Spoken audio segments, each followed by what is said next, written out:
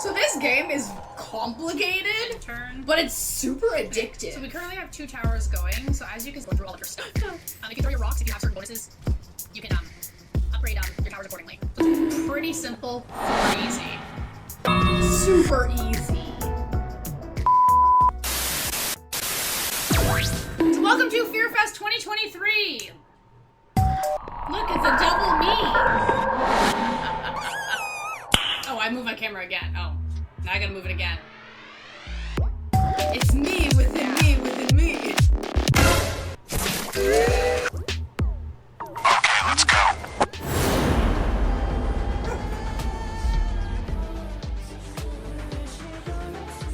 No! Oh, no. Mannequins? No. I draw a line. No!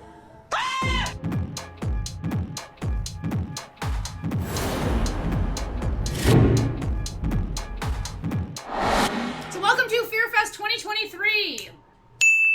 The event is now starting, so while this is going, I'm just gonna fix the directory. Special events, right? Special events.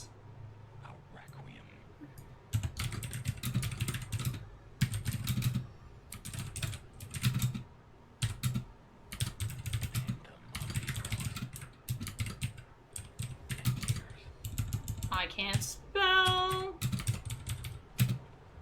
the daylight pierced through the branches, Okay. we understood Okay, everybody can hear it, right? for God.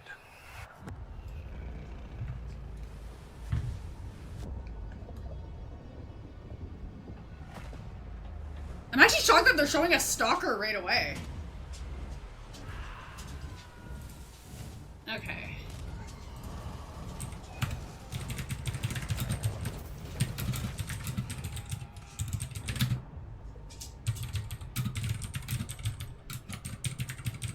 And here you are, on the edge of the Creator, Sorry. listening to the echoes of a written story. See,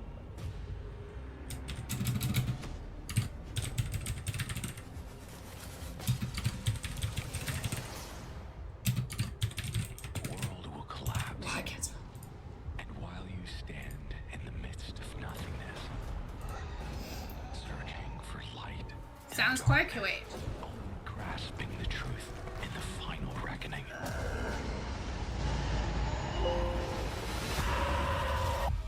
Is that a little bit better?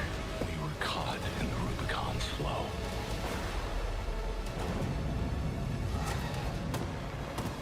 Behind the high ramparts, where it cannot see us, we recite our Better. final words.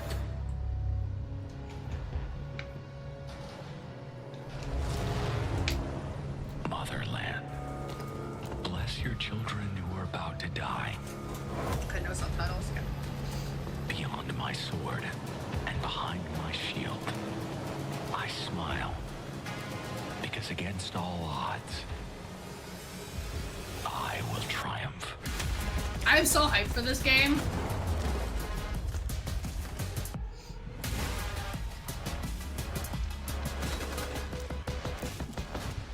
Y'all be able to see my shooting skills. I'm like a master sniper in these types of games. Headshots, let's go.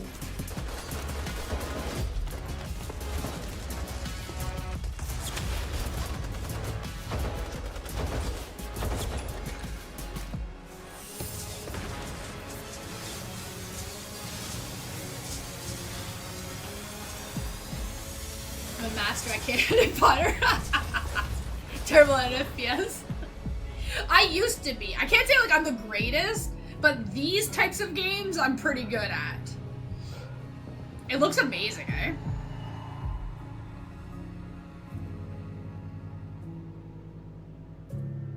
Oh no, wait, this wasn't Stalker. This is Beautiful Light.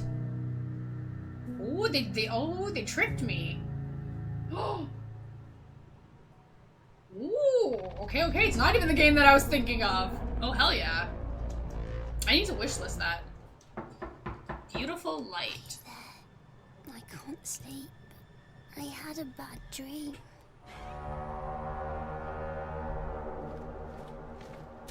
Ad infinitum.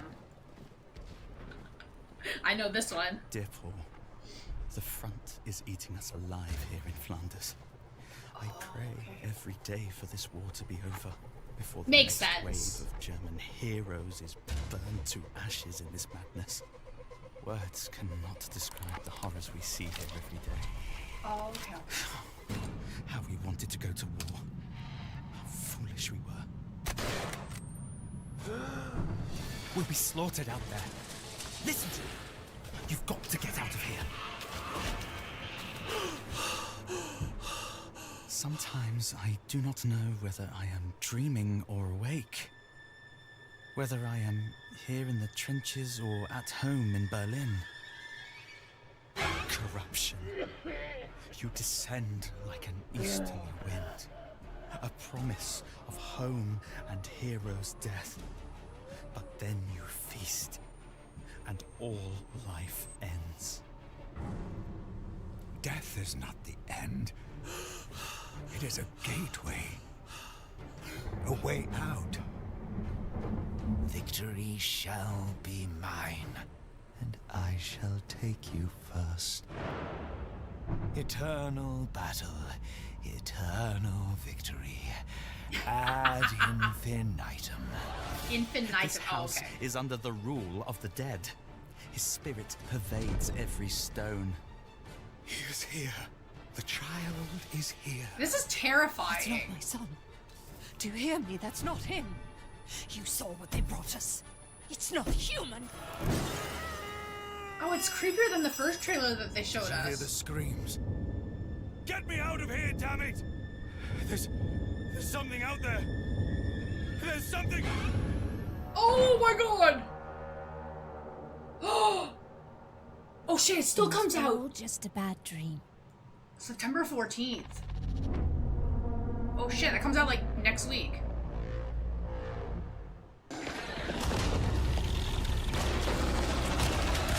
Alone in the Dark. Yes! I'm Guy Davis. I'm a concept designer and production designer for film, television, and video games, and I was the creature concept designer on the new reimagining of the Alone in the Dark game. Oh, cool. I think everybody has an idea of what scares them in the dark, and getting to design what possibly is crawling around in the dark has always been exciting, especially in terms of eldritch horror. What's exciting about designing for games is that it's almost creating a creature that has to come more to life than you would for film. Because a player, you never know. Is it going to attack him with weapon A or weapon B? Is he going to just run from it? And the creature has to respond in those ways.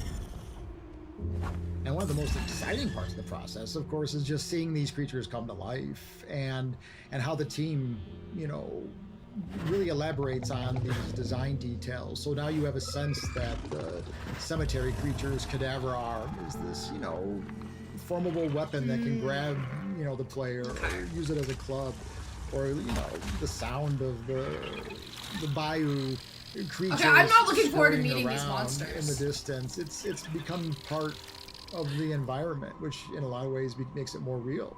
The Darkman was a really interesting character to get to work with. He's the opposite of like the shambling horror. He had to be threatening, but there had to be something unsettling that, you know, is behind all that. And what it is I think what will be the most unsettling thing of all. I think it's hard to be scary in this day and age when everything else is so scary, but hopefully there's something unsettling that stays Right? with you and makes you, like, you know, think twice when you're turning the lights off at night. No, I already think twice every time I turn off my lights already. This is just gonna make it so much worse. Like, oh my god, this game's gonna make me cry.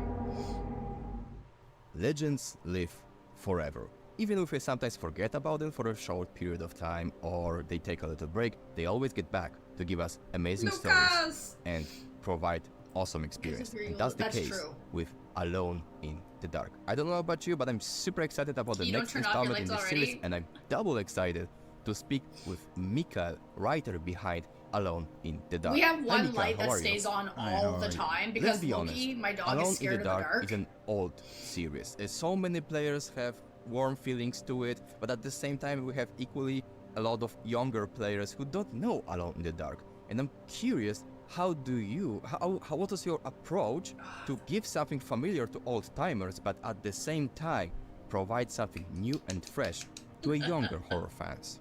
Yeah, I mean, that's the big question, right? When we started doing this, because there's been like 6 games before ours. So trying to sum up all of that and sort of continue on, it's kind of difficult because, I mean, we're not doing a sequel or anything. We're not doing like a remake. We are, you know, trying something new.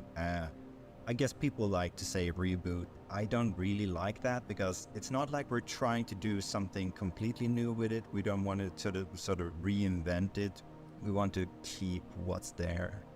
It has been a challenge to figure out what that means. The way that I sort of figured it in my head is more like, I imagine us sort of just finding these old antiques and just destroying them. Just violently destroying them, and then going like, "Ooh, I like this part, I like this part," and then I'm just sort of gluing something. It's like a together, Frankenstein's like monster. a new abomination.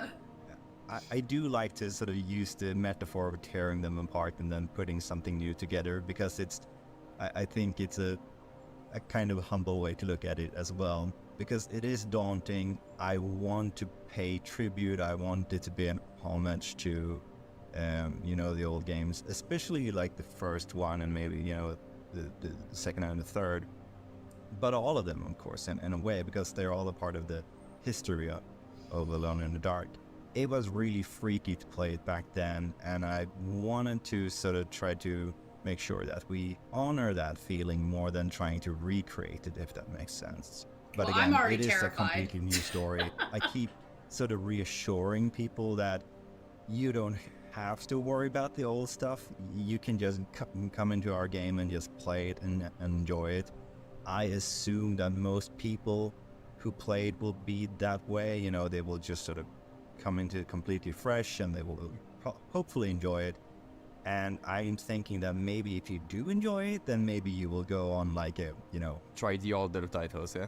yeah, or at least, you know, start Googling things. What is this thing? You know, why is that? You know, I like your approach with destroying and collecting once again all the pieces. I think this is the right approach, and I see that you're a right man in the right place. You have also a star cast in Alone in the Dark, and of course I just have to ask about it. How it was to work with Jodie Comer and David Harbour. yeah, no, they were really, really good. They're fantastic actors, but it was just sort of fun to see them work. They're true professionals. So it's so interesting, not just with David and Jodie, but actors in general, to sort of hear, as soon as they start reading the words, you know, the characters come to life, and as a writer, you go like, oh, this is how they sound, you know? And it's interesting how sort of, like with David, you know, we all know David from Stranger Things. I had already seen him in a sort of a, you know, a sheriff role, which is not that different from, you know, Private Eye that he plays in Alone in the Dark. So I sort of understood that he would slot in, you know, perfectly. It would just work. I'm so happy And- he's and in of the course game. He did so. I think he brought a lot of sort of fun, and also that sort of, it's a bit of an adventure-y, kind of reluctant hero thing, which I really like. We have the two characters are called Edward and Emily, and Emily was actually written in mind to be, they were written more in the sort of, in the sense of being a duo. So what that meant is like going back looking at old noir stuff, like you know, maybe like movies from the 40s and things like that. You often got these, you know, an interesting chatty couple of people. You know, they're going at each other. They're kind of being slightly teasing and mean to each other in a very fun way. So they would immediately just sort of punching each other with words. So it was much more comical in a way that they interacted at first. But it was interesting, as soon as I started to hear Jodie sort of go into the role, I understood that she played it much more seriously, which was so interesting to me, because this is interesting, because now we can sort of play into the sadness, which is one of the things that I do like when I write for horror. Like I go down the tragedy and sadness route. And you know that since you said that you played Amnesia and Darkest Stand. And there's a lot of tragedy there. It's not a funny game, yeah. Yeah. So and that's kind of what I liked. So again, so when actors sort of really start speaking the words, you know, they come to life, and it starts sort of changing how I perceive them. And they both made their characters more interesting than I had anticipated. But I think Jodie might have been sort of just tweaking it more than I had expected, and it was I really enjoyed that. Thank you, Lucas, for talking to me. It's been a pleasure. I really hope that you like Alone in the Dark, and that the audience will enjoy it as well. And yeah, please have fun. Also, for any of you that don't know, they did make an announcement on Twitter. Alone in the Dark is now officially delayed until January. Start the game. Oh my. Dolls. Dolls. I don't like dolls. Alone in the Dark by Cassandra. Hey, I was reading that. Jeremy Hartwood and Hung. Hey, I was reading that. Rude. Oh. Okay. We'll look around. What's this? Which is also good for me. Gonna give it a big mustache. Because we have too much stuff coming out at the same time. She's got a very sweet little voice. You know what they say about little girls with sweet voices? They're usually the sus ones. So when I seen that, I was like, oh, thank freaking God. Like... So she likes creepy stuff? I mean, the exactly. dolls kind of give it away. The dolls are terrifying. Okay. They're beheaded. Nice. Totally normal. Because everybody likes a nice beheaded doll. Cool. What the f... Okay, I was about to... Why is there a crow in the house? People don't have crows as pets. Going this way.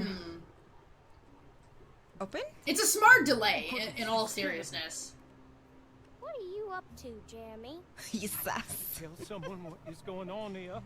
I have to try. Open the door? What is going... They're so creepy. What is all of this?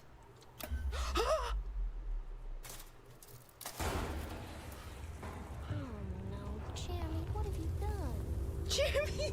Why is she blaming Jeremy? She's like, oh, Jeremy. I don't think it's Jeremy this time. She is so nonchalant and calm and collected. I really wish I could live my life the way she's getting through this. This child is like... Oh, man. Oh, no. What? Girl. This child, man. She's bossing these monsters around like she owns them. You got this, girl. Oh God. Just move! Why are you taking your time? Oh, what's this? Oh, just climb through. Clever. She's small. She can go. Careful what's going on.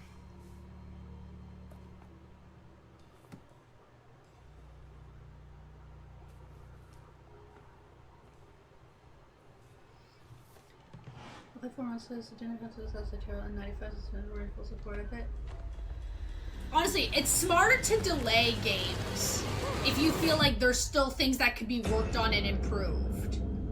And realistically, it's smarter to delay and not have two big games releasing at the same time. Okay. Or multiple big things releasing at the same time. Yeah, so that was the Alone in the Dark prologue for anybody that was wondering. Darkness. Corridors stink.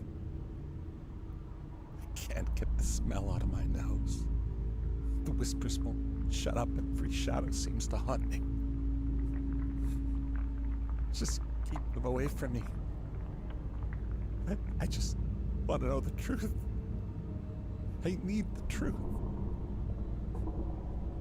Why am I doing all these things you ask? Why are you in my head?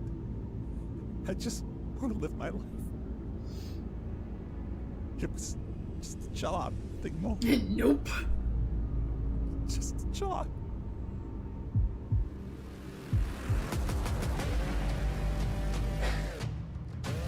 Dark Fracture. Are we finally getting a date?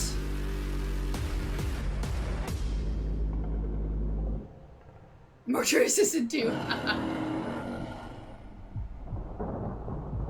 Come on, come on.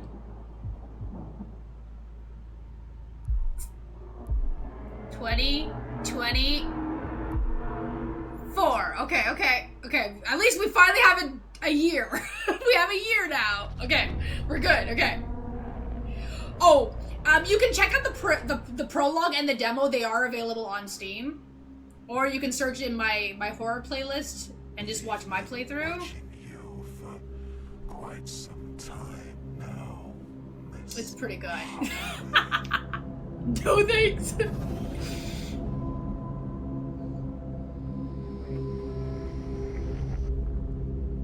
It seems you have quite the story to tell.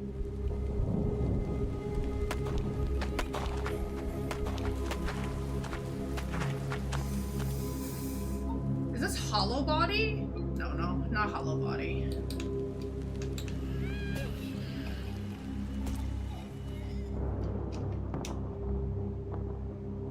This looks really disturbing.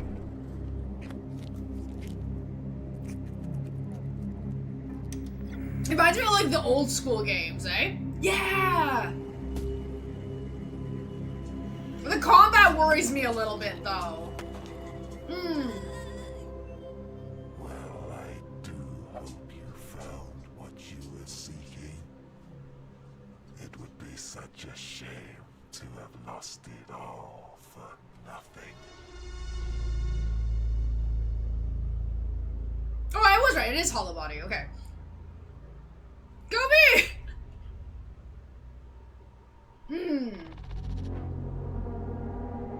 I'm pretty hyped for that one. Alice Merton has a song titled I Have No Roots. Well, that's not the case with horror games because they have very strong roots, and more developers go back to those roots to make modern games heavily inspired by classic survival horror games. I want Lucas's like t-shirt. my next guest, Nathan, who is working right now on a game called hollowbody. Hi Nathan, how are you?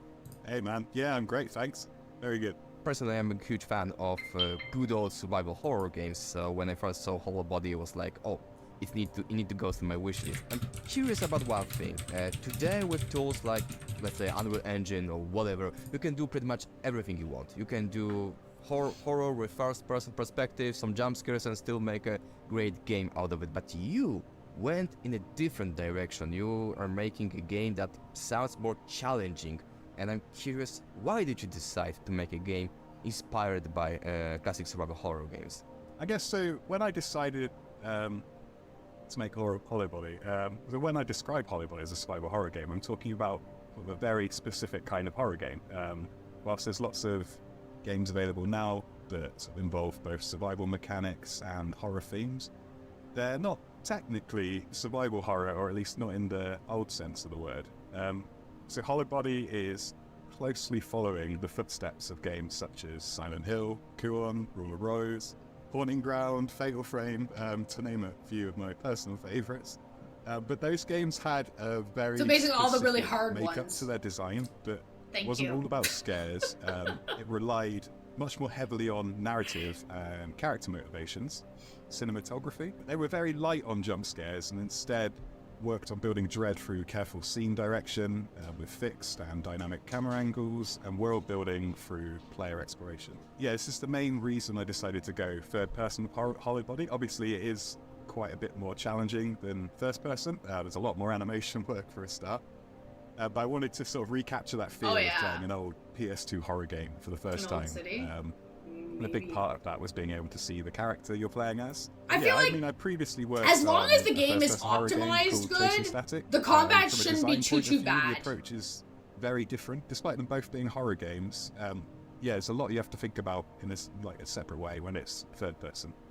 And yeah, of course, there are some fantastic first-person horror games out there, but I feel there's a bit of a lack of proper fixed camera games, and I'd like to be one of the guys who helps remedy that. Just to give a quick pitch about hollowbody, it is, in my mind, Blade Runner meets Silent Hill. That is the easiest way of putting it. Oh, lovely. So it's set in the not-so-distant future, and you play as Mika, who is a shipper. She is a delivery driver, essentially, for black market goods. She crashes across an exclusion zone. It's an old, abandoned British city from hundreds of years ago. So the city itself feels very relatable to current British cities. There's a bit the concept is more great. advanced tech there, but sort of the bricks and mortar are very typical. But yeah, Mika has some sci-fi gadgets at her disposal. She has to find her way out of the city while surviving, managing resources, and uncovering the dark secrets within the city, which I'm keeping my lips sealed about at the moment. But yeah, if anyone wants to wishlist it on Steam, that'd be amazing. It really helped me out. Hell yeah.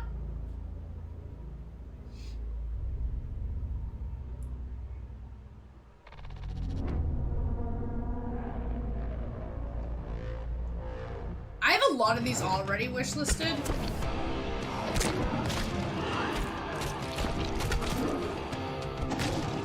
Okay, whoa. This one's very brutal.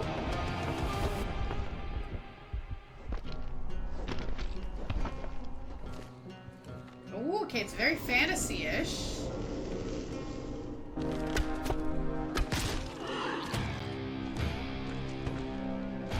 VR? Ah. VR means I won't be able to play it, but... it looks good so far.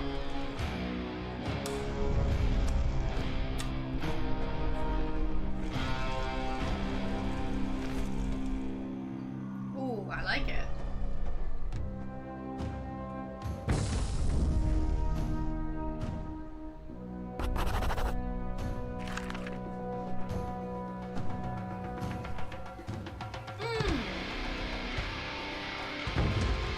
There's this other game that it reminds me of and my brain is not working.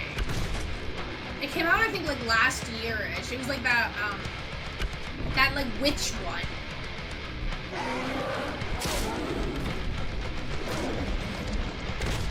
But then my brain's not working on what's it called.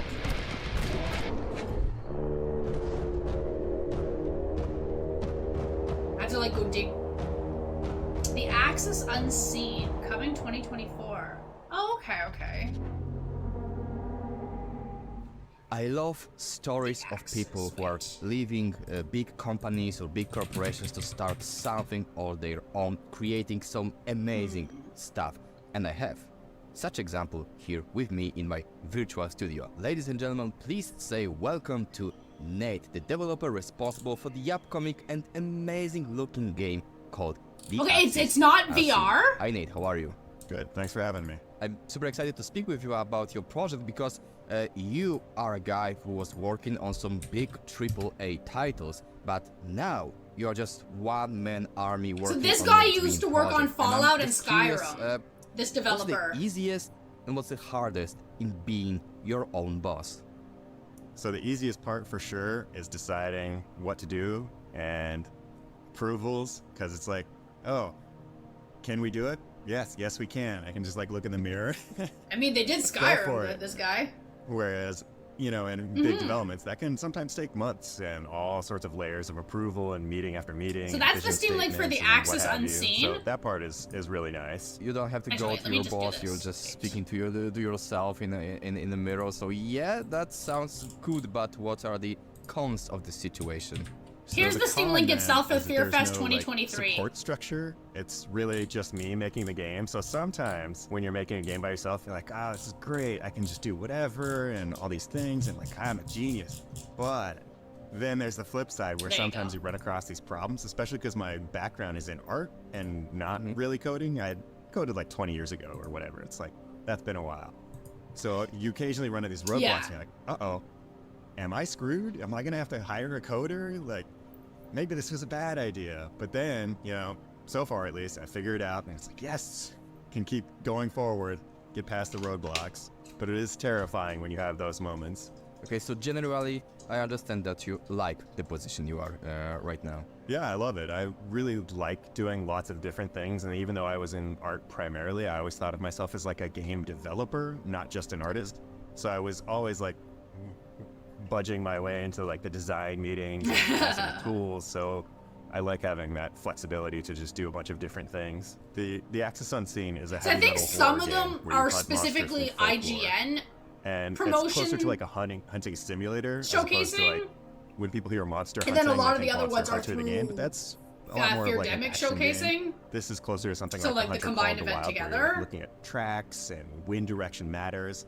But in those games, if like a deer smells you or hears you, they'll just run off. But in this case, it's a monster that will just come and run and like try and eat your face. The Ascension scene launches next year sometime. Okay, next year. Okay, perfect. So we can look forward to this next year also. I'm happy that it's not VR. That means I can actually play it. Hello everyone and welcome. My name is Ryan, but I also go by 8-Bit Ryan over on YouTube. I am super pleased to be able to welcome you all to an extraordinary event unlike no other, and that is FearFest, brought to you by Feardemic. And let me just say, they have an absolutely amazing show lined up for everyone. Brace for a showcase featuring over 30 horror trailers, world premieres, gameplay reveals, and also interviews with some of the sinister minds behind such projects. However, before we do go further, it's time we take a step back and revisit one of the most polarizing dramas of the year. One that will evoke the memories of 80s video game movie adaptations, and give you a ringside seat into the inner workings of one of the most evil video game companies ever created. FearFest is proud to present The Devil's Game.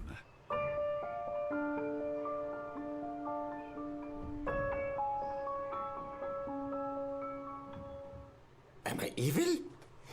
Well, I do my best. I mean the worst. Yes. I'm bad.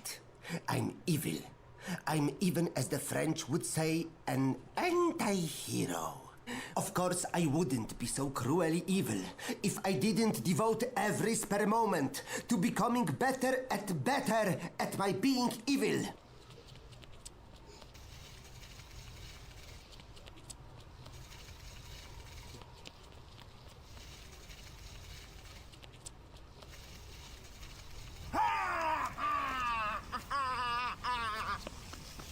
And by better, of course, I mean being worse. The worst! That's why I rely on misinformation, unhealthy competition, and the exchange of bad experiences. This is why I founded the very bad Not-So-Gentleman's Club. Yes, we are still working on the name of the group. Right? Hi everyone, hi guys. Do you hear me? The wrap-up period is approaching and we all need to do our best to collect the most souls and send them into darkness. So, as every year, I have prepared a statistic of our misconduct and would like to present it now so that you have a clear understanding. Get on with it. Over the past 2 years, the plague has come to a clear lead. Over 6 million souls. Well done. That is a very, very bad job. You know what I mean? Can we just stop with the inverted adjectives? But this is my thing. Just get on with it. All right. Next, we have the Reptilian King. 7,000 souls. Not bad, not great.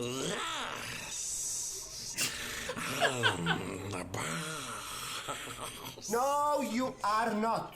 Let's just go straight to the winner of this period, all right? And the winner is Bob. Yes, Bob again. What? Frickin' Bob. Anyone have any idea what he does for a living? What does he actually do? How is he so bad? We don't ask, and we don't talk about it. This is horse shit.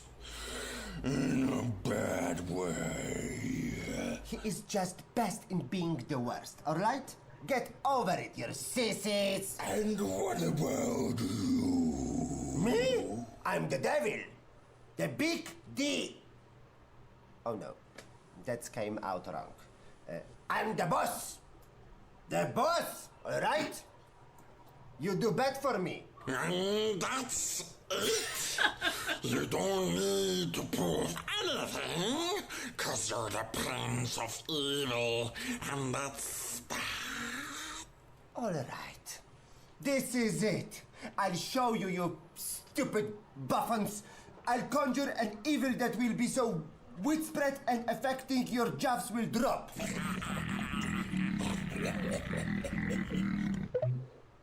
And I took it personally. Hi, I'm Bob. I'm a professional life coach, a stock trader, and a lawyer. Next time on The Devil. That explains why he's I'm going evil. to become the creator of the scariest, the most demoralizing computer game. Yeah. It says here that you are a game designer, huh? Yes, I've been in 2 companies before. We have to focus on something solid. It is fresh on Rotten Tomatoes. It's gonna be amazing.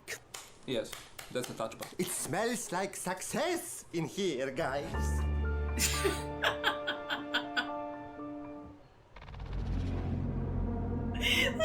That hurt my brain, but I love it. Hey, what do we got? What do we got? Warning.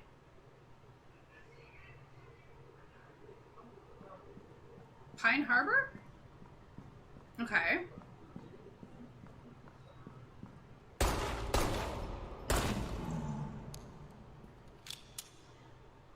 Oh, God. Another game in the dark with weapons. Oh, oh my heart. I'm gonna have like such a hard time with this game.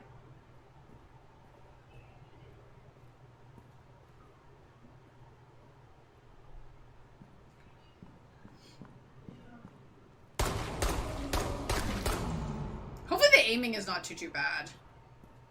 Okay, we got a shotgun. Okay, I like.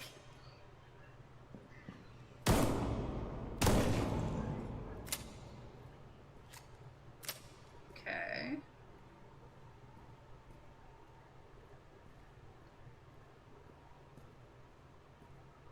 But I'm seriously terrified. Oh, it's so dark. I hope the game has a gamma adjustment.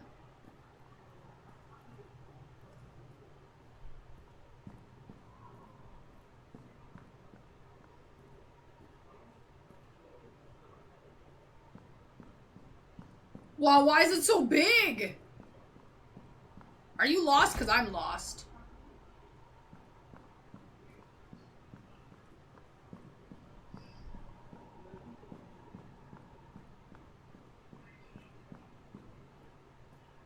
Oh my god. Okay, A section. Oh my god. Ooh! Okay, okay. This one looks good. Secret mode.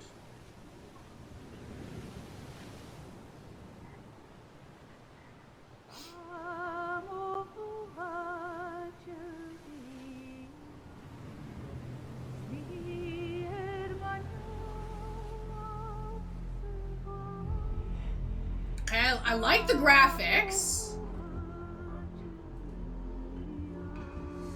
Oh, okay.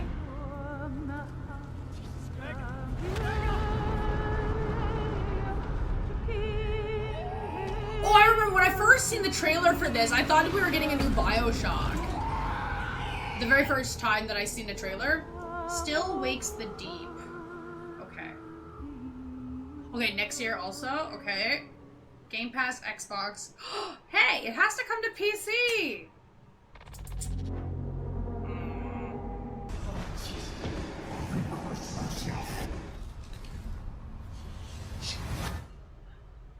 Oh, it looks so good. Okay, next year also.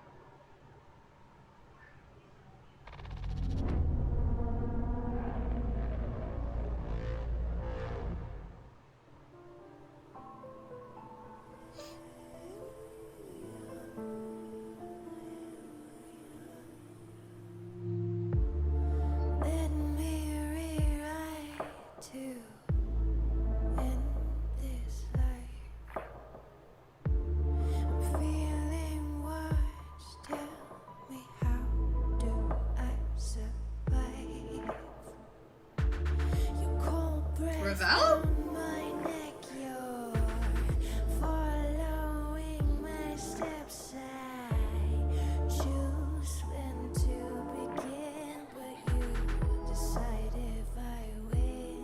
I think this is the new trailer for Reveil.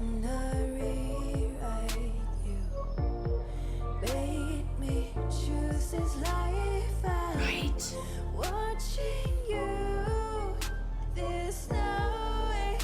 Looks so good.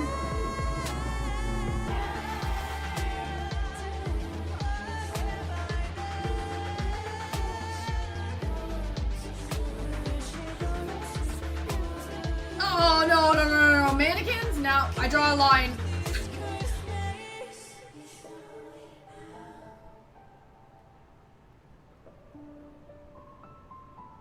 Ha! See, I know my games.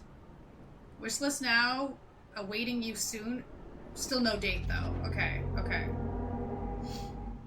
Dear viewers, you as true horror fans know exactly that when we take something innocent like, I don't know, toys and turn it into a true nightmare or something horrorish, the outcome is unsettling and very, very cool. But when you do it, it's very easy to fall into a parody unless you are doing it right. And with that in mind, let me introduce my next guest, Bennett, the man behind the game called Reveil. Hi Bennett, how are you? Hi, I'm fine, thank you. Circus theme is something pretty common in horror. You know, we have so many horrors about clowns, etc. But mostly I think they were a comedy style or a parody. But your game is much more serious, it has much more psychological approach. So I'm curious, why circus theme? Why you went in this direction? Yeah, so on the surface, the circus for us is a place of joy, wonder and entertainment basically. But when you dig deeper, there is an inherent eeriness to it. So think of all the backstage areas. Listen, I don't know who enjoys circuses, but I'm terrified of circuses. And it's always a mystery of the unknown. And also what's presented on the stage is often a facade, and behind the curtains is then the true nature of the things. And this duality is what we wanted to explore in Reveil. We think that a place where you are not in control, but where you are just an observer, and where the lines between reality and performance are blurred, is also something very, very unsettling. I guess, as you will see in the gameplay, it's definitely the clowns. Playing with the cliche of circus horror. So, for example, if you go to a haunted house or a horror cabinet at Plus a fair, probably the whole you dark know history to a lot of circuses. But there's still that lingering sense of like unease, if you of dig being deep trapped down or to imprisoned. like And that that's stuff. also a feeling we wanted to capture in Reveil. The serious, psychological, dark, name it whatever you want, side of it. And the poor animals is gradually and building everything. up, and that's also something we want to show in the trailer. That's also something that is connected to our protagonist, Walter Thompson. He is a stage builder for the circus, so a handyman. At first he dismisses all the strange things that are happening, and he says, these are just cheap horror tricks. And as the game progresses, his perspective will change quite drastically. And we designed Reveil in a way that the player should feel the same transformation, or should I'm take like a the weird same person when it comes to transformation as the clowns. I'm protagonist. terrified Our of goal them. is that the players are constantly And I can't go theorizing near them about IRL, what's but I going can on watch here movies, I can and, play games with them. seeking new explanations of what is going on in this circus setting. In Reveil, the circus is not really a But setting, IRL is like, it's stay more away. an interesting place where joy and darkness coexist, and where the lines between reality and illusion are constantly blurred for us. Make sure to wishlist Reveil on Steam, and If you dig through my Instagram, you follow can us find on my Steam. Pennywise Stay frightened, I cosplay. would It was say. terrifying.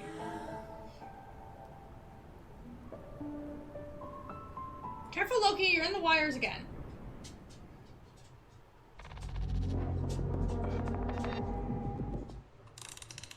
Oh, hate that. Look at this clown. Oh. Oh! Why would a kid lock her book? Oh, is that blood? Is there blood in this kid's book? Wait, Reveil has a demo? Already? The giraffe looks stunned. The giraffe looks like he's seen some stuff. Welcome to the fun house. The clown's literally grabbing at you. How is that fun? Dory always drags me through here. I think she just really likes to scare me. Great. You know what's fun? Getting scared by clowns. Okay. Whoa! Oh my god. Why? This house isn't fun at all. Oh, Jesus. I This understand way. his feeling 100%. Okay, that seems inviting. That seems inviting. I'm excited. If something jumps out at me again, I swear to God. Dory, enough playing around. Oh my god, this is why you don't have kids. Oh, I do not like This is why you don't have kids. Oh, I do not like this. Are you hypnotizing me? This kid is grounded for a week after this, honestly. Okay, she must be up here. This must be the play.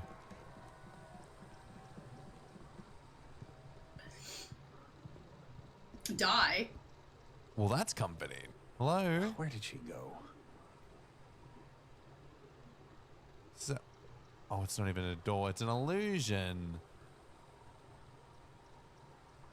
Wait, where did I go? Oh my god, it looks so good, though. Who did this to the chess pieces? How'd I get out of here? Oh, well, this can't be good.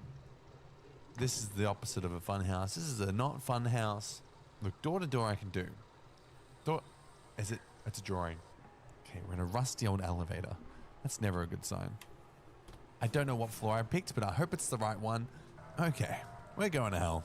We're going to hell. Going to hell. Oh. Nope. Oh, piss off. Are Nope. you serious? What am I supposed to walk through that? Oh, that is. Oh What do you god, mean? nope. Oh, I hate this so much. Sheep people are the worst people. They're nothing but negative. Sheep people are the worst. Oh, don't you dare stay in front of me. You better move. You better stay. Oh! Oh, this is terrifying. Flashing light warning. Oh. Oh my god, I'm gonna have such a hard time playing this game. Hi. It's been great. Honestly, it's been great. I'm gonna go on my way. I'm gonna go out here. I hope to see you again.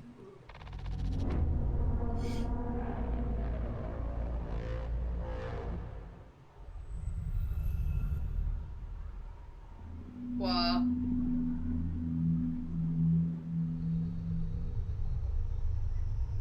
This is a scene from Cookie Cutter. Okay. Oh, over. Never mind. Our heroine Cherry has been left for dead, and her creator taken. Okay, a violent Metrovania game. This is where you start the game.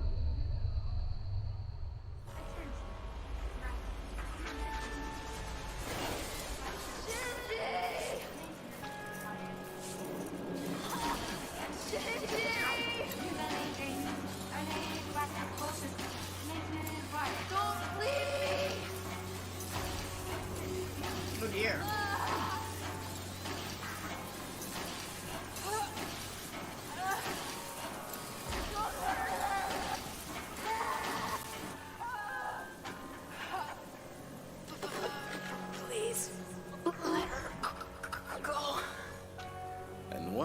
I do that. Really, Shinji? Does this thing actually mean something to you? Just let her be, Salem. You got me. I feel like this game's gonna be very, very complicated. Give her back to me. I don't think so. Hey, the gates. Dispose of this abomination. It's time to go. Wait!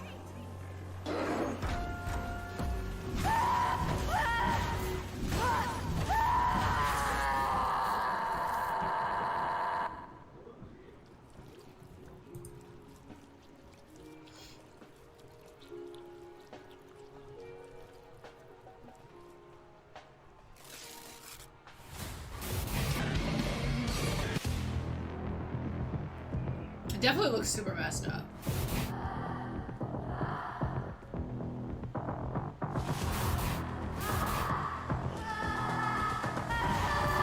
They will pay for what they did to her.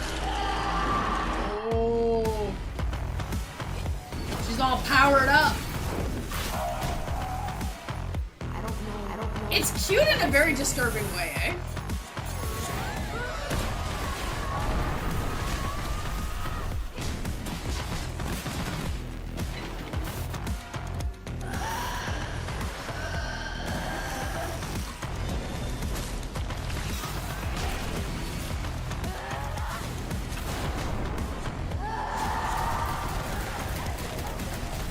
So this will probably be the last trailer that we look at right now, and then we'll resume everything tomorrow. I will give you guys the link for those of you that want to keep watching it. Most talented engineer. Or otherwise, born into this resume world. with us tomorrow morning.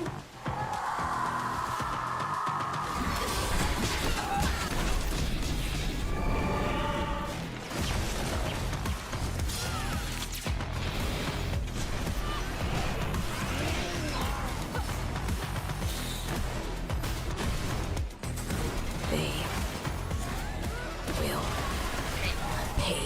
Oh, I like the graphics of it. Oh god, there we go. Wait. So I'm gonna pause it like that. There we go.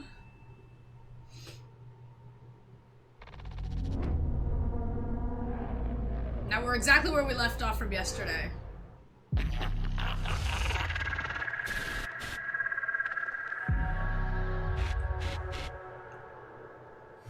Oh, this is Deceit 2.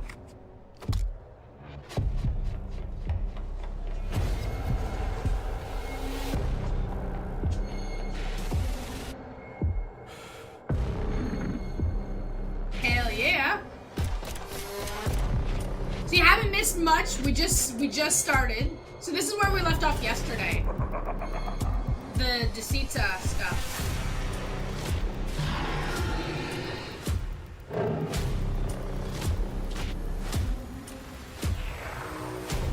Yeah, Deceit 2 looks really good.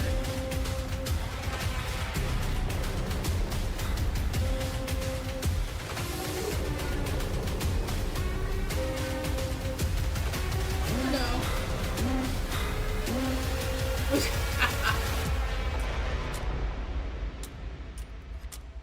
Hell yeah. September 14th.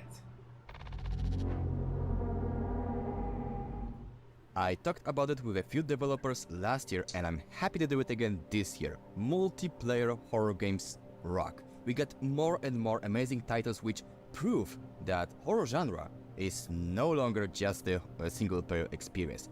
And I have another proof with me here today. His name is James. I mean, I still prefer and the he's going to single tell player me more about experience. this game called Deceit 2. Hi James, how are you?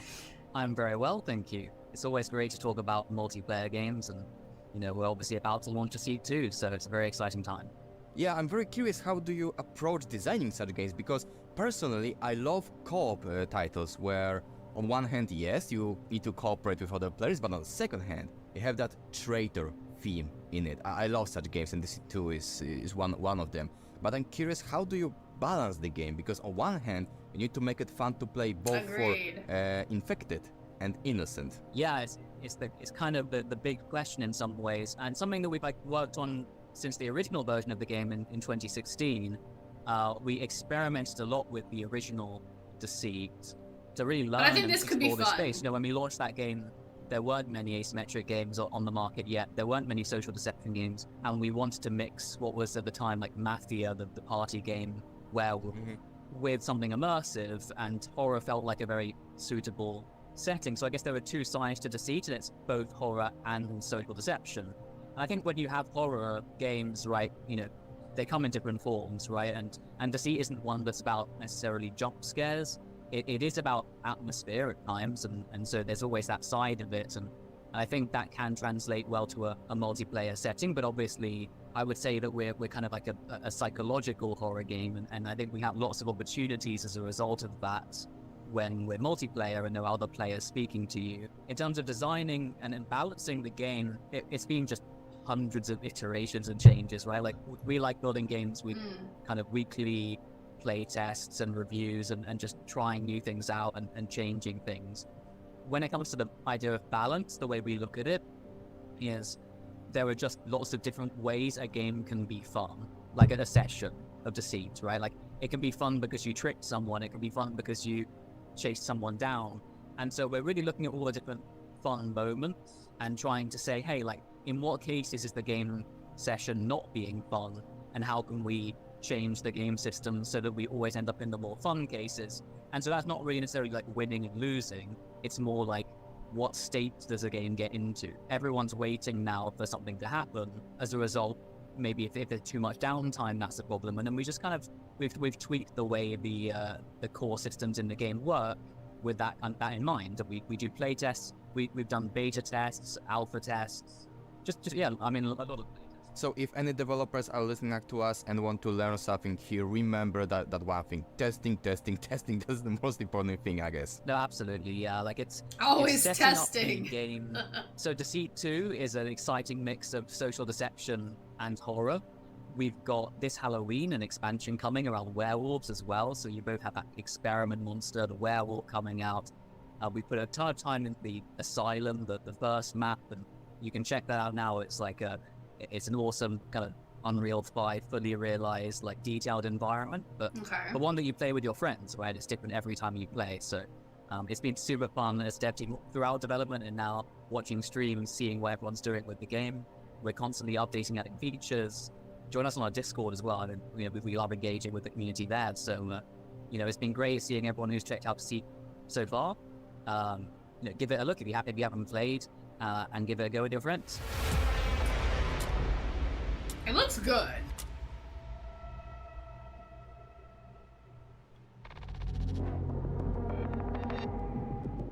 Nine strangers, two are hiding a monstrous secret.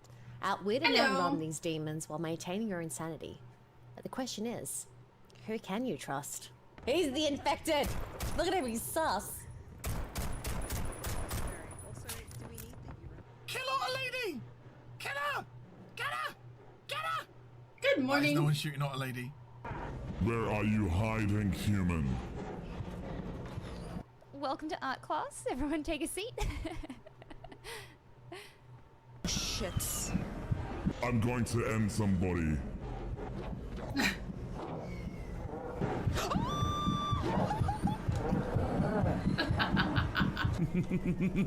I'm sorry, Order. It had to happen. Oh, I hate this. I hate it. I hate it. I hate it.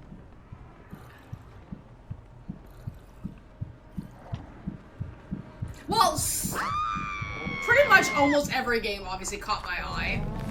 Some of the games that I'm really excited for hasn't been featured yet. See? I say, ooh, I'm blinded by the lights. No, no, no, no, no, no, no, no. Holy crap, I was that close. But I'm excited for like almost everything so far. Oh my god. You just teleported as well and scared the heck out of me. Valerie, are you sus? Leave the room for me, please. Maybe. Everybody's sus in these games. Like, Would you mind going out? Leave the room. I'll leave the room. I'll leave the room. I'm tired. Did you just knock me out? I just completed my task. I gave this guy his prescriptions. Oh, I just got knocked out. Damn, they got me. Shoot some more! Shoot some more! You live in the dark world, Kara Highlands. A.I.L.A, oh yeah, A.I.L.A's gonna be so good. Don't know what I'm doing. Did I get him? Did I get him? That was killing me. Hey, sir, is he alive, Witchy? Yeah, I think. He's not now. Well, that solves the problem. That solves the problem.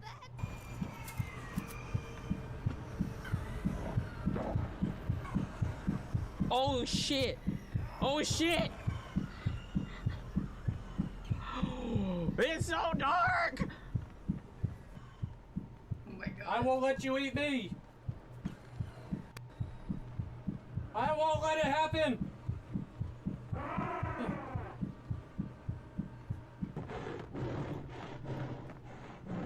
I'm very sus. Come here. Come here. Come here. No! Why is that the way you lie down, Val? I think I'm at the chiropractor.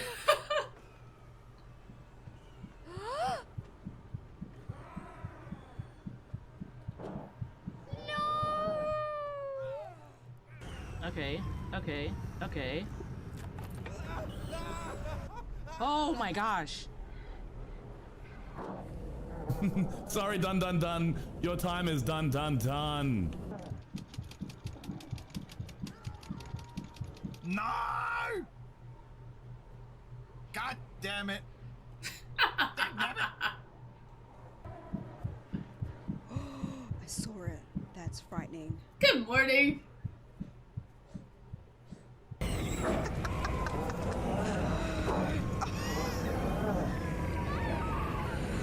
Oh god, it got me! Oh my god! You know, when you go from survivor to killer, that revenge satisfaction of killing the ones that killed you is so much good. Oh no. Where are you guys? Hi. Who's got the key? Who's got the key?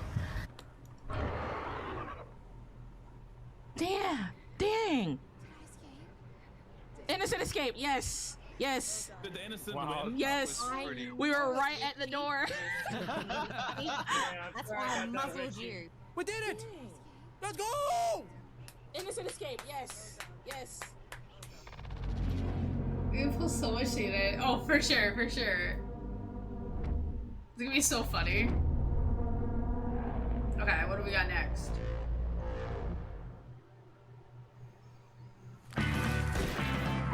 Welcome to Sanctuary, the Armageddon escape for the whole family. Our extravagant 5-star last resort is equipped with all the luxuries you need to get away from the world and eternal damnation. You might not make it here alive the first time, or the second, or the third. Don't worry. Every time you bite the dust, you'll come back a little stronger. And if you still can't make it on your own, grow yourself a small army of capable fighters until you're strong enough to navigate the treacherous wasteland with most of your team still alive. It kind of reminds me of like Darkest Dungeon a little bit, eh? Where you can be you, I can be me, and we can live zombie-free. Days of Doom, okay.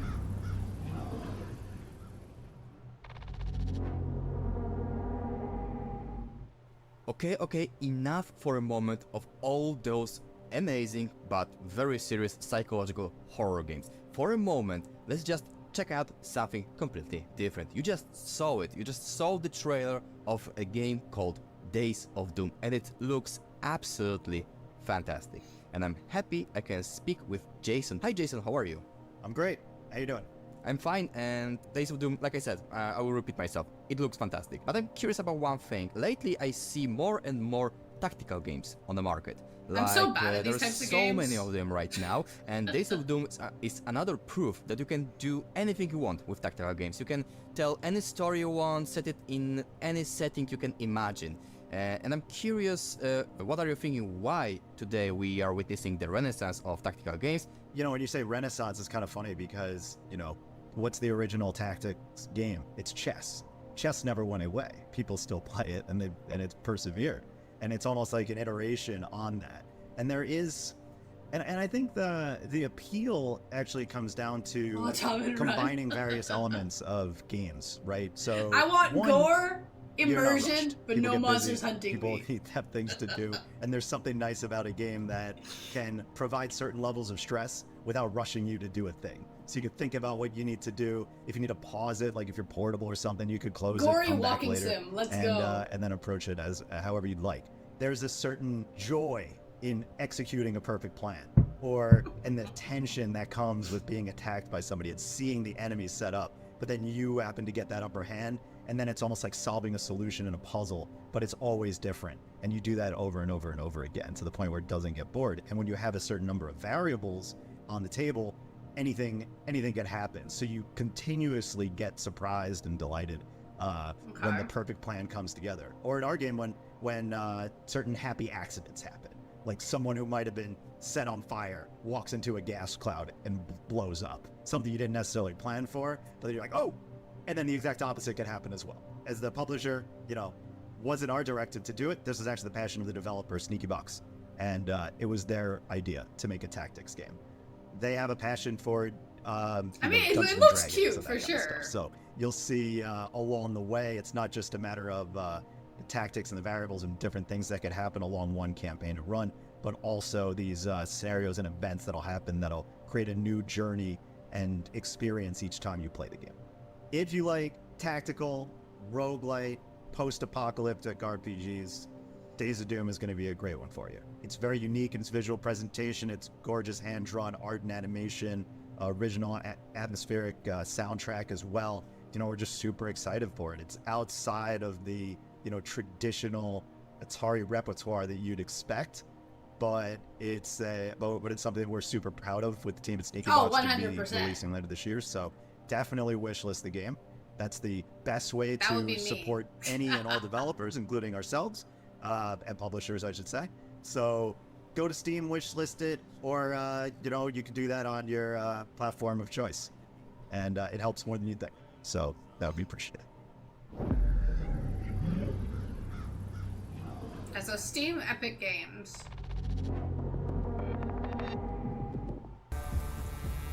I should be able to take that one out. Yeah, all right.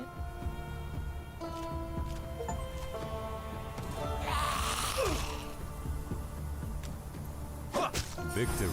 Victory, of course. I'm gonna go hide behind these rocks for now.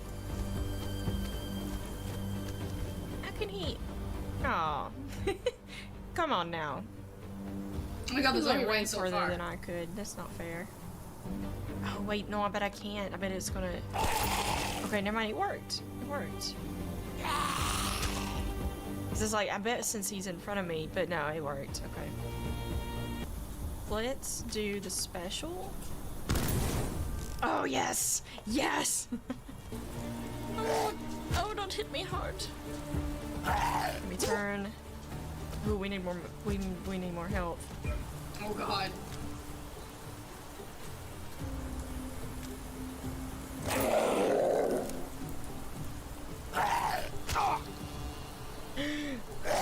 Not a backfired. Okay, okay, okay. Still got a chance. Still got a chance here. Still got a chance. Still got a chance. Okay. All right. Finishing blow. Victory. Yes. Yes. Okay. Oh yes, I got the big one too. Yeah, a little bit, eh? This is not looking too good for our heroes. Oh, I wish they'd leave me alone. Oh no, no, no, no, no. Goodbye, heroes. And let's shoot this. that didn't do like I wanted it to. Oh, please don't. Oh no, stop. Stop. No, no. No. No. That cruel moment where you're like, oh. No. No. Look, we got. Wait. Are we still alive though? Welcome to your settlement. The squad of boat will serve you as a place to recruit the style squad looks mates and purchase upgrades that will help you out on future journeys to Sanctuary. Mortar Riverstone. He sounds cool. Mary Roadkill. Hayden Lothar. Elijah Chancellor. Oh, I can only have 3.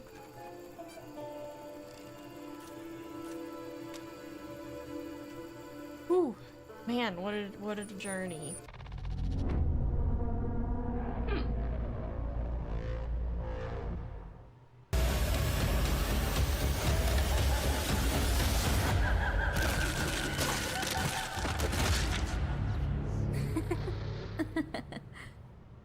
Whoa.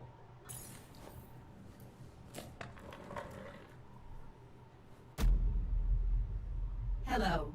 Nice to meet you. I am A.I.L.A.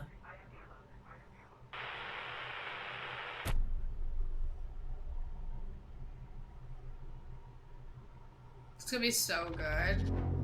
If you just haven't played their previous games, I highly recommend Horror games come in many packages, from 8-bit side-scrollers to immersive first-person perspectives. But there's something about photorealism that really brings us into the world and makes us feel like we're there. I'm happy to be speaking to one of the developers of one such game today, Desh from Pulsatrix Studios. Hi Desh, how are you? Hey, how are you? I'm fine. So first off, A.I.L.A looks amazing. You can clearly tell you guys focused on delivering highly realistic graphics with this game, and it has everyone really excited. How do you approach something like that? And how did Unreal Engine 5 help you guys in achieving that sort of photorealism? The Unreal 5 helped a lot. Oh, cute. We worked with Unreal 4 in our latest project for Beer, and it was already amazing. Cinema helps a lot for us, like to find the right lighting and things like that. Like most of the people who works in the project worked in productions, in cinema productions, things like that.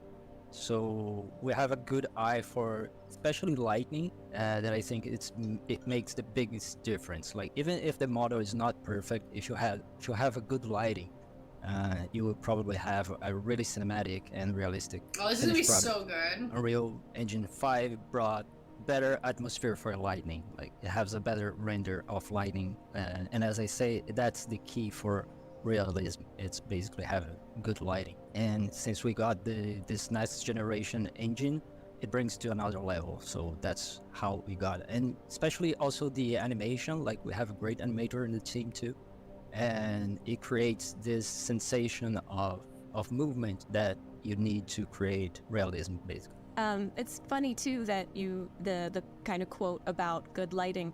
I have a friend who's a photographer, I guess now as a hobbyist, but semi-professional photographer, and he says that all the time. Anytime we have concepts or anything, and it's like, oh, I want to make this look really good. He's like, I don't care about what is the lighting plan? What is your plan It's all for about the lighting. It's all about lighting. You're so right. Exactly. Sometimes we were just talking about that part of the trailer that we launched from A.I.L.A, and he said, oh, that's nothing like reality, but it looks real. So that's this big difference between reality and what looks like reality. Our eyes are so comfortable with that especially because movies, because how we watch movies, that it feels real even if it doesn't look real. You can check out A.I.L.A in our website, pulsatrix.com. You can reach us in Discord, and that's it. Hello. Nice to meet Hell you. yeah. I am A.I.L.A. I mean, I didn't say I wanted like a gory game, right?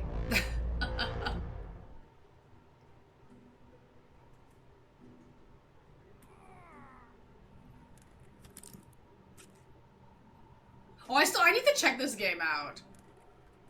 Cause it's very similar to the Ravenous one, Ravenous Devils or whatever. This is like Kinderman something. I love these types of games.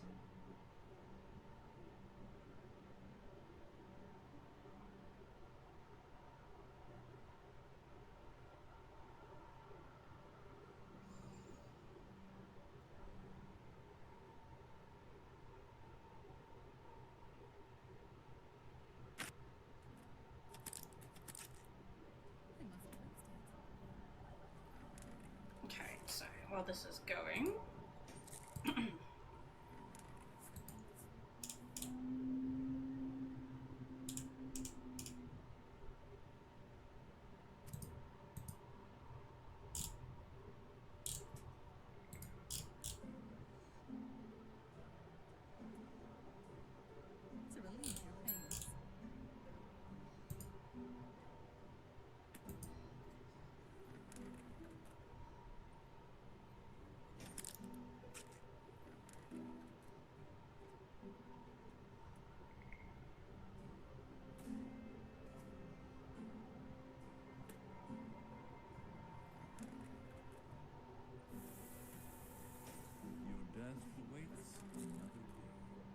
Your death waits.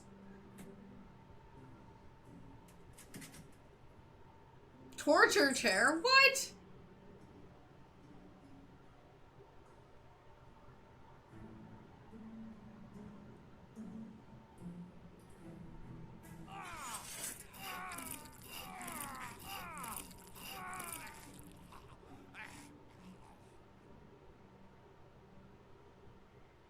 Oh, Kinderman Remedy. Okay.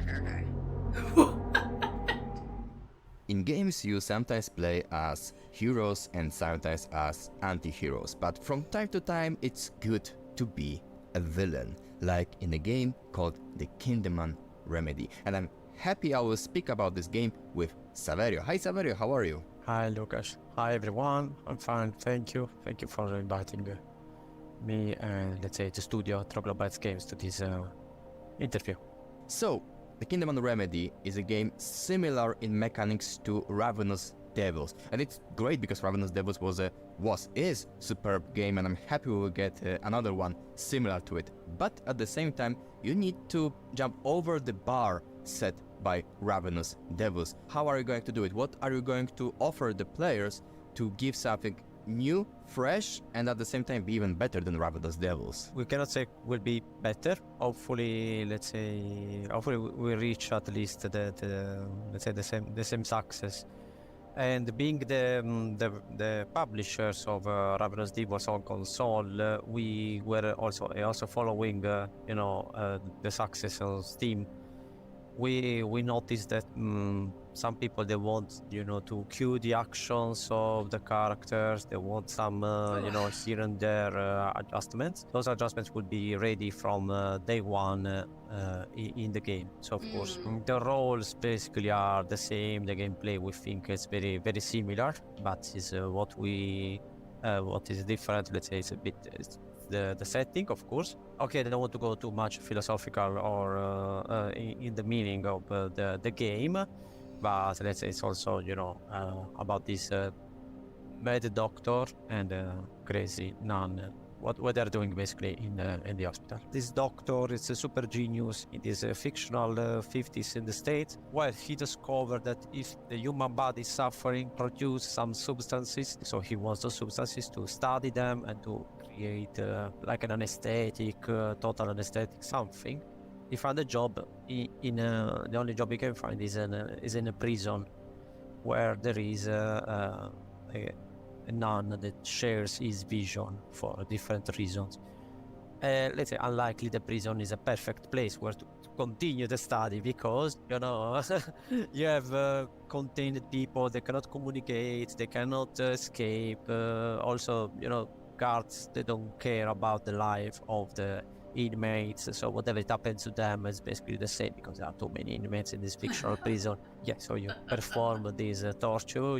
I studied a bit. So after many days, you will collect so many data that finally, perhaps, you will win the Nobel Prize or not. course, add the game on Steam, add it to your wishlist on Steam, and follow also our studio, which is important. We're AesmatvGaming. Of course, we don't believe in torture and stuff like that because people will tell us. I mean, as I said, it's a fictional story, and thank you for following the project.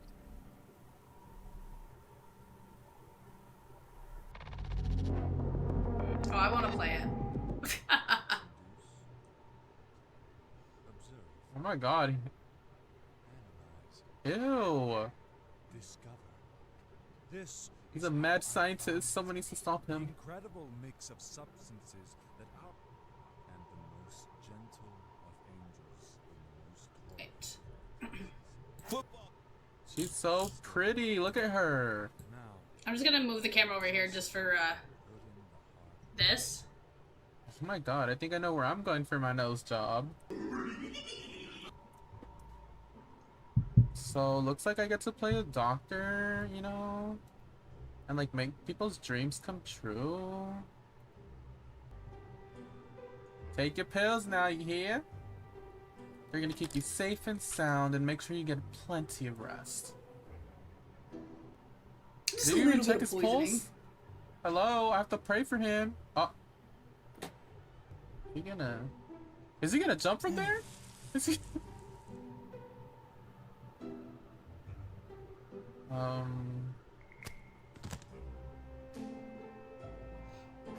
Okay, just jump him in there.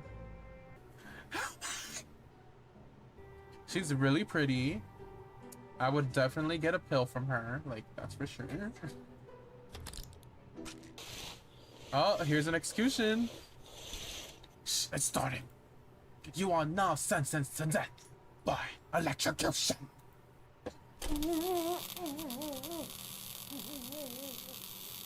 Just kidding. Ooh. I think I condone him experimenting on people who have done terrible things. Hear me out now. Now hear me out. Do you agree? Okay, so I guess this is where the fun starts. I get to choose how I want to, like, treat, aka torture. What's a choke bear? Oh my god, I love this. Just kidding. Oh my god, not all these dead bodies. Either you stop now, or I will ruin you completely this time. I don't understand what you might refer to. Have it your way then. I warned you. Not him out to get me. Can he, like, leave me alone and let me do my work? Now I just have to put in the hard work. Ew.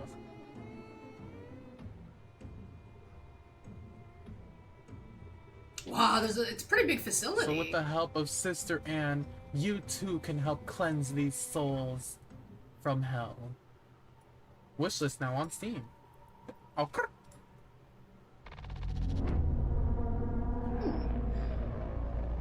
Okay, now let's go back to my area. In 6 hours, you will be dead. What? I don't want to die in 6 hours.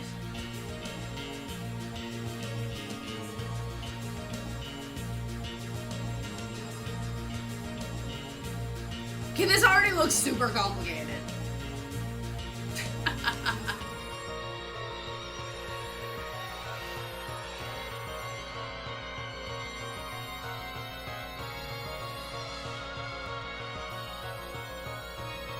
She's cute.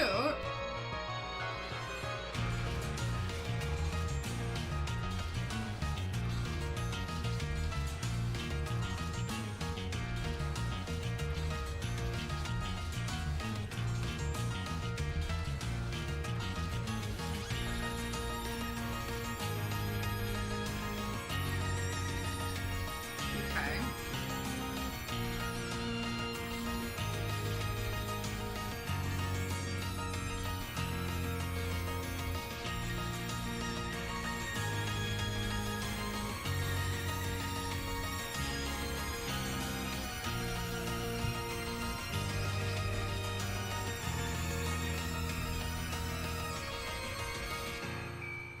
The time I have left. Okay. 2024. Cool. Cute. Game developers have so many different ways to, well, evoke fear or build the tension. You can make, you can do jump scares, you can have unsettling locations or enemies or some creepy music. But the developer I have a pleasure to speak today uses something different, something so terrifying that it's scary even outside the games. It's time pressure. Please welcome Yite, the developer responsible for the upcoming game called The Time I Have Left. Hi, how are you? Hello. I'm fine, thanks. I watched the trailer of your game, I did my research. It looks amazing. I love the concept that the protagonist of your game has only 6 hours before she will die. Tell me, how do you use this theme to build the tension in your game? Yeah, so when you see a timer in a game, the first thing that crosses your mind is, I have to rush through it, right? But in the time I have left, the timer is very important to both the story and the mechanics. And the objective is not to rush aimlessly around before it runs out. We would have called the game something like No Time Left in those games, right? So, and the goal is to make the most of your time while it lasts. So we have two main timers in the game. One is the narrative one, which is a 6-hour one that spans the whole game, and a chapter-based one with shorter time limits that are contained within those 6 hours. Every chapter of the story has a shorter time limit that is part of those 6 hours. And once you locate... I have an issue with timers in games, advance to though. the next chapter, you can decide whether to keep on exploring for more secrets in the current area or move on to the next. And when you advance a chapter, the time is always rebalanced to follow the main story. So every second that you haven't spent will be lost anyway. So it's up to you to decide how to spend it. You found the balance between that tension I mentioned, but also you are giving some time for people to experience the story, to explore the game's world. Yeah, so it's really easy when you see a timer to stress yourself a little bit too much. So our goal is to inject the right amount of time pressure at the right moments, but there's plenty of mechanics to manage it and strategize. For example, during combat and navigating the game's menus, time runs slower, 10 times slower. So this gives you a little bit of a breather to read story fragments, check your map on inventory, and decide what will be your next goal. In 6 hours, you will be dead. It is fated to be. Even so, is there anything you would like to do before the end? That is the starting point of the time I have left. A narrative adventure. I mean, if I'm gonna die in 6 hours, I don't think RPG fighting monsters would be how I'm that gonna follows go the story out. of A.I.l.A, a woman with only 6 hours of life remaining, as she searches out a way out of an underground city. So we will follow her escape, uncover the secrets of a desolate complex, and face grotesque visions of death in a turn-based combat system with an active twist. The game is already available to wishlist on Steam.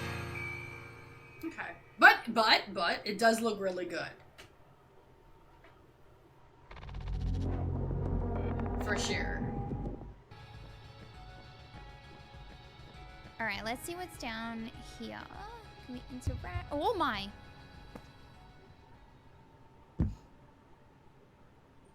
Oh, that doesn't look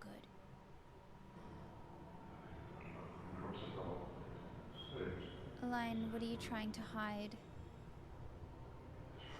Oh.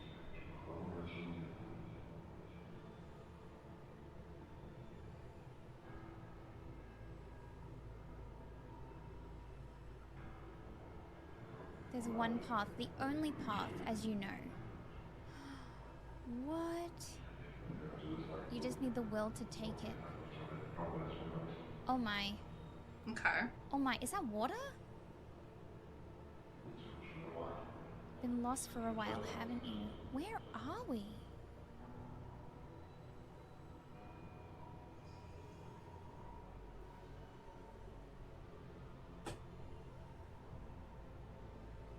Oh. So that didn't sound my, good. It doesn't look like it ends. Are we trapped here? Oh. Ew! Oh no, it's like a boss battle. Perfect dodge. No. Alright, which way you... Oh yeah, now we're talking. 3 for 3, let's go! Okay, I wasn't prepared for this one. I wasn't prepared! Oh. Oh, we're working up. There's one path, the only Right? path, as you know. You just need the will to take it. More info. Scan. Hellman's real mayonnaise.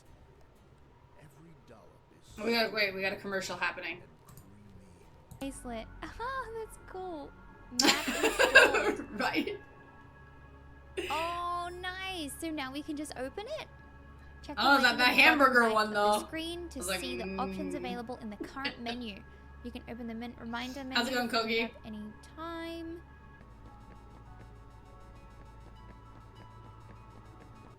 Ooh! Wait, so like I'm not a big fan of like time-based things. What? But the game does look really good. Oh no. We're back to this guy! Oh, and he looks stronger than before? Dodge. Dodge again. And we mistimed it.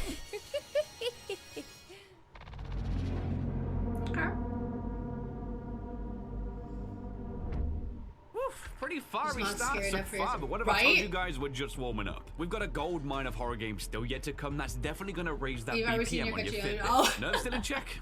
All right, good. Yeah, it Well, basically let's go ahead stands and for the check out Royal next Bank line of Canada. titles. That is, of course, after we quickly revisit the Devil's Game. Previously on the Devil's Game. Am I evil? I found it the very bad, not so gentleman's clap. Now we're back again. The wrap-up period is approaching, and you need to collect the souls. And what about you? Me? I'm the devil. You do bad for me. That's it. All right. This is it. I'll show you, you stupid buffons. And I took it personally.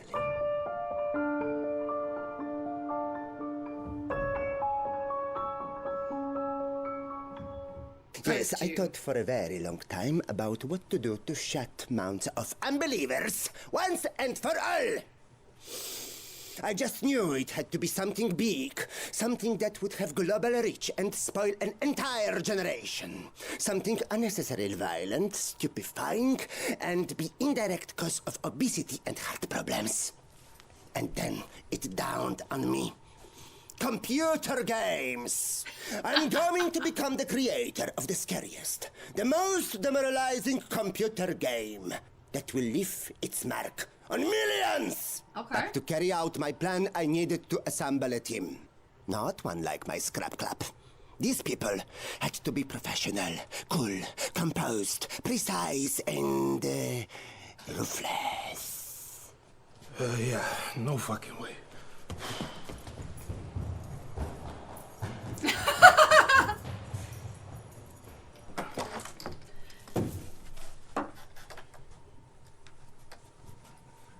Hello? Hello. I love how he just ran away. So, it says here that you are a game designer, huh? Yes. Yes, sir. I've been in 2 companies before, and although I don't... What exactly do you mean by designer? To me, designing games is like... Isn't it just like making them? Because you know, I'm making a game. Yes. The working one. With violence. To me, combat is kind of a must-have. You know, the market these days is very difficult. By whose design? Excuse me? How about doing it by my design? Sure. Designing it all according to my design. Nice. Thank you very much. He's just like, what?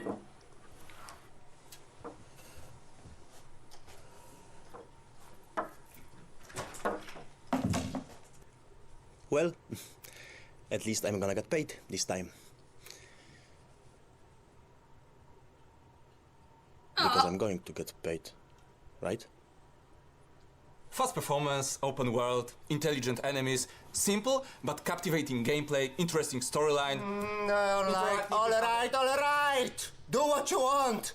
Just stop talking, all right? Man, you can put all those things that you speak of inside the game. But I have one requirement. Only one condition. What is it, sir? Loot crates. Done. Great. Sign here. No. With your blood, if you could be so kind. Well, it looks like finally I will have a chance to truly express myself.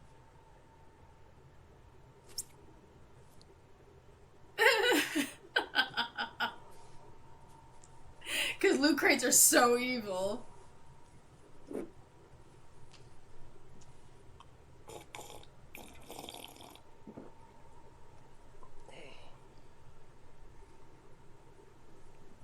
I really do want his hat.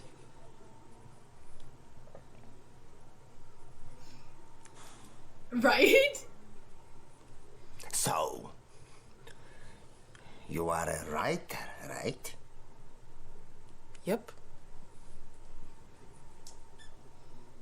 You write, right? Yep. That's about right. You know, I read a lot. Really? That's good? Yeah.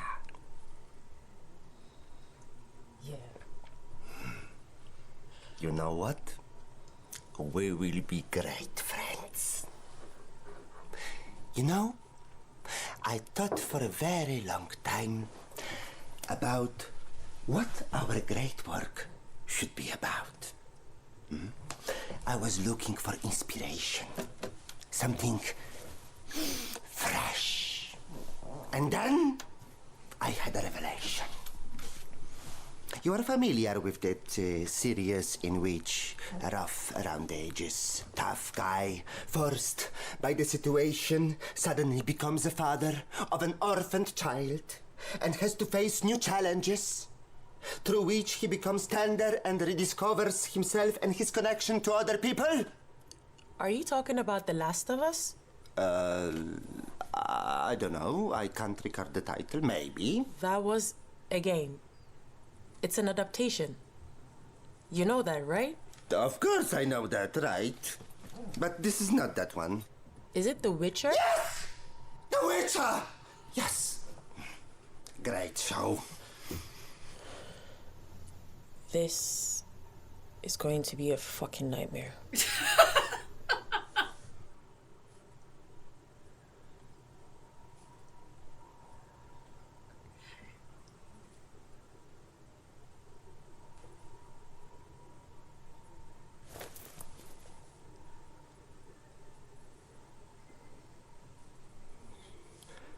So,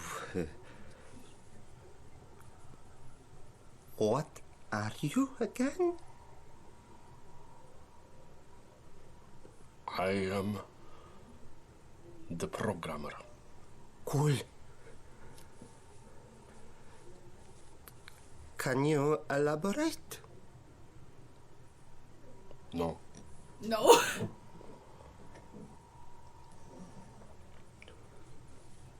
Fair enough, Liam. Fair enough. That's sauerkraut, right?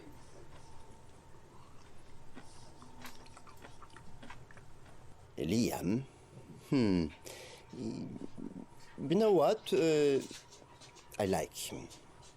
Yes, I like him. He has that kind of optimism in him.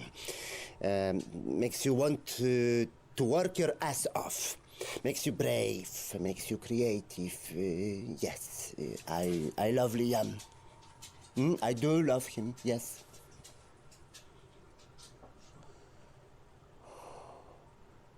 Will fail terribly.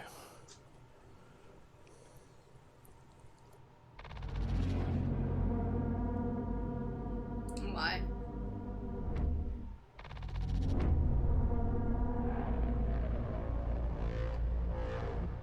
Oh my god. I am Moses. I may have to look into it. It looked good. And I mean, and I do have Amazon Prime. So. Right, okay, Stasis Bone Totem. Coming soon. Okay. I don't know why I thought that game was already out. It's a bit like Game of Thrones. Oh, nice, nice. Okay, okay.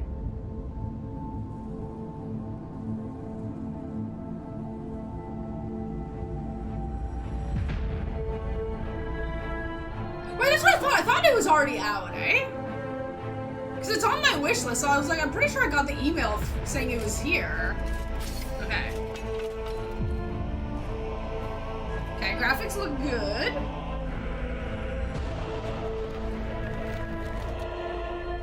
Because the game already looks complicated.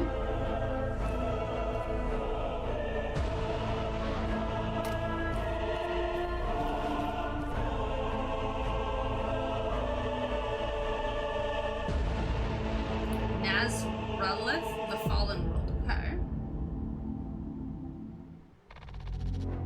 Cool. It's a completely normal phenomenon in culture that in certain times, well, this is certain happening. periods, I'm just gonna movie move Loki. makers, He's game reading my wire developers, again. writers are heavily inspired by specific artists from other medium. Take a look when we take a look at the horror game, we can clearly see when we had a boom for Lovecraftian games or when people started to getting interest in H.R. Giger works. And in the last couple of years, we see increased interest in works of Polish painter Zdzisław Beksiński. For example, take a look at the game called Nazrelith, the Fallen World. I have a huge pleasure today to speak with Vanya, the developer responsible for that title. Hi Vanya, how are you? Hi Łukasz, very great to be here, thanks for having us. Personally, I love Zdzisław Beksiński's work, and when I first saw your trailer, it was like, oh my god, it's amazing, I need to play it. The question I want to ask you is very simple, you can even say ordinary. Why? Why is Zdzisław Beksiński, why his work is so captivating that more and more creators, especially horror game developers, like to be inspired by him? We get this question a lot, especially from Polish people. Yeah, I imagine. Yeah, it's a very, I think, good place of national pride for you guys because Beksiński is obviously like an amazing painter. And I think there are like many reasons why we kind of decided to go with that aesthetic, but the primary thing is when we started developing the game, it was less like we want to make a game and then, you know, what is it gonna look like, who's gonna be an inspiration. Honestly, like from our creative director, it primarily came as like, what would it be like to explore Beksiński's paintings? What would it be like to actually go into these worlds and walk around and experience? It looks good. You know, as we started experimenting with 3D and trying to kind of pull these like 2D paintings into 3D, we're encountering obviously some challenges. You know, trying to communicate the atmosphere as well as the paintings do. And as we kept going, we kind of came to a recipe where we can kind of do it consistently. And we're like, okay, we're actually going to just make a game out of this, and it's going to be really cool.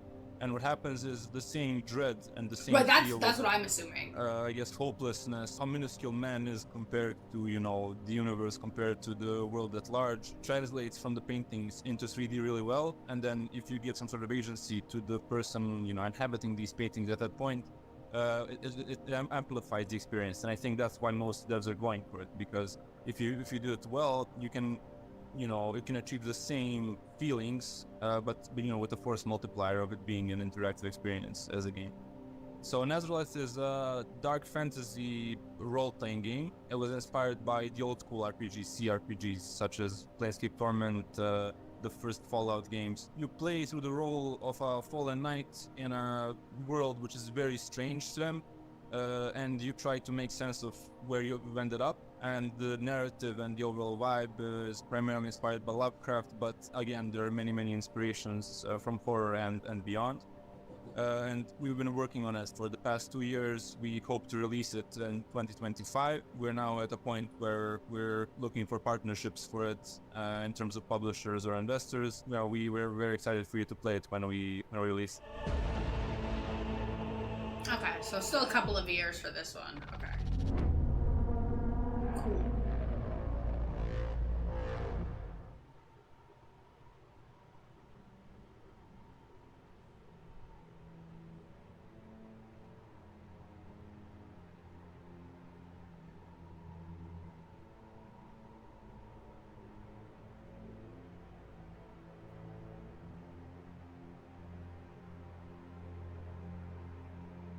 Chimera Games. Karma, the Dark World. Ooh. Gonna go add it? There you go.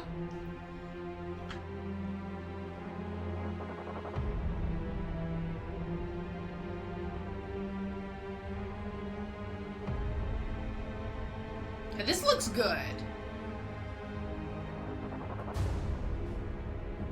Oh my god, you took his TV head!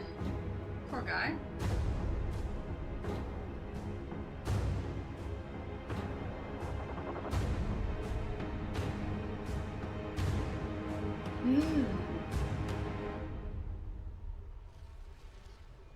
Oh my god.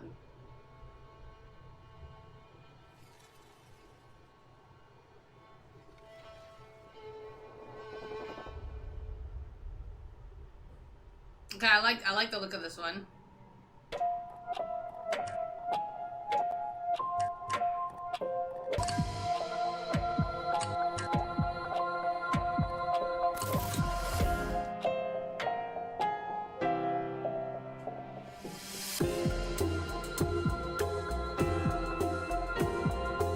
Kind of, eh?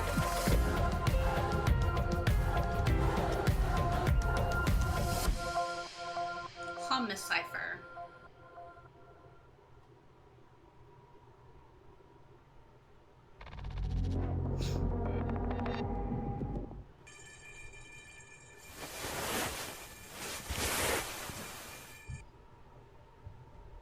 Okay. Look, it's a double me. Where am I? I don't have my phone. What should I do? I need to find a way out. Oh, I moved my camera again. Oh, now I gotta move it again. There. He seems like he's saying you and me. Okay. Asma. It's like he's trying to ask me something. Is it? It looks so good though. Nod. Sure. That seems right.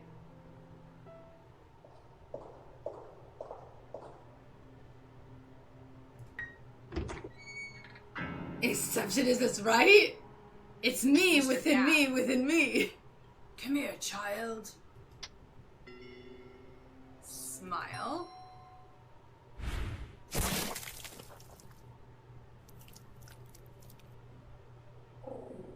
No, don't bark. Like there's anything there. Okay, back up. A hand. A wrist. It's alive. It's pointing to something. A severed head. Mr. Chopped Head. Terry did it. Take it. Okay, let's do this. Mr. Silverhair. Don't bark. Okay. So the thing with this game is you have to figure out and assume what they're saying. But what I didn't realize until after the game was done is that each of those language boxes, you can type in something and basically make it look like you're creating the story as you're going along. Rather than just leaving it blank like I did, because I didn't know I can change that. Pringles, the ultimate gaming accessory. He's running again. It's all good. Take it. Take it.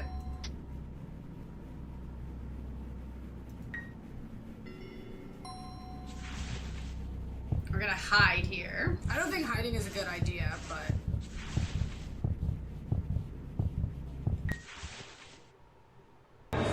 Ooh, Jesus.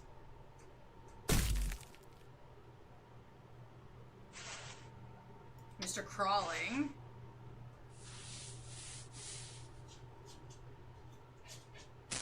To be continued. Ooh! Okay, I like it. I'm definitely excited for the full version. Let's go.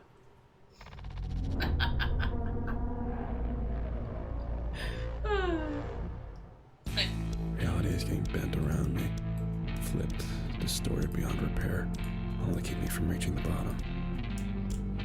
It's only going to get worse from here.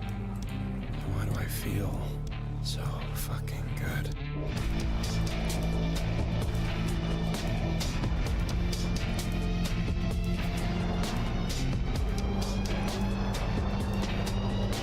Okay. I don't know why the void hasn't killed me outright. Maybe it doesn't want to. Maybe it can't. Either way, I'm going to make that a problem.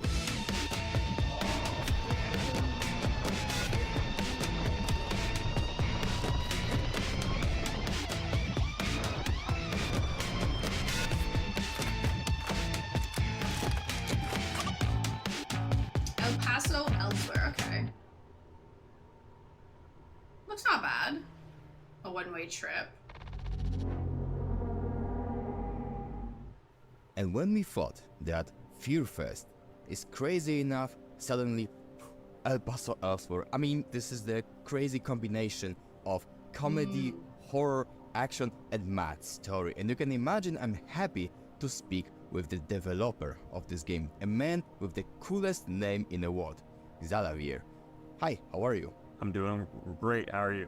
El Paso Elsewhere has that strong psychedelic vibe. It feels like a combination of Max Payne with Fear and Do you Love in remember Las which Vegas. one? So, what inspired you? I mean, what's the story behind El Paso Elsewhere? For El Paso Elsewhere, I really wanted to take not just Max Payne and things that have inspired us like it, like the Die Hard trilogy and Dead to Rights, but see where those things could go next and really leaning into the supernatural angle. You called it on the Looking Max at the Payne city part. of El Paso itself and the fact that the American was Southwest blue and inspires had this mixture of the sacred and the unholy and the strange and the magic realism that is really native to the region, and pulling together a nuanced, complicated, weird story about killing the monster you loved. It was all a pretty cohesive and holistic process. Like, we've but it played has so been much. real hard bringing that all together because there isn't really one thing you can point to and say, this is what you copy, this is what makes it work. And that's also what makes it so exciting too. So a black monster hunter goes to I love how he's a got a sock dimension-shifting on his motel in the middle I of love it. nowhere, a offshoot of El Paso, Texas, to kill the monster he loved, the Lord of the Vampires, A.I.l.A, before she ends the world. So you are diving in initially into a haunted motel and end up finding vampires and werewolves in haunted suits of armor, as well as other surprises in biomes ranging from medieval castles to Victorian manors. So El Paso Elsewhere is coming to Xbox and smart. PC on September 26th. You can wishlist it, you can buy it then. It's coming real soon. We have an animated music video that's rad as hell. And if you want to play a game that genuinely changes the way you think about that genre of old school third-person shooter, a game that doesn't have progression systems, that is all about throwing you into wild situation after wild situation with incredible imagination, and then delivering you a story that makes you feel something, El Paso Elsewhere is a great game for you. Okay. September 26th.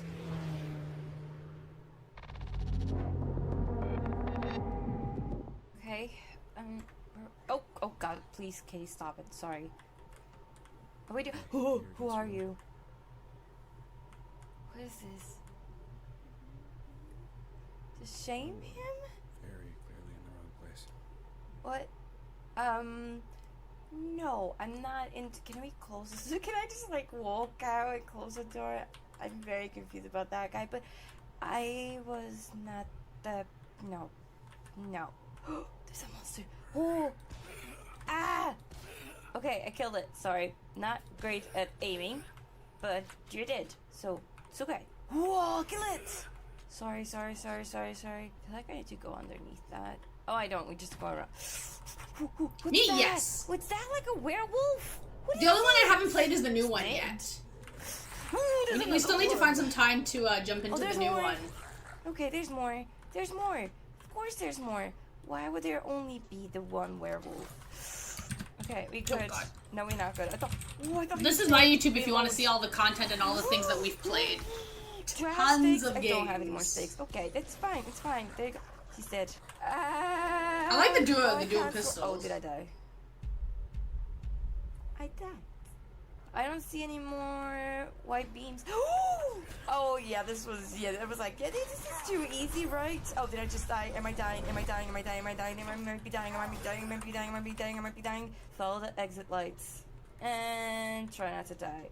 Oh, something attacked me. You know what? If I just keep rolling, roll the wrong way.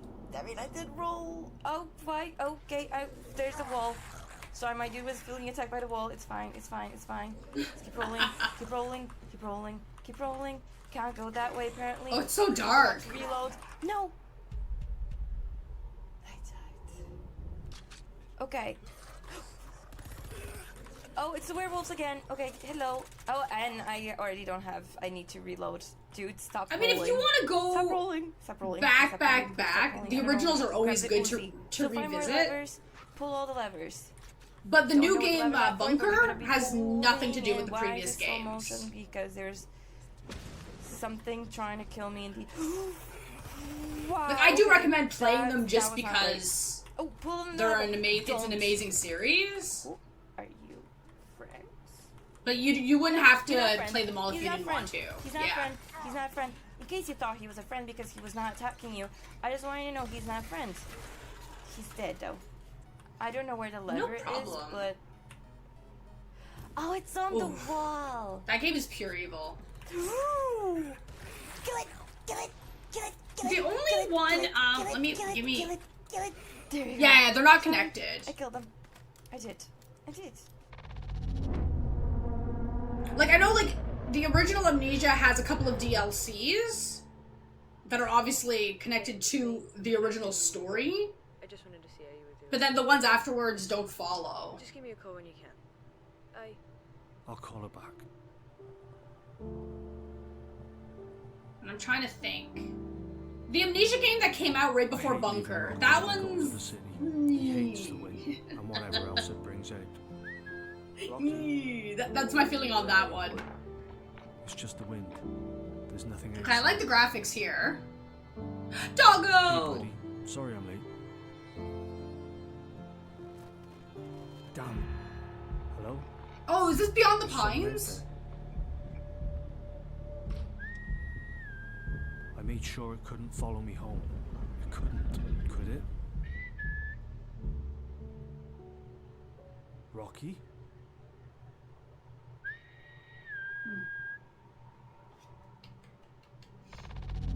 Hell yeah. Rocky the doggo! Come now, little devil. If you can lift your head. I think it's got like the same types of vibes to I command it. you to bring your precious dream to my feet so that I may tremble. Also, Cat Le Pew, just to let you know, Amnesia Bunker is also completely different from the previous games, as this one has combat. So it's not just hiding. Lift up your head. This one all features like more monsters, weapons. Yeah, combat. So it's definitely different from the older ones. But I know we're gonna jump into it whenever we get some time. Because right now our schedules are pretty swamped with all kinds of things. Football fans, you live for this. For every game. You're funny. Oh yeah, you definitely gotta listen. For sure. It's fairly easy to say I will make retro style game, but to truly catch this vibe of 80s and 90s, that's a real deal. But I guess I found one such game that truly nailed it. The game is called Slave Zero X, and I'm going to speak about it with Alex. Hi Alex, how are you? Hey, how's it going? Thanks for having me. Slave Zero X is a game that it really looks like something from like some beat 'em up game from arcade machines from 90s, and I'm curious how developers achieved that. I mean, they did some huge detailed research, or maybe they're just fans of such games, so it was natural for them. I think it's a mix of both of those things. I think in this case, many people on the team were very immersed in games from that time. They also had their own kind of imagination of like, what if I could play with these mechanics, but have it feel like those games that made me fall in love with games in the first place. Some of it was a mix of using tools that were actually used in the late 90s and early 2000s especially. Like most of the levels in the game are built in Trench Broom, which is still what's used for Quake mods today. And then some of it was kind of like an artistic reinterpretation of some of those techniques. And then of course all the player character animations and most of the enemies are sprite based as well. And so they were trying to reproduce the look and feel of, you know, games that were made back then in a way that's pretty painstaking and takes a long time, and so you understand why it's not done, because ironically, to make a game look older, it can be more expensive. So Dark Descent has, like I said, 2 DLCs built into the game. To make a retro style game today, that people think that it's Machine easy, for Pigs, I actually truly never not. played it. Right, yeah, people think if the game doesn't look like The Last of Us or doesn't look But like Rebirth, Uncharted, I quit then it must be cheap and easy to make, but about there's not halfway only a lot through of the art game. and a lot of design that goes into it, but you want to make it pixel perfect and make sure the animation looks and feels good. The puzzles were like so tedious, and like it was like hurting my head just so as difficult much. or present entirely different challenges for making something that look and feels new, so to speak. So like I got like really when frustrated. We met up with Poppyworks and they had this prototype for a game that they'd always wanted to make. That was kind of like a 2D action It looks game. good. I just very much for some influenced reason by I just fighting never got games, the chance to play it, like even though I Guilty own Gear it. and other anime fighting games, but in a 3D environment. They were looking at our catalog and they felt that Slave Zero, which came out on Dreamcast 1999, would be a good IP fit. So Oh, definitely. it was kind of a match made in heaven, and Definitely. since then we've just been incredibly proud. Well, think to about kinda it. let them I run rage wild with quit the their game. I creativity, don't usually rage bring quit this world games. to life Like- in a new way. And yeah, I think not only action fans and people that want a challenge will be satisfied, but if you like a good story and cool like cyberpunk, biopunk aesthetic, I think you'll enjoy it too. But yeah, right now the demo is available on Steam. It's also available on Xbox Series X, and we'd encourage you to wishlist it and look out for some big announcements coming very soon. Slave Zero X. Okay, cool.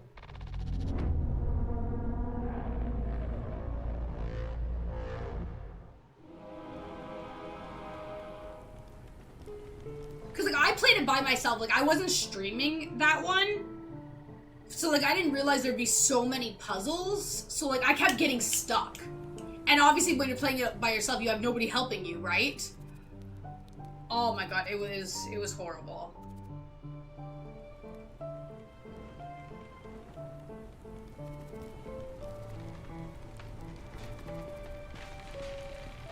This one looks a little interesting.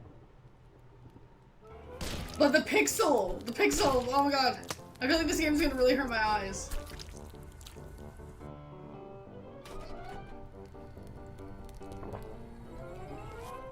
Rebirth? I played Rebirth right when it came out. But I ended up not streaming it. I was playing it off stream and recording it for like the old YouTube channel. And oh my god. Yeah, I quit like halfway through the game. And the game is already so long that if you get stuck on each puzzle, oh my god. The poor kitty. This game? Mr. Mills, are you okay?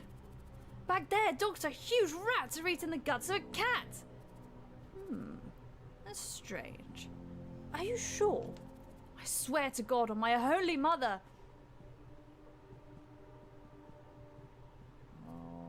I could just imagine Vit's face if I say, hey, we're gonna revisit Rebirth again. He'll be like, yeah, now it is gone, because of course it is. I swear, the cat was here. Its guts were all over the place. Okay. The rats. A reunion with your circus friends can be difficult. We talked about this at Penhurst. But calm down, Mr. Mills. You've imagined it, that's all. Try to control your nerves. Remember, stress hurts you. Pray if you think you need to. You brought your mother's rosary, didn't you? Yes, Doctor, I never go anywhere without it. Oh, can I? Ah, I see I've got a stress level. Let's see. So if I pray, does it go down? Ah, okay. For me, it's my eyes. Hello? Speak up. Damn freaks. Who's that? Is this a bad joke? Like, I can't believe it. Like, I used to play these types of games all the time. Oh, God. And now it's like, how did I do this? They all look super creepy when it's pixelated like that, but he looked really extra creepy. That's strange. Who could have called and why did he say that? That's true, yeah. Oh, the gate's open. Here we go. Maybe I can follow him. Oh. North Forest. Okay, I don't know if I want to follow him. Eyes were younger. This is creepy. It's true. Oh. Mr. Petresque, what are you doing out in the rain? Our eyes are not as good as they used to be. We've been worried about you. I squint a lot now when I'm reading. Joseph? What Joseph? Joseph Petresque, my brother. Who else would it be? But Joseph, he's dead. Oh, hold on. The storm's too strong. We have to go back to the house. Wait, old man, come back.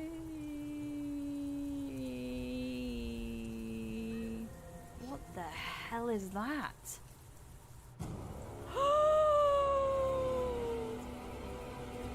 He has no head. Holy the projectile crap. vomit. Okay. I love it. Holy Mother of God. What's going on here? It can't be. I love it.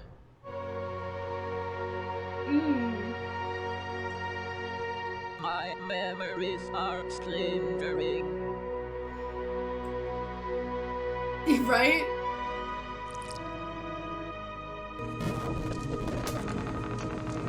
Oh my.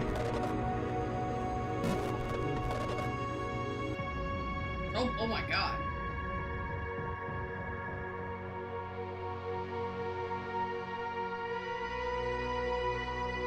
Psych Roma.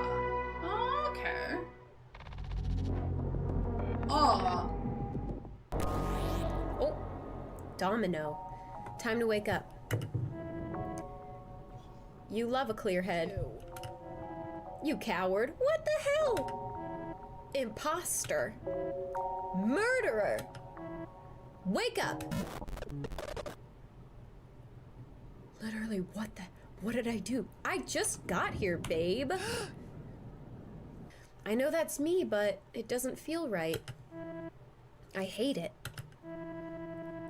I don't even know my own name. What's wrong with me? I'm not gonna be able to open this. I think if the power hasn't been going to that fridge, then I don't want to know what's in there. The sink? What is in here? Are those teeth? Is this a bone? There's no power going to the smart sink. Oh, it's a very smart sink. The flickering chair. Let's do it. I mean, the game looks interesting, though. This feels right. But extremely painful on the eyes. Oh my god, is that us? We're so pretty! I don't like the giant peeking in through my window, though. Salem, promise me you won't go back. Oh, Agatha. Wait, Agatha was a name we saw too, right? Agatha, I'm fine. I have it under control. Look at me. I'm not going anywhere. You promise? I promise. She lied. She totally went somewhere. Ah! We'll be together Pringles, the ultimate gaming accessory. Keep hands cleaner for forever. You'll never leave me. Never leave, my love. Never, my love. Never. You'll never leave me. You'll never leave me. What? What? What is happening? What the heck? Who are those people? Hello? Don't go into the bathroom.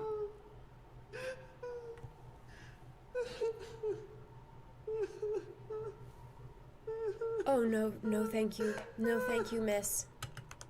No thanks. No. Hello? Oh, God. Oh! No! Did I die? This is nice. Let's stay here. This one's fine. Oh, God. Not you. No, again, this please. is not Thank you. fine. I'm out. I'm out.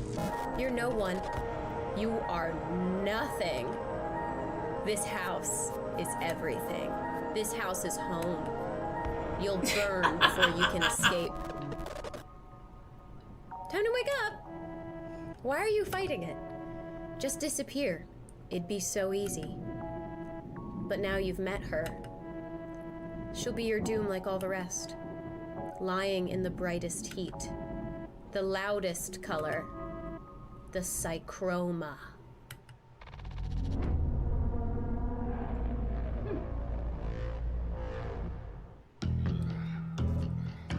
Okay.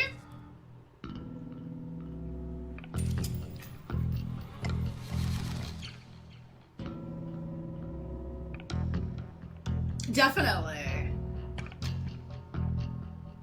Like, I want to try it. I feel like going into it, we gotta know that it's gonna really hurt our eyes. You know?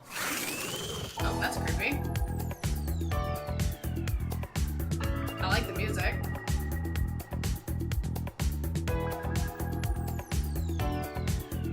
Oh, oh. Flowerhead monster, okay.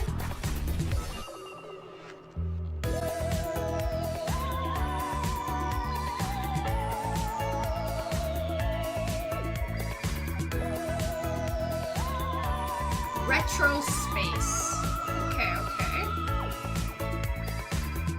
It's like the fly. Look at him.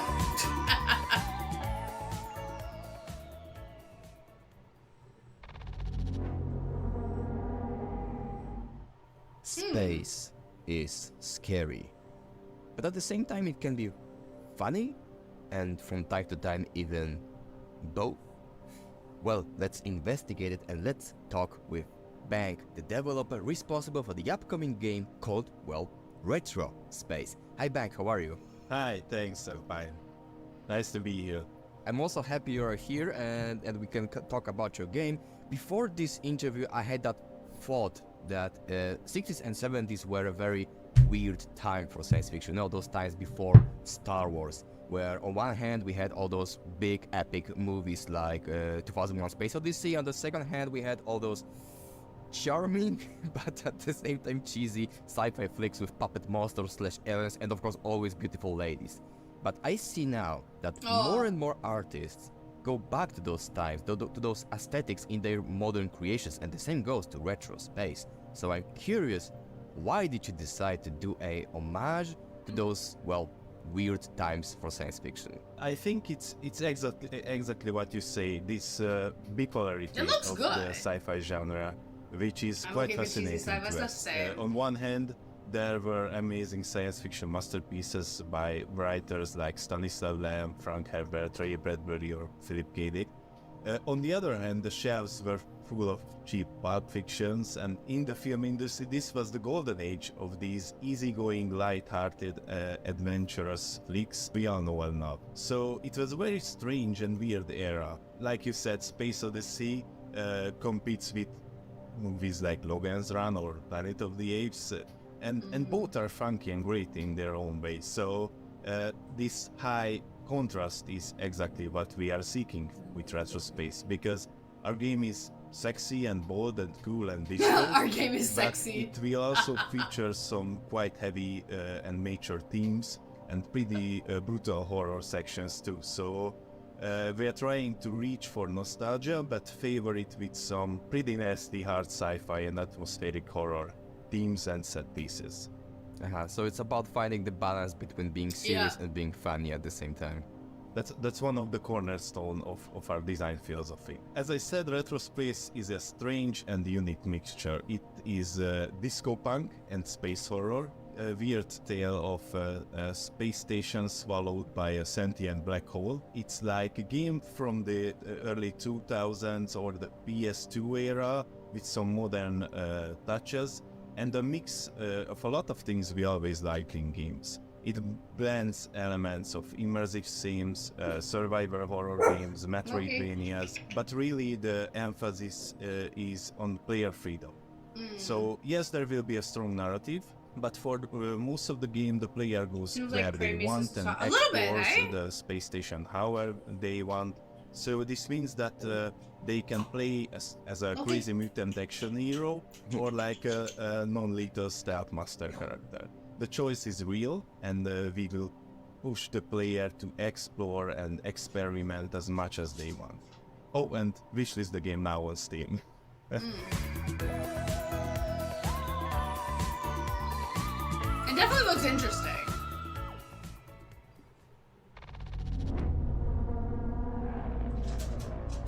Okay, lay down. We all of us yearned for the toys. Yes.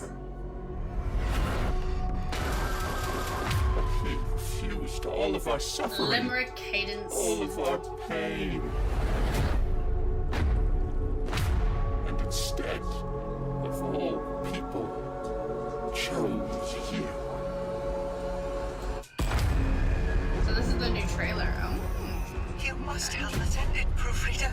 You must play the games. You are weak. You're born to the queen.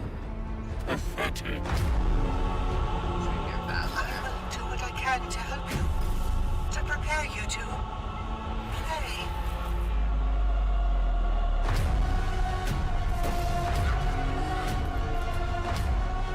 Oh my god.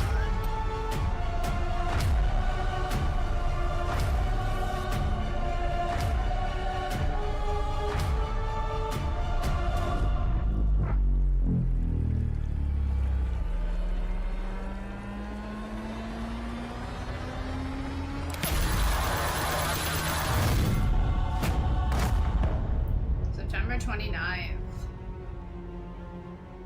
Oh, it comes out sooner than I thought. Oh, okay. Well. When I play games, especially horror games, I always want the developers to take me on a completely... I wish there was a little bit journey less to a completely combat in the different game, world. though. You know, I did the more extraordinary or weird setting, the better for me. And I have one such game today with me, game with extraordinary setting. Ladies and gentlemen, say welcome to Daniel, the man behind the game called Limerick. Hi Daniel, how are you? I'm doing all right. How are you? I played the demo of your game. Because I mean, you add in the puzzles slash all of the combat, and my brain's shoot, like... you have puzzles, you have deep lore, but what really drew my attention was that, you know, that setting. And I wanted to ask you, It's what like were your literally main like two like inspirations some of like behind my this most unique disliked world? things So in games. it's a great question, and it's one I've And given it's a lot a of high thought to intensity. into this. I guess what I'd say up front is there's no like one particular game or one particular movie or whatever else that's been the direct inspiration, but there are definitely some things that have inspired it. I like really colorful stuff, which is obvious when you play Limerick, right? I like colorful things, and I like spooky things. Fall is one of my favorite times of the year, and while not intrinsically spooky, right, it's just all the leaves falling off, the shadows, like I think that's all really cool. So that's part of it. The game just looks the natural world amazing. around us, right? But puzzle is definitely combat makes it inspiration. But worse as far as games go, for me. it's pretty clear that BioShock, Resident Evil, maybe a bit of Amnesia, maybe even some Bendy and the Ink Machine, right? In that's a very visually fantastic game. overall, Limerick is its own unique, which of course I'd like to think. I've been right, watching Limerick is its own how the unique developer world. has been But thinking like, building about the it, game there's for actually a good one while. game that I can point to that has had a big influence on my definition of like, you know, kind of spooky atmospheric worlds. And we're going really old school here. Okay. Really old school. It's a game called The Colonel's Bequest. It was an old Sierra Online. Sierra Online. Right, if given the chance, right? So I remember thinking that game was pretty spooky when I was a kid, and looking at Limerick, I actually went back and looked at the screenshots from the Colonel's Bequest this morning, and I was like, you know what? I can see it. You know, there's some of that has made its way over. What I like about Limerick is that it's definitely can be very spooky, and there are some sequences in particular that are going to be quite spooky and hopefully a little bit terrifying even. But the one in the cage, I remember. That's terrifying. There's a beauty to the world of Limerick. It's like, yeah, there's lots of colors, lots of lighting, and I love that. Like, that's my favorite thing to do, is putting the environments together and making those environments that can be a little bit unsettling, but also have their own serene beauty to them. You can play the demo. I'm going to be leaving it up all the way up to release and after is the plan. And yeah, if you enjoy action, you know, that action horror mix, like you talked about, puzzles. But like as the game started out, right, there was like very small amounts of combat. It's a challenging game. It will probably at times frustrate you a bit, but development it's that way by update, design. Hopefully, more and more combat kept you'll getting come back added 3 hours in. later, and you'll get it, and you'll get that feeling of satisfaction. And I kept going, that's what the game's all about. Like, oh man, everything's gonna chase me and try to kill me in this game. So what's going on, my dedicated Rose Brudettes? It's me, your boy Luigi Kid, and I really hope you like dolls. Because I seriously don't. Therefore, we're gonna play the demo version of Limerick Cadence Mansion, where the spooky doll is after you. They gotta go all in with the music. Anyways, I hope you're ready, because I am. We told young Will 3 times before, dear boy, you can't eat anymore. But oh, what a sight. He took one last bite. This time he did burst on the floor. Oh, jeez. Janito Studios presents. There was a strange boy with a brow who quickly and madly fell down. Bro, everything is rhyming. He was out of his head, and so they have taken his crown. Oh, are you still there, Profrida? Got lost in my thoughts for a moment. Bro, I don't know what they're cooking. Okay. Now we're talking. This is a list of common commands that can be written in the character system. Okay. Okay, I'm just gonna take everything if you don't mind. What the heck? Oh! There's the doll! Why does something like that exist? Oh, that is terrifying. This stranger must learn how to write. No stranger is his son. Wait, is it like a saw? No, don't do me dirty like that! Don't do me like that, fam! Play and restore all the light. Okay, somehow it's still alive. I'm getting the major Saw vibes from playing this. Alright, let the games begin then. Damn, gorgeous atmosphere. Okay, first riddle. Oh, my brain's already hurting. Judge for that notes, maybe we need to use the exit. Low-key enough. Puzzle solved. Simon thermic energy. Okay. Just dancing around, floating around, having a great time. I'm more confused than scared. Damn, look at that! There is a gun! That should go. Oh! What? Yo! Circus of Rage? That's how it looks like. What a beautiful place. There's a reason why there's That's a exactly the puzzle. Wait, match? That sounds like the way I need to go. It's honestly why I haven't played the demo yet. Shoot! We were supposed to play the demo like a long time ago now. Alright. That should work. Is he... But every time I kept seeing all the extra combat and the puzzles, I kept going... Later. Later. No! Later. No! I was like, oh shit, now the game's coming out soon. Reason why I don't like that. God damn it. And it's like, I want to play, but images we have of Huang Tingting are in the elevator of the school's Daoren building. There it is, guys. Making some bizarre movements, and soon after, she disappears into thin air. Number 2. The police released the footage imploring the public for help, but it yielded no results. Y'all remember the bridge curse road? Number 2 is here. Wenhua? Oh, those film students and their ghost sighting video. No way, Mrs. Wong. That's exactly it. If I can get something, the story is gonna like totally go viral. This film depicts a murder in 1960. Oh, lucky you. I know everything there is to know about Wenhua University. If it's before midnight, they can do whatever the hell they want. No. No! I've got to get out of here. Hey, who the hell's down here? Hello? Hello? She wants to eat me. There's blood everywhere. I'm up at Wenhua University. I saw a ghost. What the hell happened here?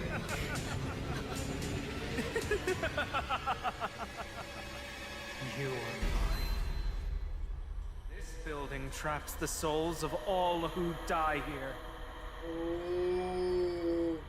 So the security guard chases us. I'm assuming ghosts also. Oh my god. Oh my god. We can judge more bad decisions, you know it.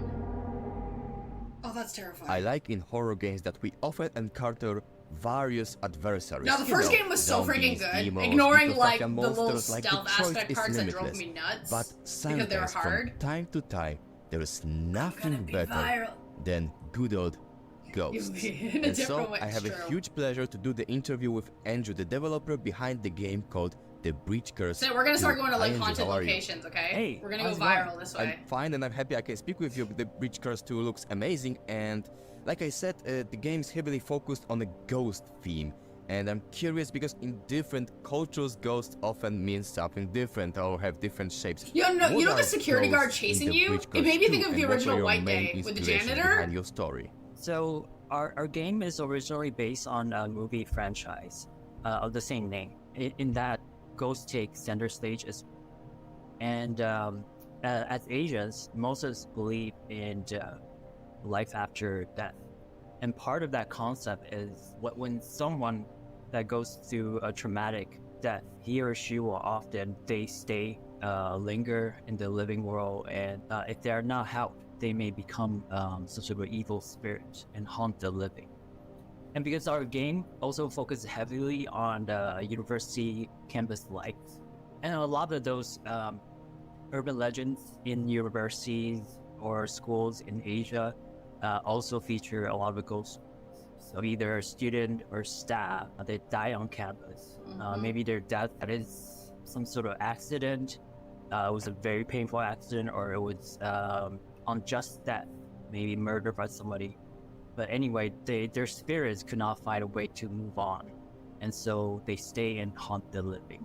And lastly, it was kind of a game design choice to use ghosts as well, because in our tradition, ghosts can either appear in the form of apparition, or they can take form something more physical, like monsters. So from a gameplay perspective, it was a lot easier to design a horror game based on ghosts. The Bridge Curse Road to Salvation is our first installment, and was really, really well received on Steam. And we're really happy to bring you, the players, very soon the second installment. This time as well, you can play multiple characters, listen to their stories and get to know them. There's a lot of like horror in it, but as well there's a lot of humor in it. So we like to sort of mix things up, just as the first installment did. And as well, for the first installment, we didn't really go to a lot of depth for the backstories of the ghosts, of the monsters. But then second installment, as players explore university, they will actually meet a lot of different ghosts. Some of them are good, some of them are bad, but in the end, you will all find out about their stories. Oh, I like and that. This is something we're trying to bring forth. So not only the good characters, you would know their backstories, but also your adversaries, you would know their stories. So add TBC 2, The Bridge Curse second installment to your wish list right now. Thanks. Date? Date? Oh, that's I'm missing the developer after this.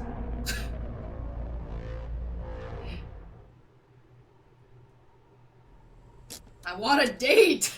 I can't believe we made it. Yeah. Oh, Stray I hope we can Souls. find something. Well, let's get this over with.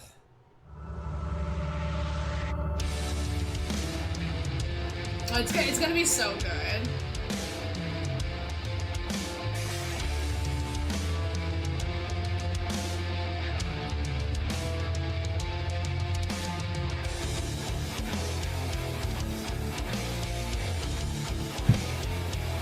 Wait, I wonder if they updated the Steam page yet for a date. The bridge.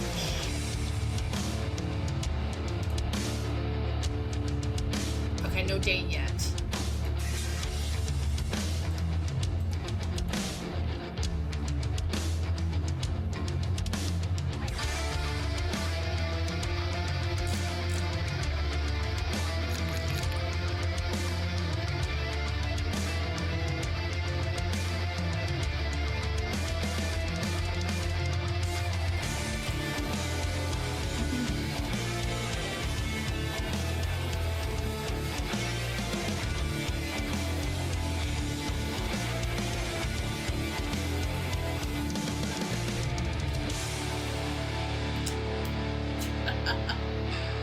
Halloween 2023. Oh, Stray Souls is finally coming. Okay. Stray Souls! Hi friends, it's reminds me Baker it's gonna here. be You should complicated. know that. Today we are playing a demo for Stray Souls. Let's do it.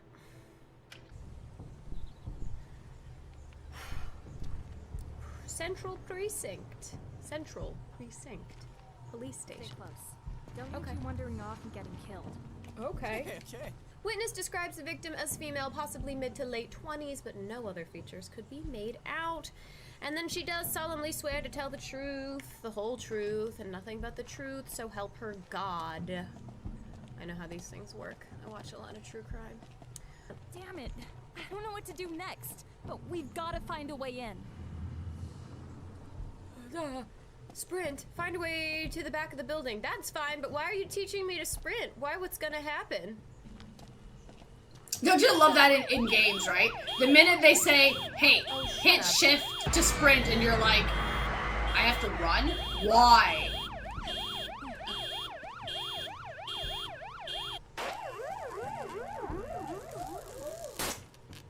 Like, what's coming now? Anyways, that's perfectly fine and normal and happens all the time, actually. So, whatevers. It's fine. I'm just gonna keep going. Hey, it's a lock. We've never seen one of those before. Man, that's loud. This is my new key to anywhere. She's so, I feel so bad. I'm bumping her so aggressively. Siphon some gas from the cars up front. Just I be will. careful, okay? The fact that nobody's come to arrest us for breaking and entering a police station isn't sitting so well with me right Hello, now. Marty. I'll be fine. Besides, I have this. Right, yeah, you have a I gun. have some gasoline. Should we take it from the police car? I'm sure that's not illegal. Wait. Is there someone behind? Did you see that? There was someone over here, standing by the police car. Who needs freaking keys? Oh, shit. Right? Oh my god, his lip is literally quivering. In fear. Incredible. Literally, me too, baby. Me too, girl. Oh, yeah. Oh my god, monster boobies! Oh, oh, oh, oh, oh, oh my. Oh, get the gun out. Oh, what the hell? Get the gun out!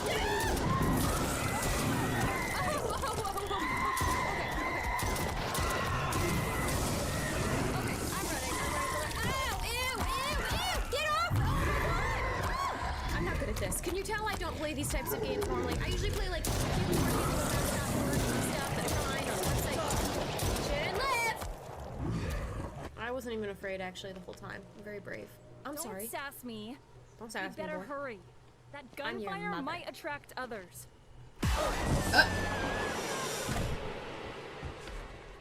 She just got paranormal activity. Oh, that's it. Okay, good, because I don't want to deal with that. I need an happy juice and some goldfish.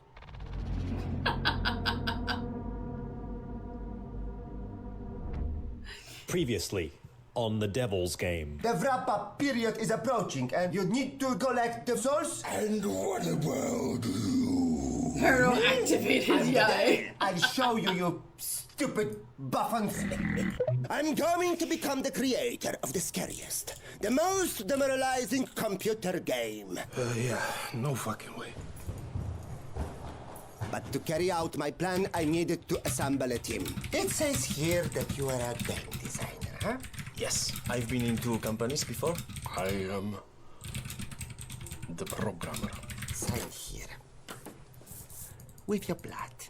You are a writer. Yep. Will fail terribly.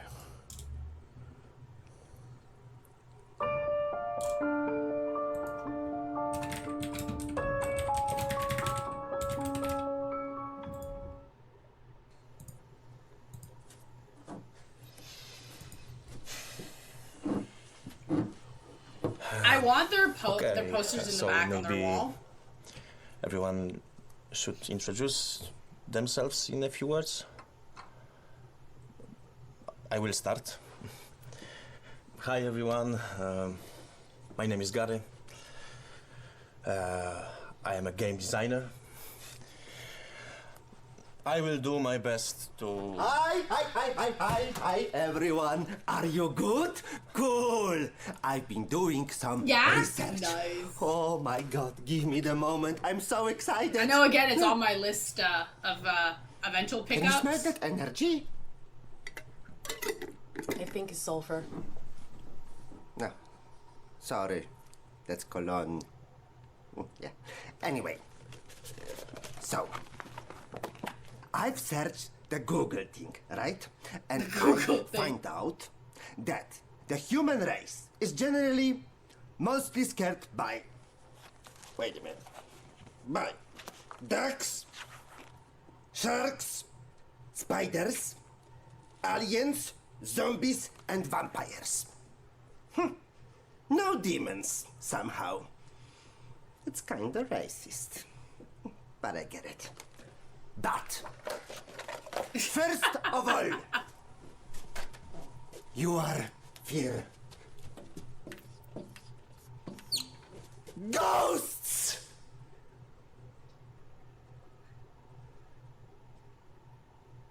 That's a ghost? Sure people believe. Wait. Gary, I did research.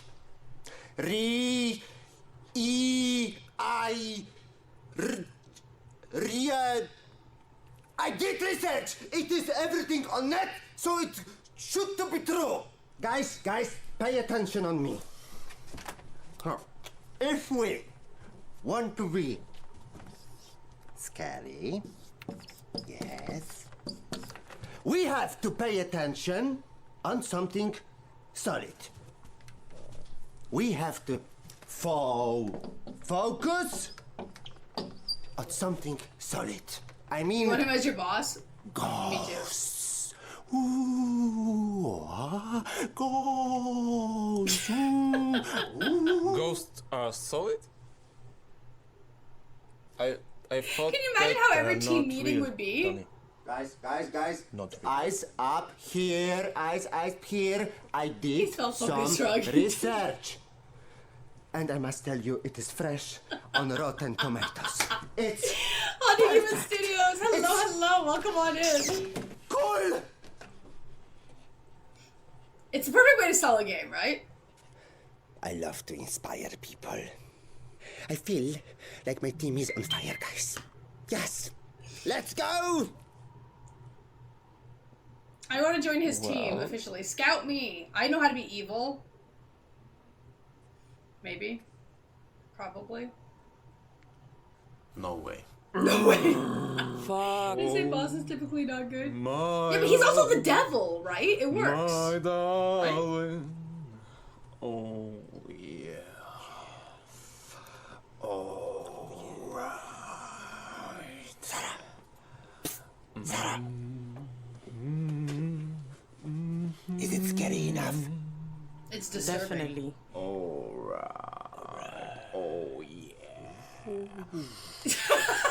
That would be my face. Like, what the fuck? So this is really what humans find scary. No, I don't. We don't find it scary. We find it disturbing. It's different. Oh god. I don't think so. Keep it up, baby. She's like, help. Yeah. You'll get there. Haunting. This is how you have to know how to sell your game this way. Copy this guy. My job is mostly listening to people who can't write. Tell me what to write. Taking notes. And how to write it. Perfect. Oh god.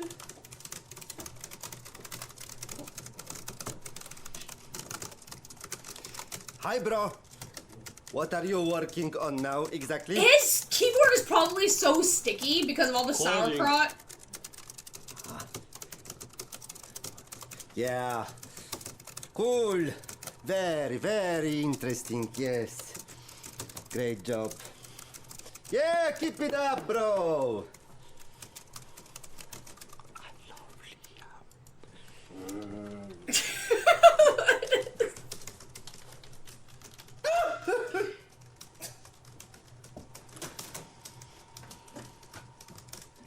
Oh my god.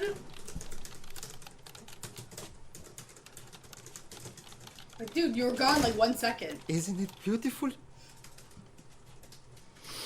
It smells like success in here, guys. Yeah. Can we at least open a window? Please. Our clothes. I can't even remember the last time I changed. It's been days. Why are we in the same clothes? It doesn't make any sense. Boss changes all the time. And all for the better. Yes. It's gonna be amazing. If everything goes as fast as it has so far, maybe we will be able to produce a few more goodies for the super expensive collector's edition in time for the launch. Oh, collector edition. When is the premiere? Sorry, when is the premiere? Let me check. So, Yeah, like sauerkraut. I want his hat. Seriously. I don't think we can pull it off. Oh my god. Oh my god! Stop using your fingers!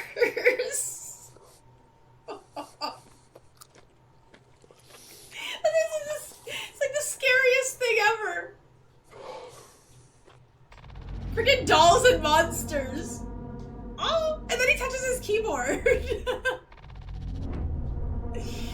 Oh god. Oh, what do we got? What do we got?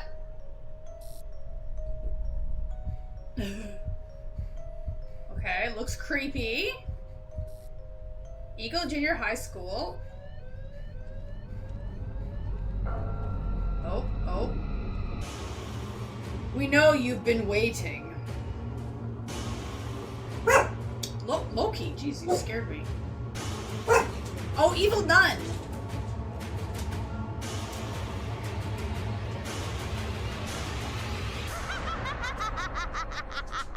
Sit down and wait for the console game to come out. Oh, that's cute. The Broken Mask. Oh, also, I have this on Steam already, but we haven't had a chance to jump into it yet. Looking forward to Tenebrous Summer on Fear Fest. That's where I can do. Yeah, Tenebrous was freaking amazing. I was telling everybody about it yesterday. Like when we watched like the gameplay and everything of it. I was like, oh my god. You need coffee? Don't we always need coffee?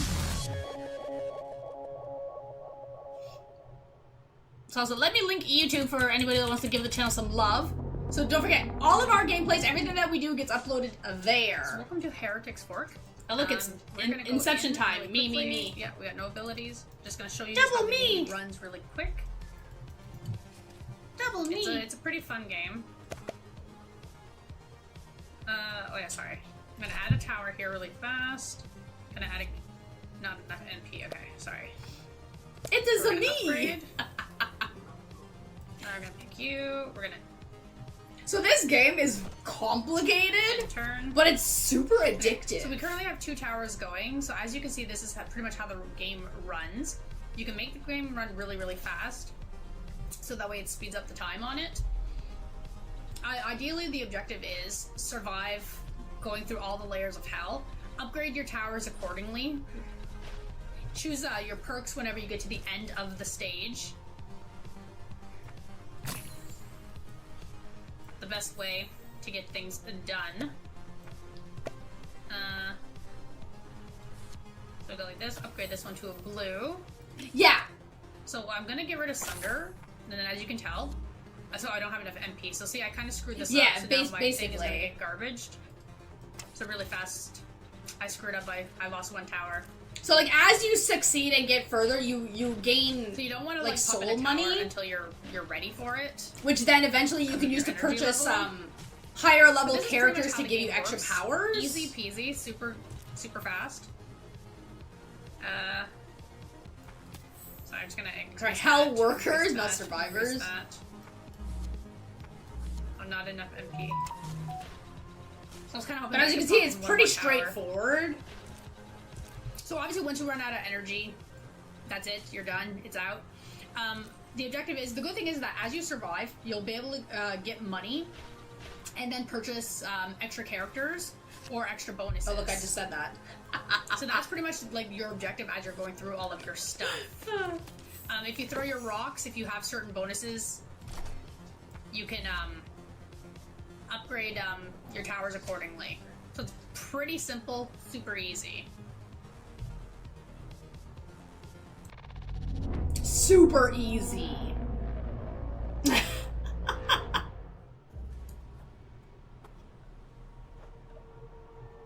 Oh, Tim Hortons. I would like an ice cap. Thank you very much.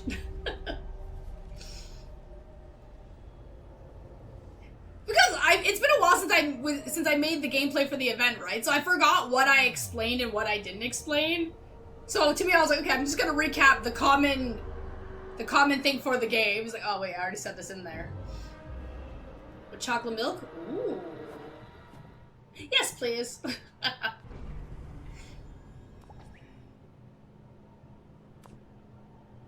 Yes, caramel. Let's freaking go.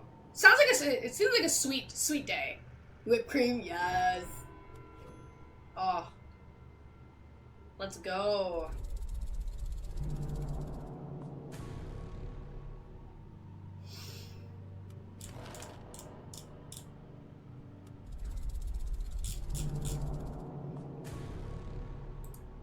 Yeah, so for those of you...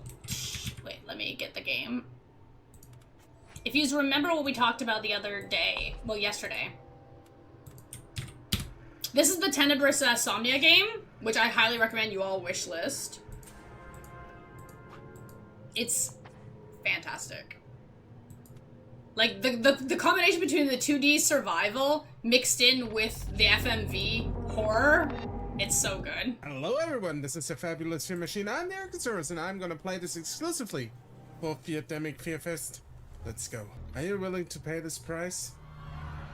Yeah, sure, if I can kill people and get into world domination business, I'm all in. There we go. Express kidnapping. The last thing you remember is stopping at a red light. Okay. Let's go right into the heavy crimes, kidnapping. I love it. Let's do it. It's spreading so much. Power, form, passions, the occult. Okay.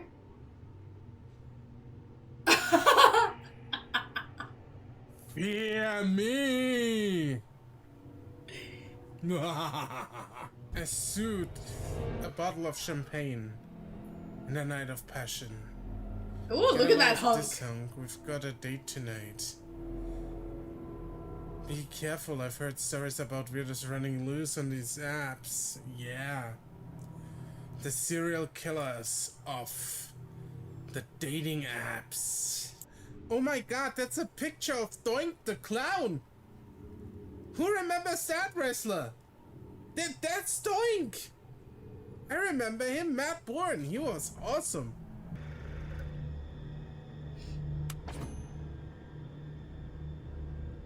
This game looks interesting.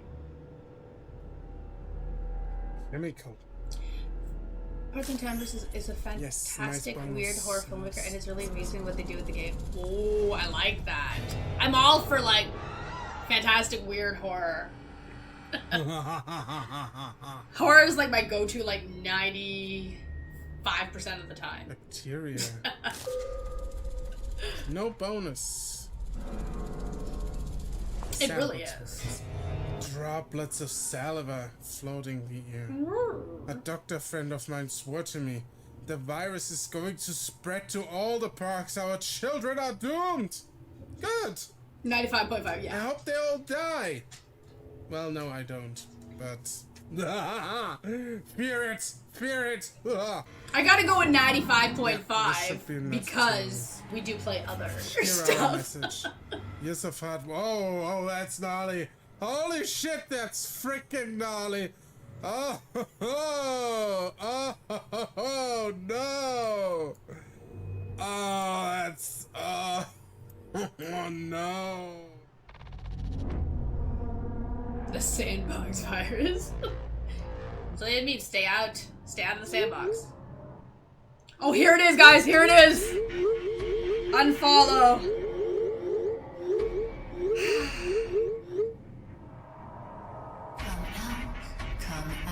So there's everybody in chat. If you're not following me, follow me. Okay. Don't listen to this game. Follow me.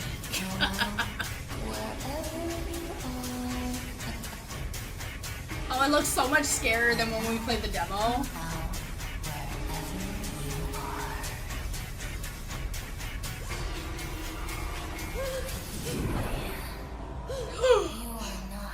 What the hell is that?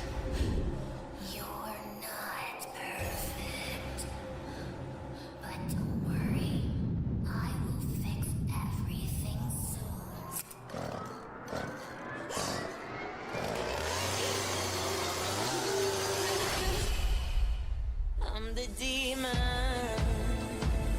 living under my skin.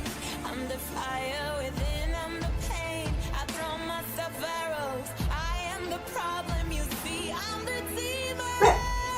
Yes, Loki. And I poison my drink.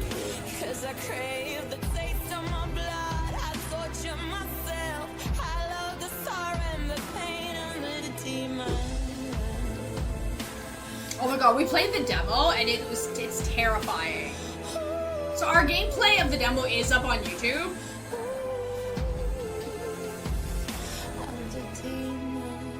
The game's like so much more intense.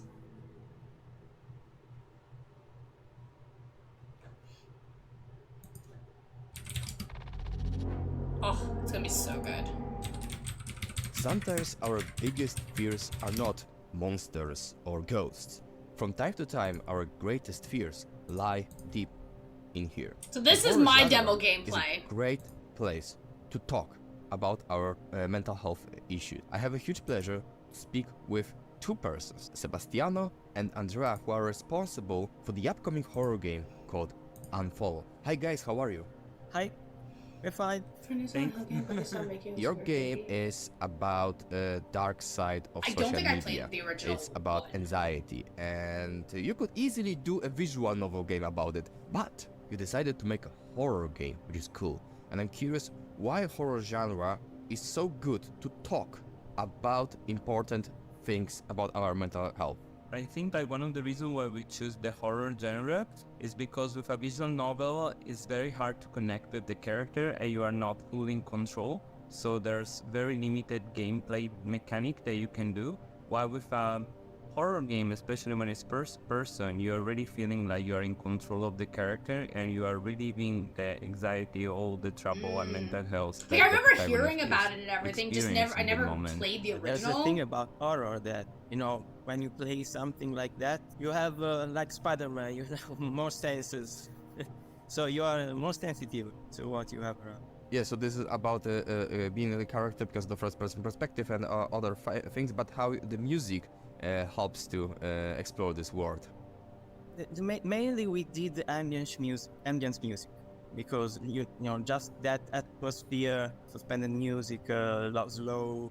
But we have 5 songs in the game. Before starting developing game, I've been a composer for a long time. It's actually still part of my job to make music. So I thought that it's very hard to find indie horror that actually have a full album with actually voice and singing. And since the protagonist of the game Unfollow and is experiencing 5 phases of her trauma, we thought why not making a song of each of these phases. So I think if you play the demo, you might have heard the final song.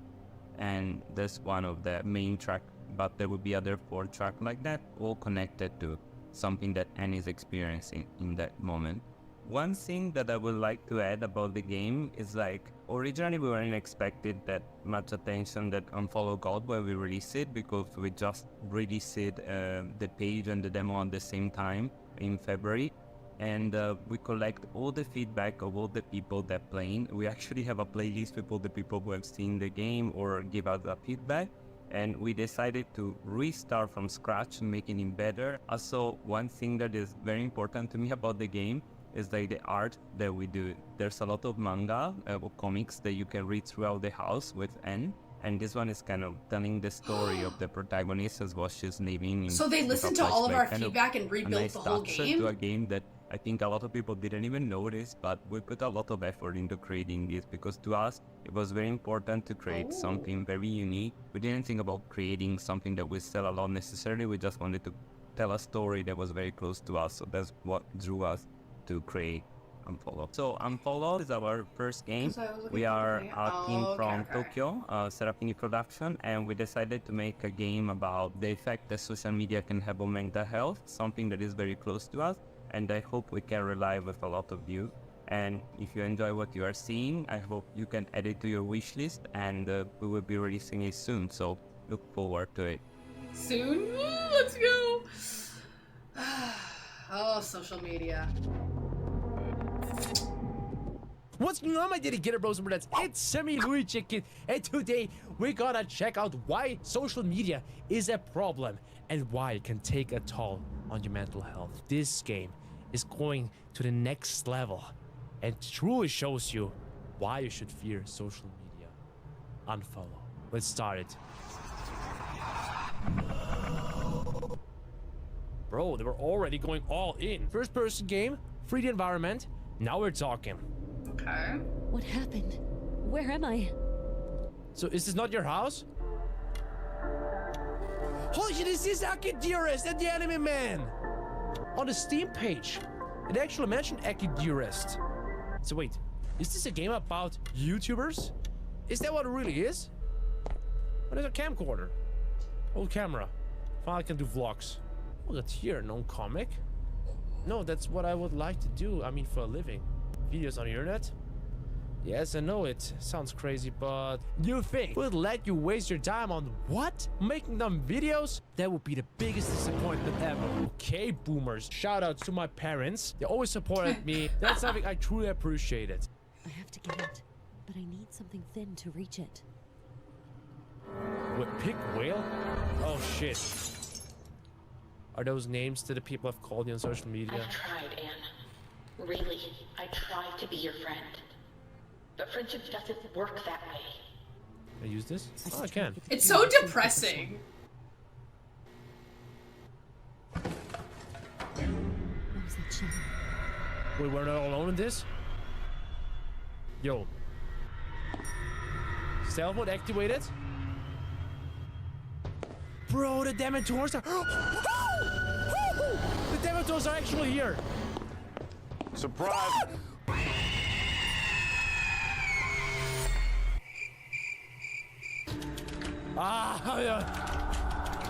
Oh, shimmer me timbers!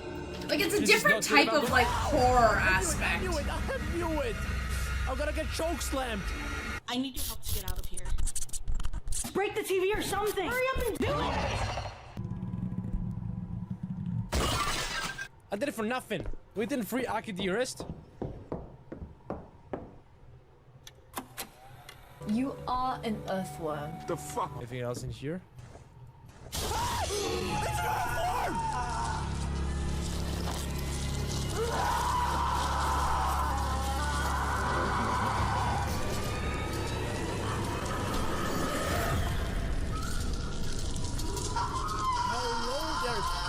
That was awesome.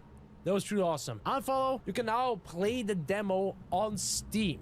Check it out by Dedicated Bros for Dads.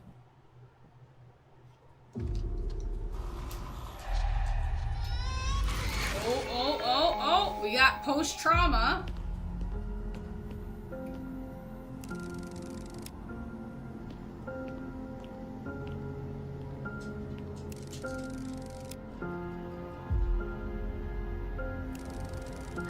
Okay. This game also is another one of those, like, very disturbing games, as you can tell. Good morning. Right?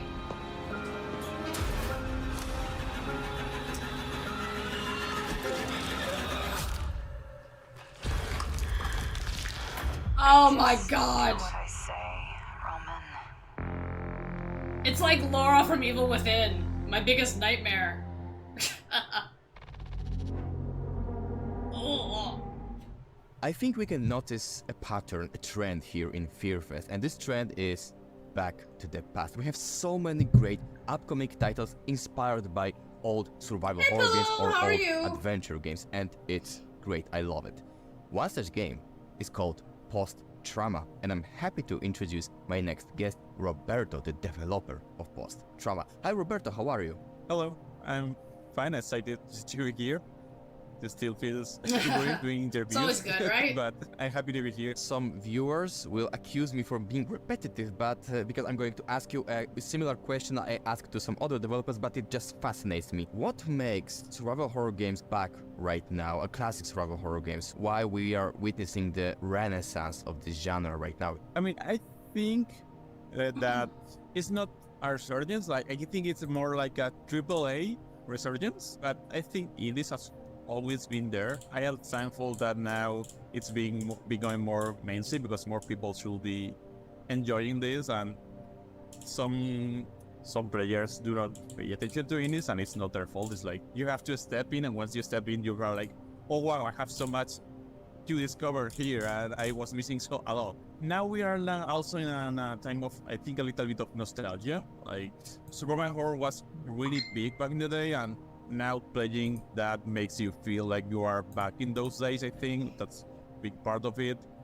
Maybe a lot of people are not here with me, but I don't think Fearfest that 2023, the when event started horror games yesterday. With bad It's graphics, a celebration they were more between scary indie because developers you / horror could games and feel content the voids creators. of the graphics with your own fears. Like, for example, in Silent So it's an Hill, event that we've been you see a participating lot in of for the red last couple of texture, years. as for some people might be rust, or for some But other we were only people able might to be kind of like blood, go through a and little you bit feel it with yesterday. what scares you the So most. we're In the finishing previous it off years, today. graphics were not quite there. They were And then the Horror good, Game but Awards start you around 2 could p.m. still today. feel that they were not realistic. And now we are in a time that graphics are over the top. To see You if can many of the make games that we voted graphics for look gets like real a footage special if you trophy. apply some filters on top of it, and you are immersed again. I don't know.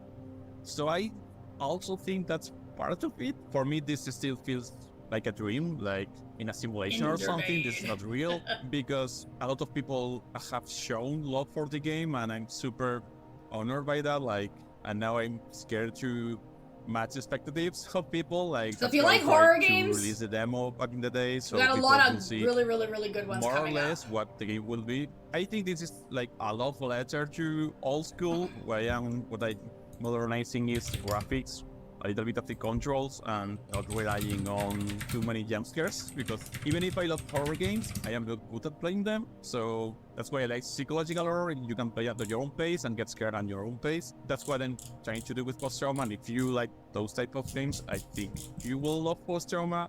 Keep doing what you're doing, like it's supporting us, and super honored. Add the game to your wishlist because it helps a lot. Thank you to Horror Visuals for promoting the game back in the day. Lots of small YouTubers, streamers, and Yes. the word of mouth back there was super awesome, so thank you. Yeah, some people had kind of complained that for an indie game event, why were there some big games on it?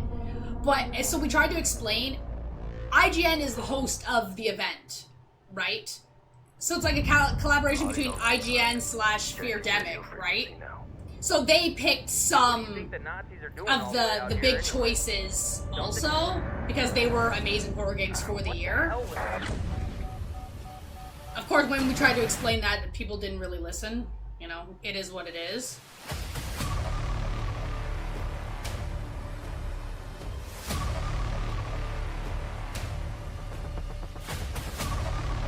I mean, I personally love Village, but...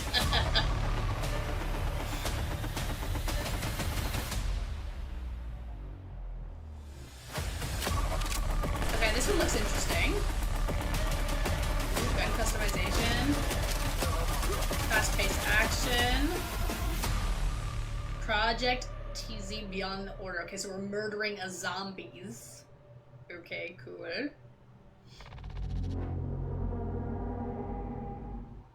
Zombies. We all know zombies. Zombies are everywhere. In movies, in TV series, in books, and especially in games. And they are still making more of them. And you know what? I love it. I have a huge pleasure to introduce my guest, Justin, the developer behind the game Project Z. Hi Justin, how are you? I'm good, thank you for having me. So, zombies, pretty much the most popular theme in horror games, and I'm curious, how do you approach it? How do you want to refresh the formula, or how do you want to use the zombie theme to make a great game? I think everyone likes zombies, I think we can agree on that. Yeah, the way we want to approach the zombie game formula, or change it, is by adding a feature that we call the hideout, which is the focal point of the game, to add more group management mechanics to the game. Even though the player can play through an entire co-op storyline about a lot of crazy Nazi experiments, also with the wide range of zombie types, we also give the player the hideout, which is basically a sandbox where you can build and craft weapons and manage their survivors. Since the player needs to find NPC survivors during his co-op missions, and those NPCs have specialties like a gunsmith, farmer, soldier, and even more to build and use jobs dependent on their specialties. Also, a cool thing about that feature is that all those NPCs need food and water to survive, so the player must find resources during those co-op missions to maintain their hideout, to build new things, to ensure those NPCs don't die. Because if they do, the shop it was assigned to cannot be used anymore, unless you have another NPC with the same specialty. Oh and that's my god! Only part of what the player can do in the hideout, and especially in the game. But in general, we took a lot of inspirations from games like Left 4 Dead, Dying Light, Escape from Tarkov, and also Fallout Shelter, to create a very, very unique zombie survival experience. Ah, I see. So you kind of take that action of games with zombies, but you added very Imagine your strong, merchant dies and you don't have a spare feature of merchant, you base can't buy management in supplies. it, yeah, and you just combine it together. The cool thing is that you can basically invite your friends to your game session, and you can build an entire hideout together with them. Also, you need to take care of those NPC that you find during the mission. Thank you so much for having me. And guys, don't forget so it's to kind of like use The this Project Forest on Steam. also, That's in coming out in that sense. 2024, and I hope you guys are excited. Okay. Which means that the zombies can probably break your hideout, right? Which means I'm gonna have issues.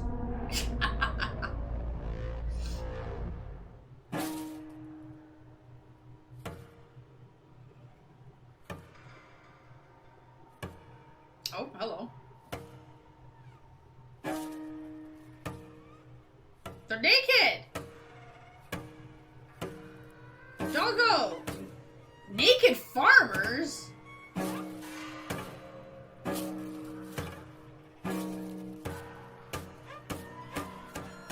What?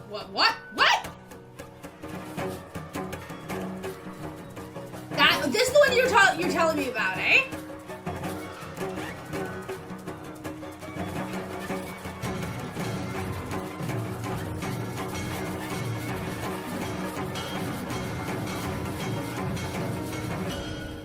Was Horseman jerking it? Is that what was happening?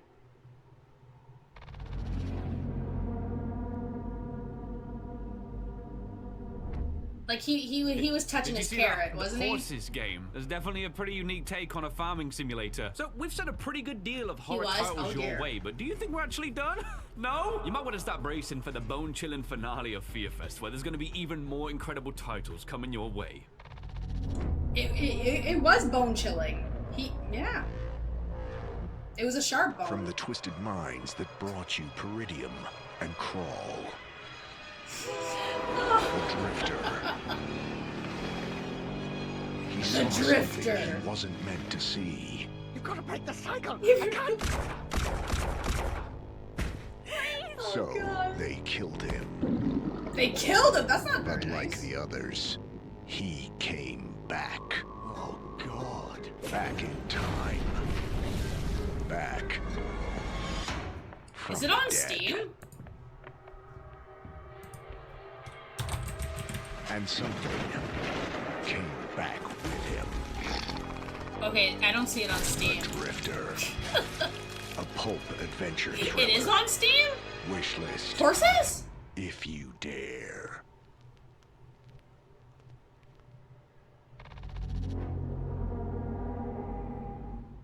Dear viewers, Yeah, now horses is I have not. a huge pleasure to take you on a little journey back to the past.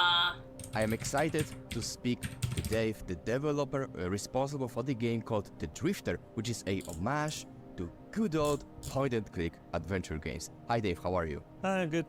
How are you? I remember when someone showed me the trailer of The Drifter, and The I was website like, is okay, so this is some kind of game messed for early 90s, I never heard about The Drifter. And they were like, no, this is the modern title. And I was like, oh my god, that's amazing, it looks so good. But I need to ask you about one thing. Mostly when we think about old adventure games, we think about titles like Secret But of they the will Monkey actually be Island adding in a and censored generate all those streamer mode for comedy-style people that, games, want to but play The it but don't Drifter want is to a watch serious game. It's a carrot thriller. janking. So I'm curious, why did you decide to go in this direction in terms of art style mechanics and how you use them to build attention and tell your story? Well, yeah, I mean, I made my first point-and-click adventure about 20 years ago, and that was, they were always kind of comedy things. I've been doing it for a while. But we had a little game jam we did, Adventure Jam, which was like 2 weeks to make a game, forget about horses. to make a point-and-click adventure, and we thought we'd try something different because 2 weeks is a nice Thank little God. opportunity. We loved horror and thriller stuff, so thought we'd try that. So we made this little game inspired by John Carpenter's The Thing, and called Peridium. The reception of it was really awesome. Like, I'm used to with the comedy games, like you might see players you might get a little chuckle out of them. But like watching players play a kind of horror thriller thing, It's the you type see of them, game like, I'm gonna play really by get into the myself. story, and they were writing like fan theories about how Hell yes! how this mystery Congrats. kind of getting worked and stuff like that, and so that was super exciting. So yeah, that made me want to definitely make another game like that. Oh my So I god. started working on The Drifter. Traditionally, the point-and-click kind of games, you think of them as being kind of slow-paced, you can wander around and sort of slowly solve puzzles, that kind of thing. But there was sort of one scene in this jam game we did where the character would suddenly like find themselves like strangling, like hung up by a string hung up by the neck from the ceiling. And when we watched players play that bit, they were all like panicking, like they like had to quickly act and stuff, like it was, an action game.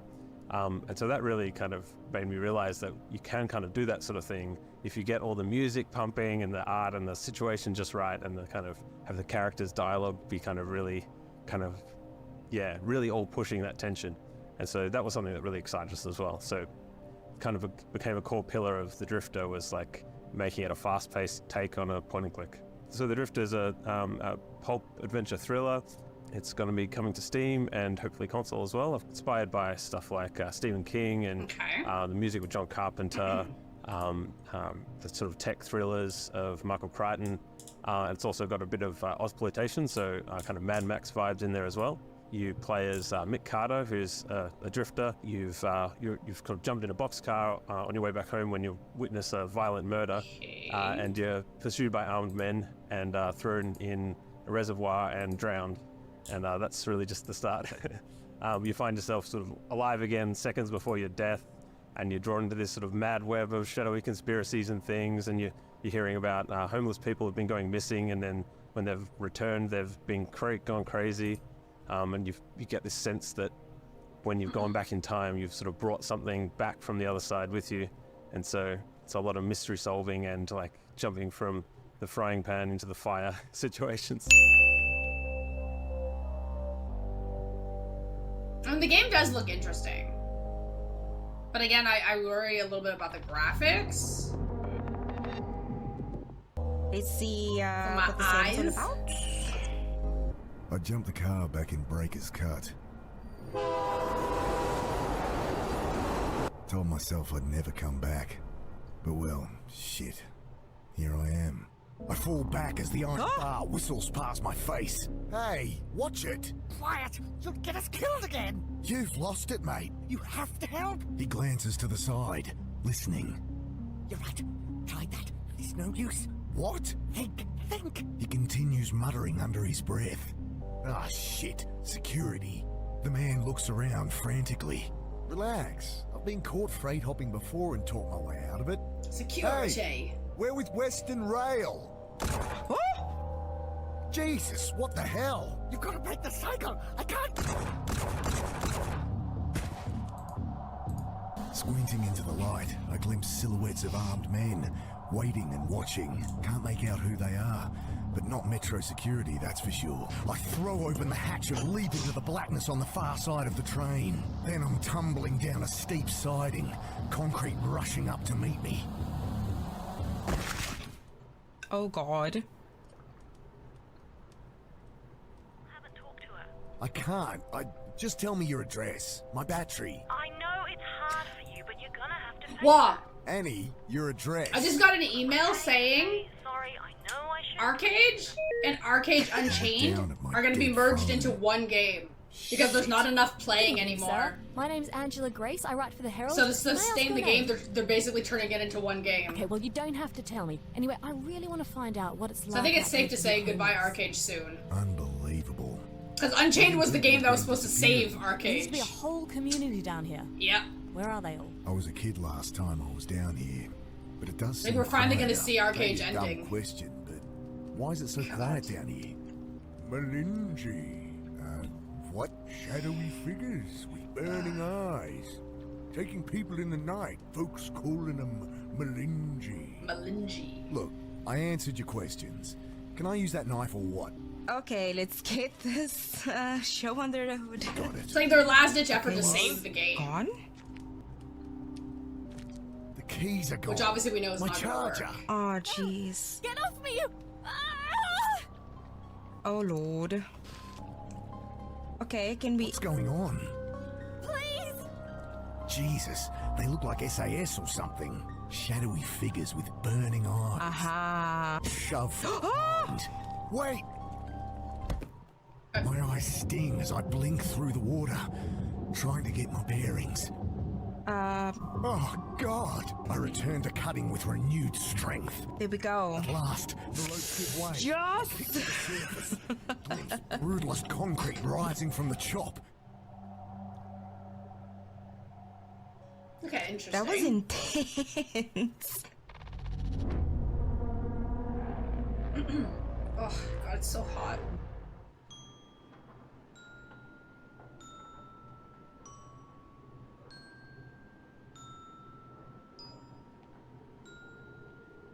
Okay, this looks cute. Which is really funny for a horror game. Okay, I like the art.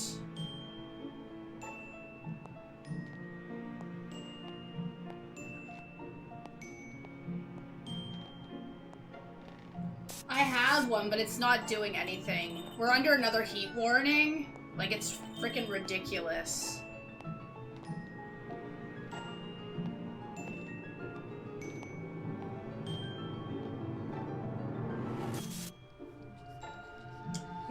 him to stay and play with me first. I'm in Canada, which makes it freaking worse. Oh, Loki's having a hard time. Ember's smart. Ember stays in where the air conditioner is, but Loki has to be beside me constantly. So he's literally like in a sweatbox sauna room right now.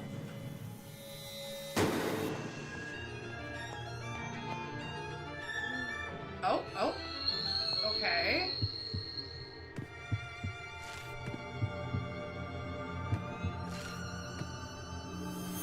Ontario.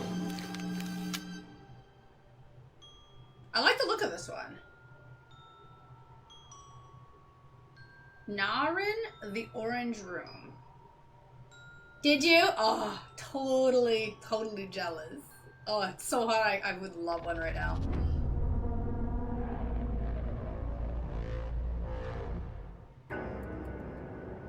Stranded in the Alaskan wilderness. Oh, this is, I think, Edge of Sanity or Edge of Insanity? Something like that. If I remember, we had a teaser last Fear Fest for this. Heat wave and I'm working from home on the last floor of my apartment building. Oh my god. Do you have a lot of sun coming into your area? See, at least like my office is not where the sun shines, but it doesn't freaking matter. It's so hot. More than for me. Oh, okay. It's a little bit cooler for you. Oof, but still hot. Yeah, it's like 27°C right now for me. And they're like, it's cloudy. Who cares? It's cloudy. Like, it's ridiculous. Oh.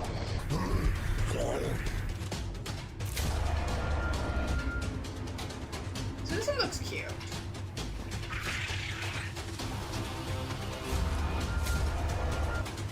That's nice and cold. That is not nice and cold. That is ridiculously hot. Way too hot. Edge of Sanity. Oh, my bad. I screwed up the name.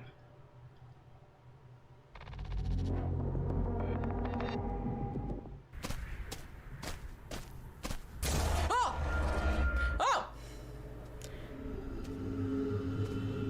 Oof. Oh my! I mean, we have that here sometimes. Oh, that's scary. Wait. Oh! Okay, I'm gonna let it keep playing. I'm gonna do a quick be right back. I'm gonna put Loki in the other room for a little bit. He's probably not gonna listen, but just try to cool him down. Ow! Where am I supposed to go? I'm gonna put you in the air conditioner for a little bit, okay? How do I? Oh! What the heck? Oh, okay. Some rocks. Big rock. No, that was a small one apparently. Oh!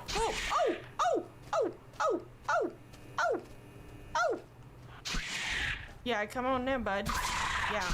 Oh, I did kill it. Yes, it did. Oh, that scared me. Oh.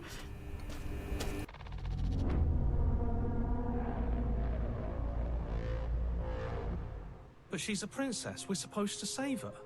You're supposed to slay her, or she'll go on to destroy everything. Do you not understand what everything means? You poor thing. We both know this isn't you. See? She's not a monster. She pries the blade from your infuriatingly rigid hands. I'll try to make it quick. What is she? She plunges it into your chest, tearing through flesh and sinew, but failing to hit anything vital. Oh no! I'll try again. I'm sorry. You collapse to the floor, 30 blood degrees for you, pooling heat in the waving. cavity Yeah, she carved we're into under your like a heat torso. wave warning like all She week. leans over you, tears leaving pink streaks. Oh, this is down a Slay her the cheeks. Princess, eh? I wish it didn't have to end like this. And it's too late to think of how things could have gone differently. Everything goes dark, and you die.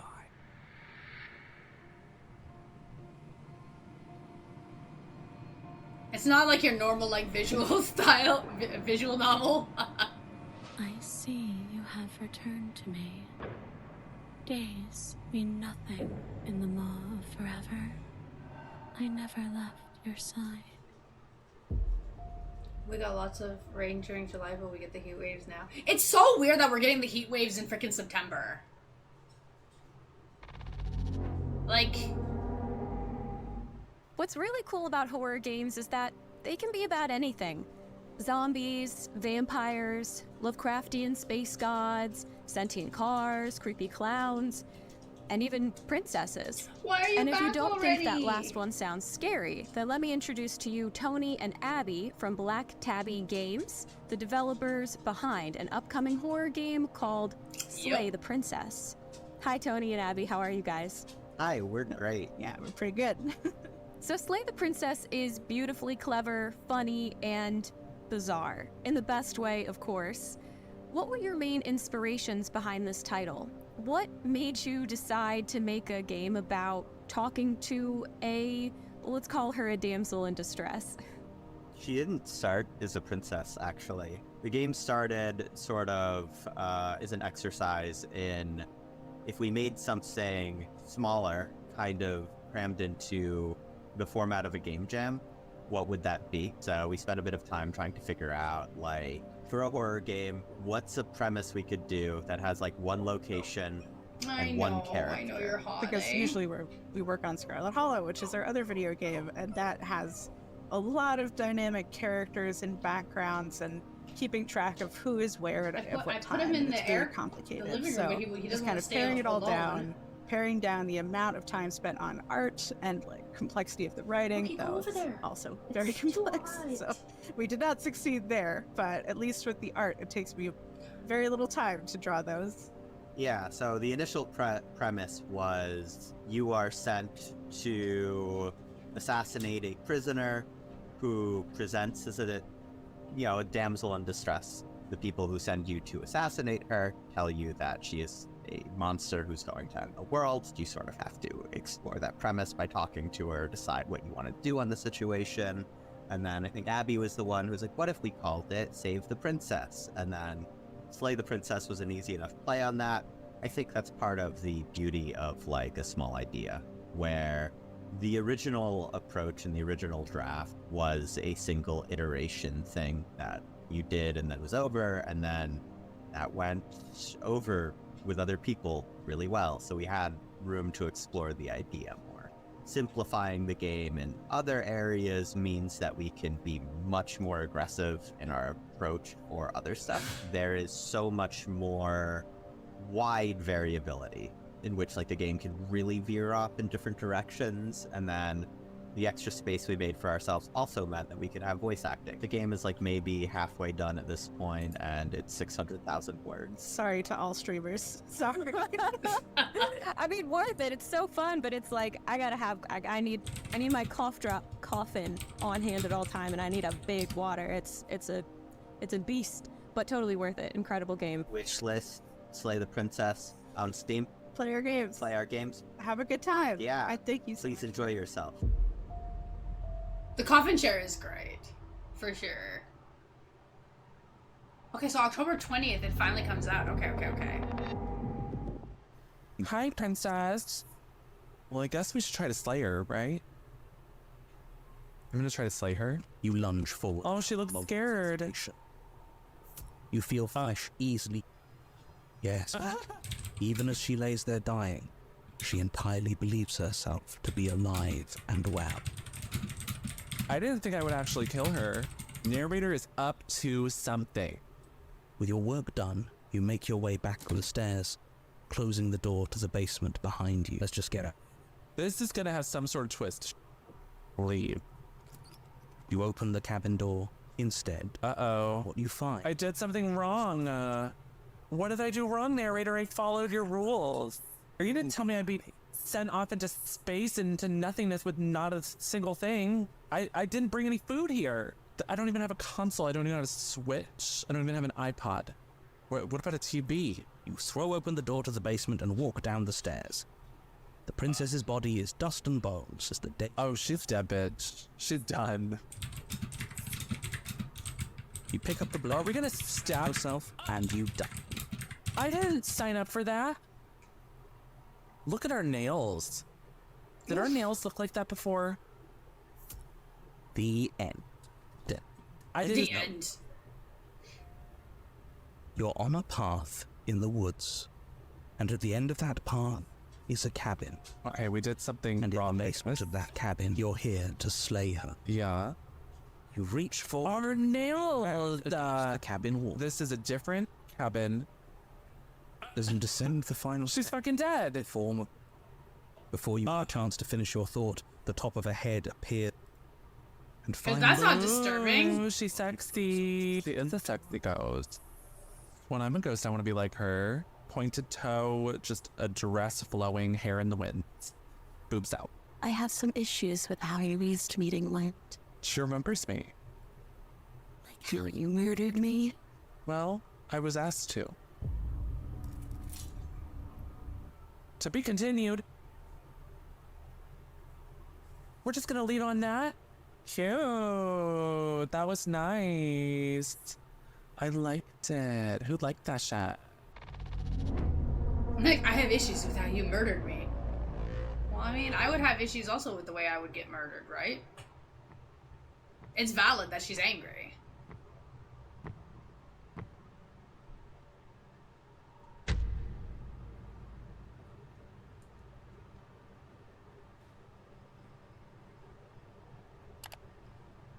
Oh, this is Bunny Graveyard. This one.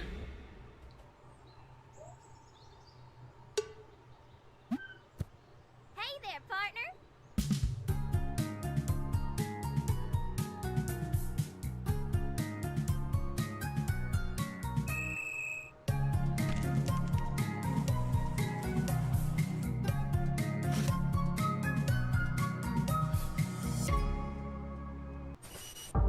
It's like, oh, it looks cute.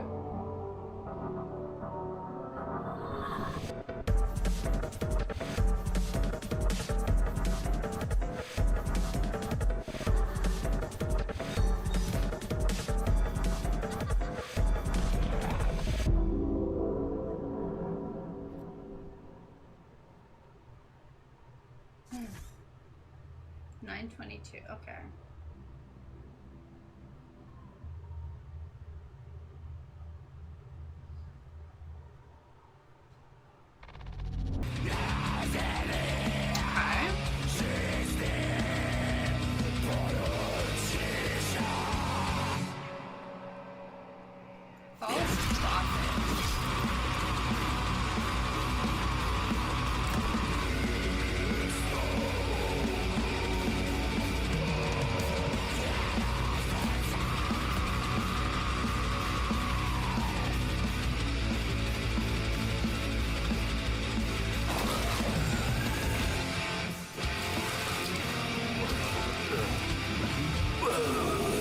It's disturbing.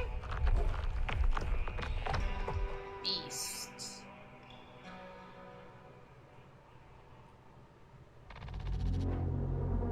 Okay. Brutal, tactical game set in a medieval fantasy world with strong horror vibes.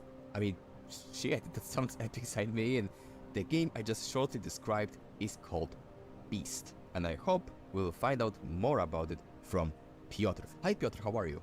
Hi, I'm good, and you? I'm fine, and I'm happy to speak with you about the Beast. I saw the trailer and it looks amazing. If you could tell me more about a Beast mechanic, because it sounds like something unique that can influence the whole experience, so if you could just tell me how it works exactly. This mechanic is all about going insane or not. So exercise your beast, and you decide what to do. The main protagonist, Anton, he has something what we know today as, we call it PTSD. So he can say, is it nightmare of war or is it reality what he can see it all the time? And with every stress trigger, he can go insane. When he is going insane, he can release his beast, inner beast. He sees himself as a devil, as a guy who has devilish abilities. Some people also see him as a devil if they believe in magic, if they believe in unnatural war. and some will say he is just a murderer, just a killer, a brutal companion. The beast system allows the player to become stronger at the cost of others, or save others and see the effect. Please join our beast community on Discord.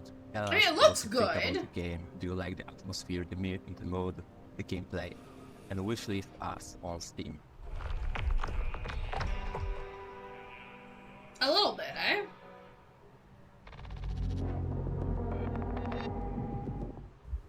Well, this guy doesn't look like he's in a good situation. Oh! But he knows how to fight his way out of here. Escape the manhunt. To use a melee attack, select the enemy.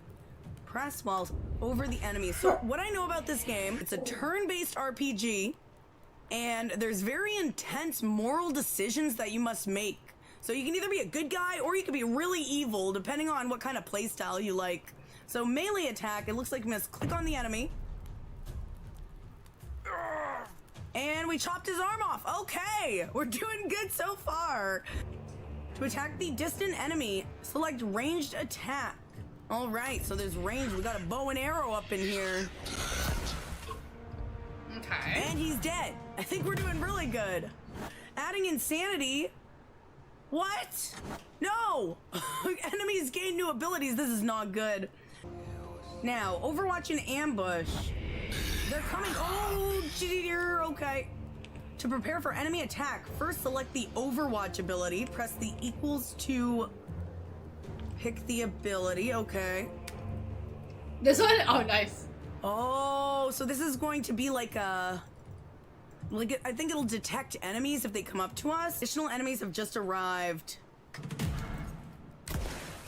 Oh, so I'm ready for them when they come for me. Okay, that makes sense. Now we can attack. That's cool. Oh, it's the enemy's turn. I took damage. That's not good. That's a nasty one. It looks interesting. Okay. So let's heal ourselves. And I don't like this guy. Close. Oh, so we're supposed to move closer. Here we go. I see. Oh! Maybe this wasn't a good idea. Unleash me. Beast mode. The game is called Beast. Okay, let's unleash beast mode.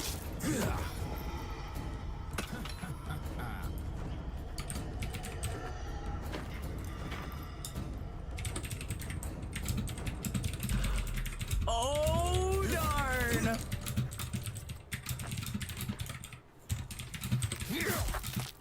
I don't think they know what's coming. He looks like a demon. Sorry, I like evil laughing.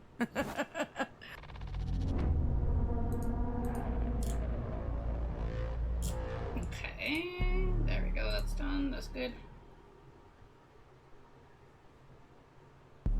Because turn-based is tricky.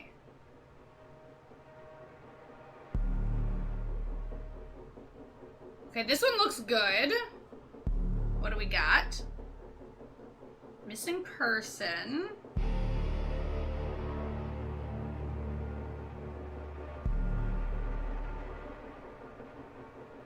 Oh, this is, I think, No Son of Mine.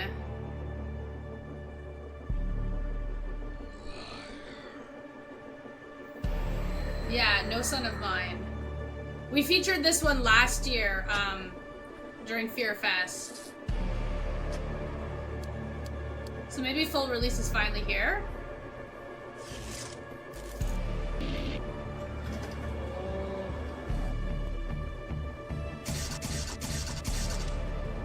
Yeah, so for anybody that remembers last year's event, you'll probably remember this game a little.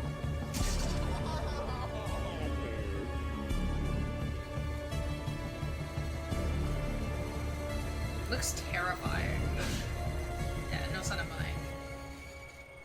Oh my god! The developers of Pleasantly Friendly Games. Yeah, you can't have a name like that and release games like this. I love it. I love it. Okay, okay. Oh god, this one's gonna be very painful on the eyes. It's just a mannequin. Just. Oh my god! Pixel puzzles!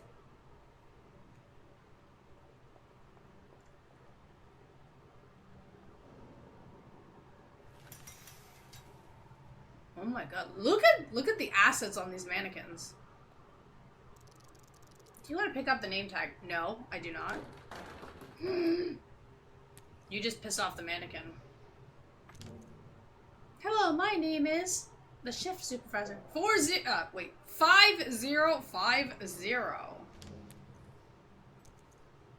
Okay. Oh god, they moved!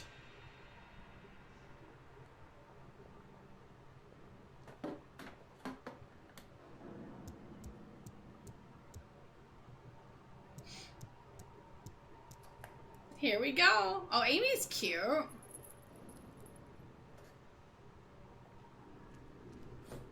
Oh my god. Oh god, she's just knocking them all over. Oh god, that one's moving. Deep Sleep Labyrinth of the Forsaken. Okay. Ugh, mannequins. Saybot Studios presents... Here it is, here it is. Tenebrous Somnia.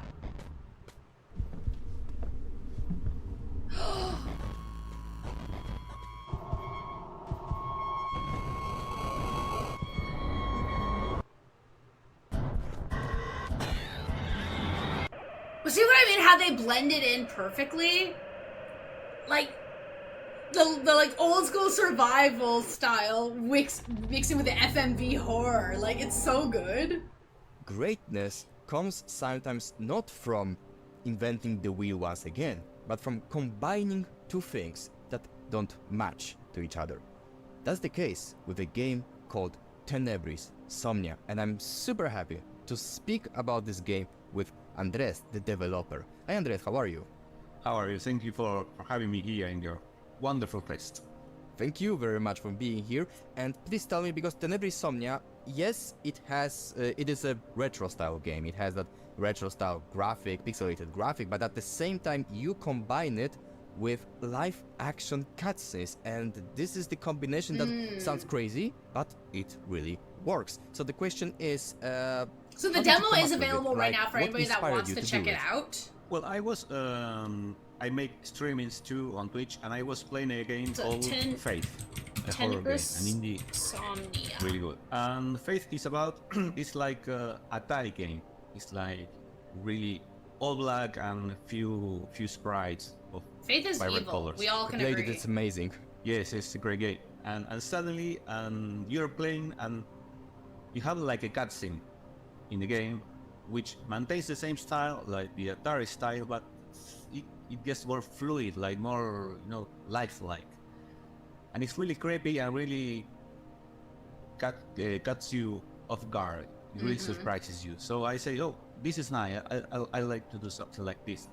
I'm not really an Atari guy. Atari was before my generation, so my generation is Famicom or NES. I say, okay, I like to make a Famicom game. But how do I make this different, this contrast suddenly to, if it's a horror game, to surprise you and horrify you? And I'm actually a filmmaker in my country. I'm a movie director. Oh.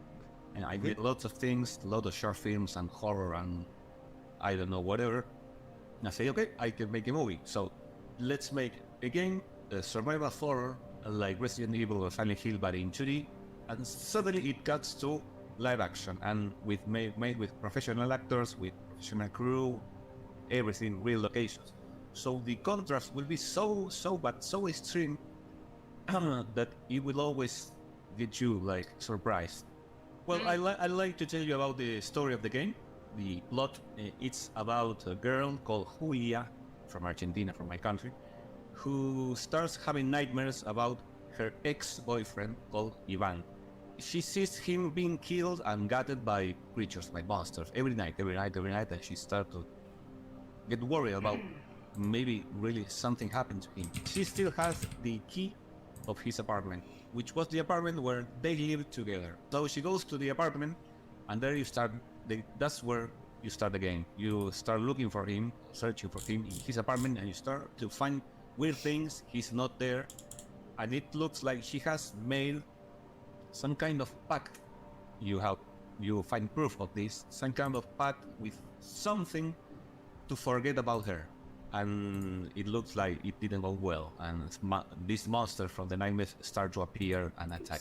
So you have to find out what happened and if he's okay. And of course, if you want, you can wishlist on Steam, and we hope to have it next year, 2024.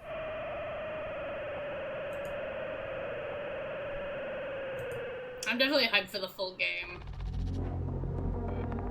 For sure. Tenebris Somnia. It is a horror adventure game, same vein as your Resident Evils, as well as Silent Hill, just has a different sort of environment. Okay. Oh, this is a nice apartment. Alright. They could be. Spacebar and A to interact. Yeah, the first place I'm gonna go is up the escalators. Okay. These are the cannons where he kept Deval, the short film he made in film school. They're empty. I don't know why they're on the floor. Very heartbreaking. Something smells really bad. Can we take whatever it is out of the oven, please? Whew. What? It's the short film. He burnt the film. Wow. Oh my god, he burned it! Someone's broke the TV. I don't like this at all. Okay, okay. Why is this old book on the floor? To make... Hello? Why did he board up the window? Let's see. Oh, bedroom. Okay. I remember I always wanted to sleep, leaving the curtains open to feel the morning light. We really want sunlight in here. Oh, look at that beautiful sunlight. What do we got in here? Oh, dear. This is worse than the kitchen. Is that a shadow behind that shower curtain? Lucky. Very lucky. Thank you to the follow. Welcome on in. I would like to equip that. Yep. Oh, Smash! Alright, the liquid in the glass turned into a strange color and gives off a lot of heat. Alright. Yeah, glass of a big Latin word. Fantastic. Let's go melt this door. Yeah! Oh, hell yeah. The red thing melted. I can enter now.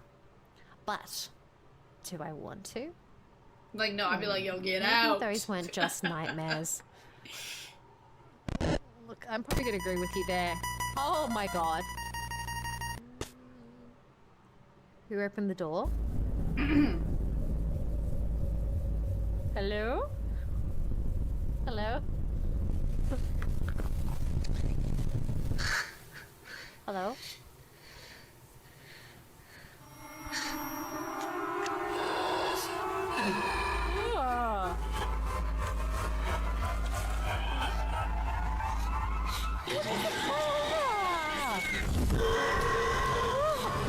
Like, it's disturbing! Oh my god!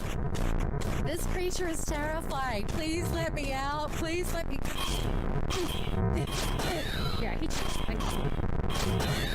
I hit you. I hit you. I hit you. Oh. Oh. Oh. So for anybody that does Was plan I- to check out the demo, Oh, I I highly dreamed recommend real? use Or controller. am I still dreaming? It's I'm gonna really continue hard playing with it 'cause keyboard it's and actually mouse. Really, I'm intrigued. I'm intrigued. But a lot smoother with the controller.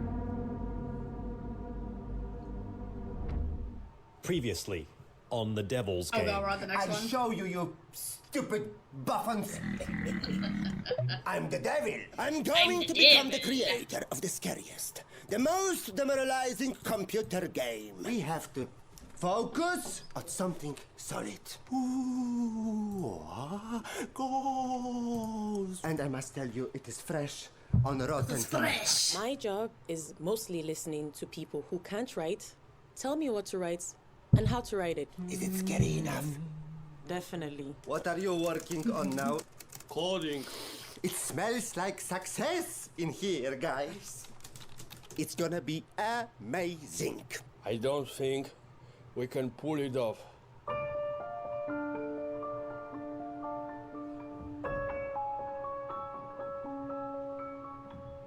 Part 4. Recently, I've decided to implement the system of my motivational workshops and exercises to increase the morale of my team. Ah.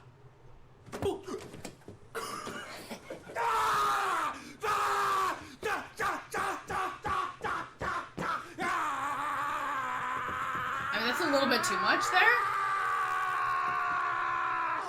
They really seem to enjoy it. I feel like we are bonding. We're bonding. I'm not sure it's worth it. My experience in being scary as fuck. Also, I want that Fear Fest poster that they have on their sometimes wall. make them a little bit insecure. Maybe even, you know, jealous.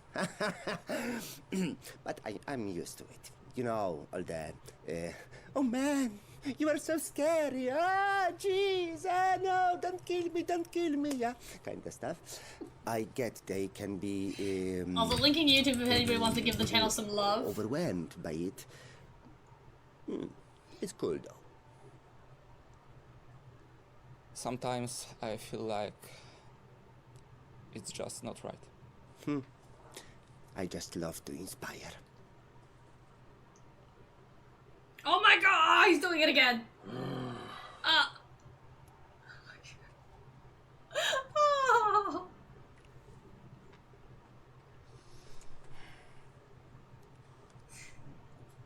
No, press this one on the middle. No. Yes, that's the touchpad. The one below with the logo. Logo. Okay. Let's start this game.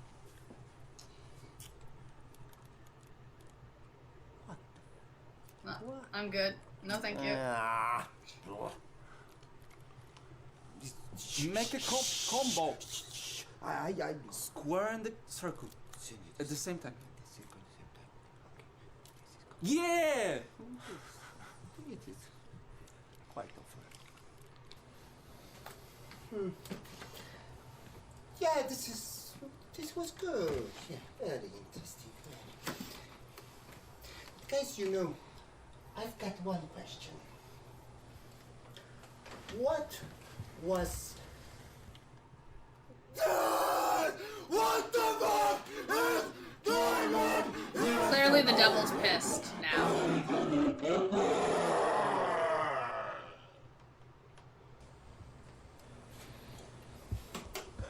But why? What was that?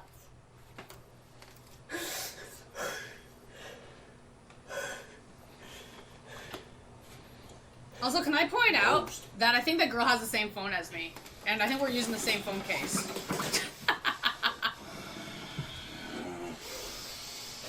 Ghost my ass! Excuse me!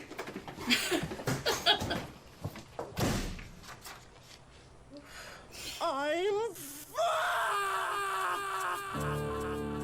Aww. Poor Satan. You're never scary. You're pathetic.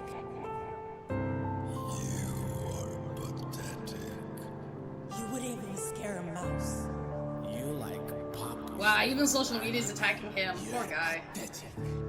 You have no style. You are never scary.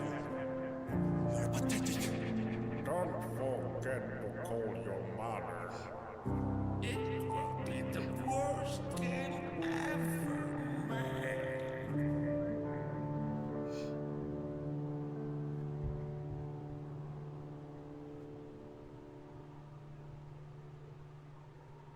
Aww. It's so sad. Pathetic. Aww.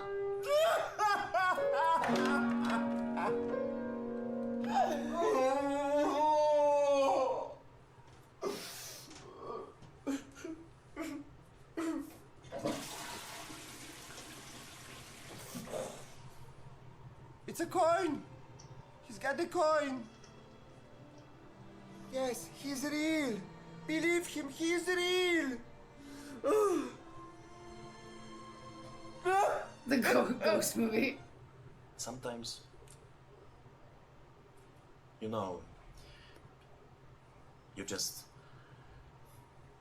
I think I need a change. Just sometimes, when it all crumbles, and then, you know... Kill me. Just everything. It's all... Just... I mean... It's your weak script. Oh yeah, of course it's my fault, Mr. Yeah. Technology. Yeah. Of course it's your fault. I did my best. You scrolled your phone all the My only job time. was to write the script and I did. It's your fault. It's your fault. Guys, it's my fault. It's always me. Stop whining! Get your fucking self together! We have a game to make!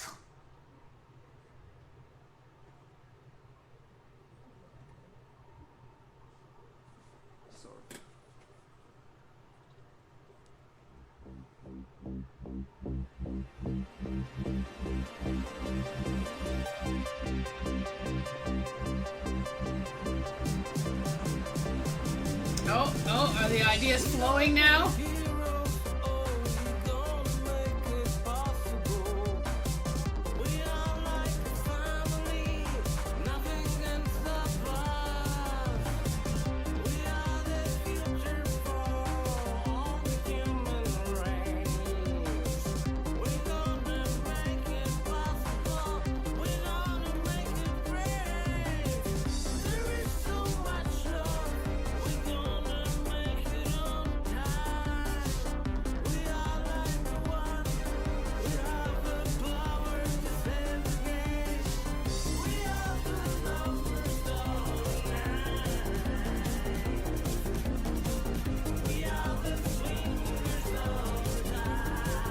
Where'd he get that extra hand?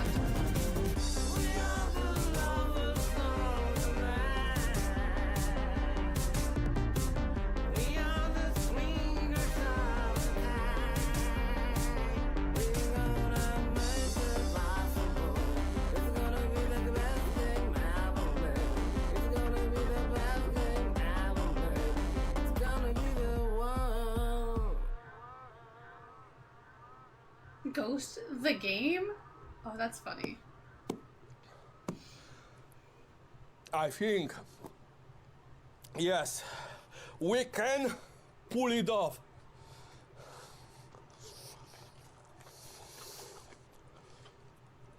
Oh my god, stop eating that. Don't eat it. Don't eat it. Don't do it. Oh, he did it.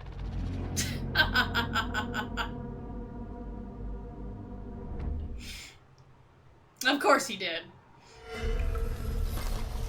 In a horror story, there Okay. are only victims and monsters. And the trick is not to end up as evil. Alan Wake 2, let's go! Trapped by the genre, we're all ripped to pieces along the way. No! We have a great show for you here tonight. Alan Wake, one of my all-time favorite writers, You love that and stuff. guests on the show. He's here to talk about his latest book.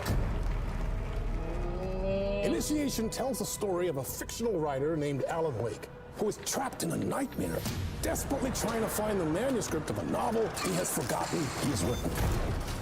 Did you write these pages, Mr. Wake? I'm trying to remember it's... You're the killer. The cult leader. No! You've got the wrong man!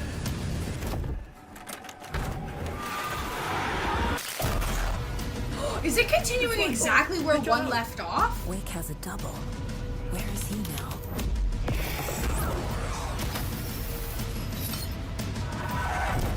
I don't want to be in the story. Just write me out of the story. Alan Wake. Well, then maybe it's a good thing that we recapped it. Oh. Ooh, October 27. Let's go. Deluxe. Hell yeah.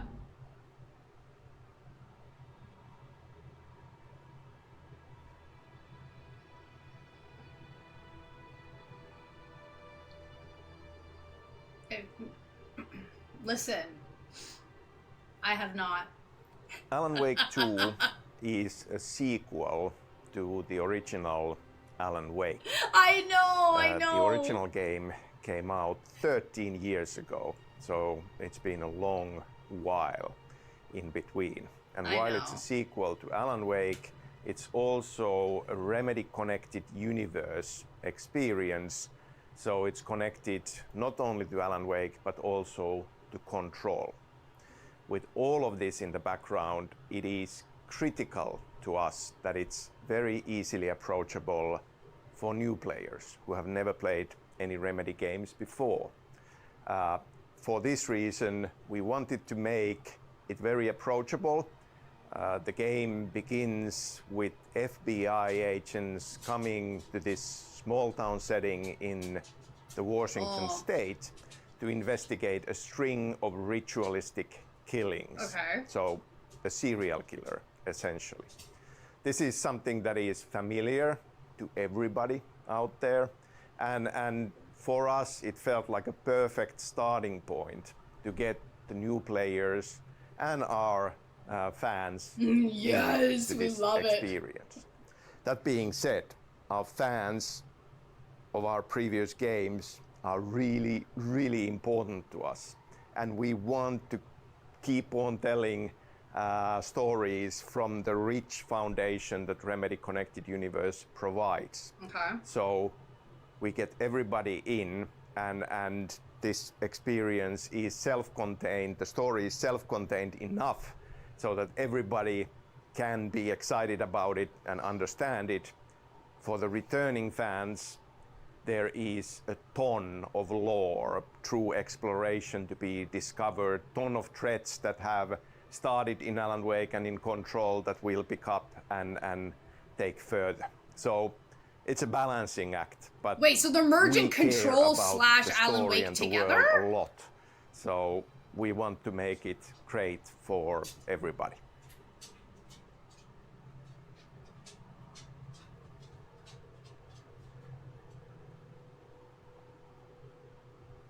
In Alan Wake 2, we have two playable characters.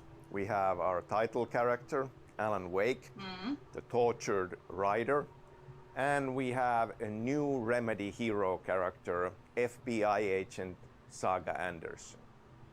Okay. We have a lot of ambition when it comes to interactive storytelling. And we felt that with two characters on two separate journeys through two different worlds gives us a lot of tools for storytelling. A playable character brings in their own point of view, their persona, their backstory into it, which gives us a lot of opportunities for telling the story. And with the structure of these two narratives going side by side, and the player in control, controlling the pacing of this experience, the player can switch between Saga Anderson and Alan Wake through this experience as they choose. Follow the character, then switch to the other character, and get a slightly different perspective depending on. Oh, this sounds how very they play painful on the through. brain. This kind of richness and experimental nature of the experience is something that we felt crucial in telling this story and bringing this game experience to you. Okay. At the same time, Saga being a newcomer into the Remedy Connected Universe, into the lore, the supernatural horror lore of Alan Wake, she is a perfect point of view character to bring everybody into this experience, new players as well.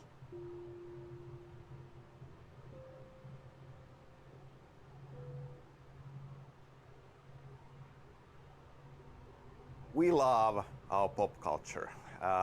We feel that it's essential to find things to be excited about that inspire you.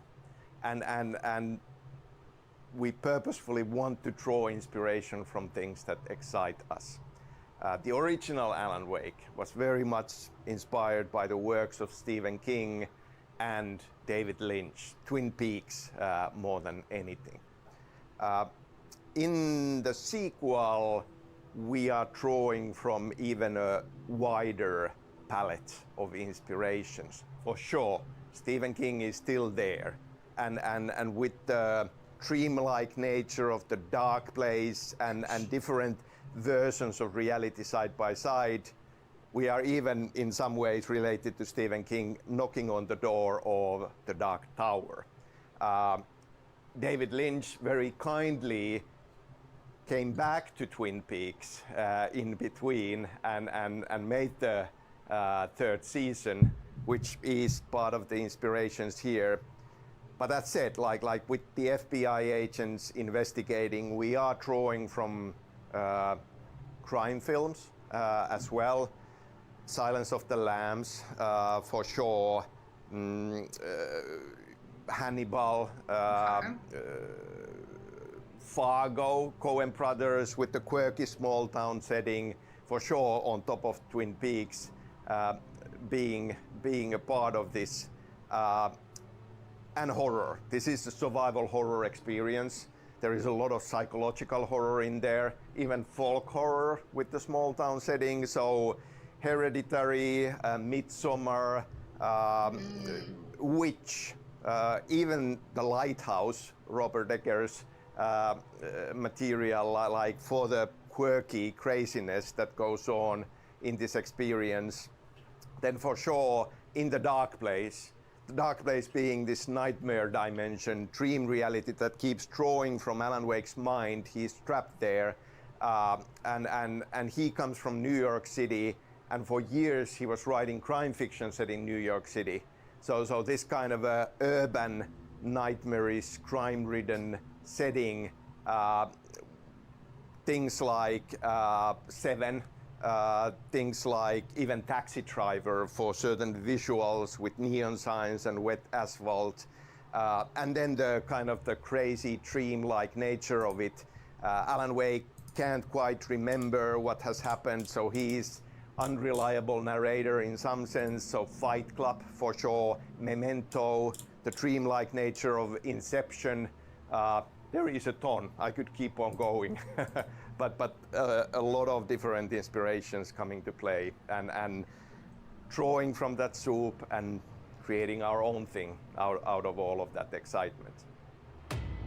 Okay. It's gonna be interesting jumping between both characters.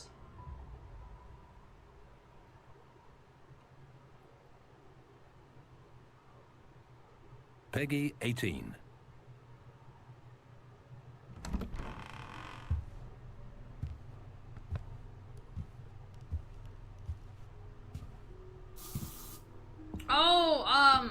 Oh my god. We played the demo for this. My brain shut down on the name though.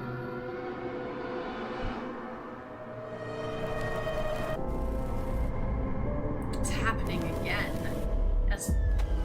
I was reading that.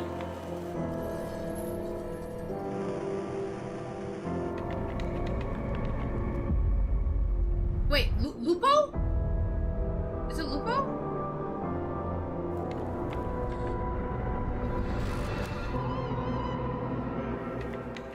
There is no escape.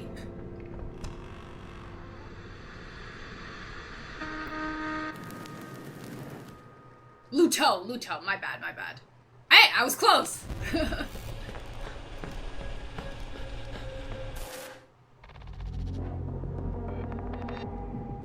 Welcome to Ludo. We're gonna be trapped inside our own house. Let's check out this demo, shall we? Like, I'm definitely excited for full release, for sure. Very gorgeous home. The house looks kind of nice from up here, you know? A bit of piano playing, a little bit of someone calling me instead of texting me. Can I straight up leave?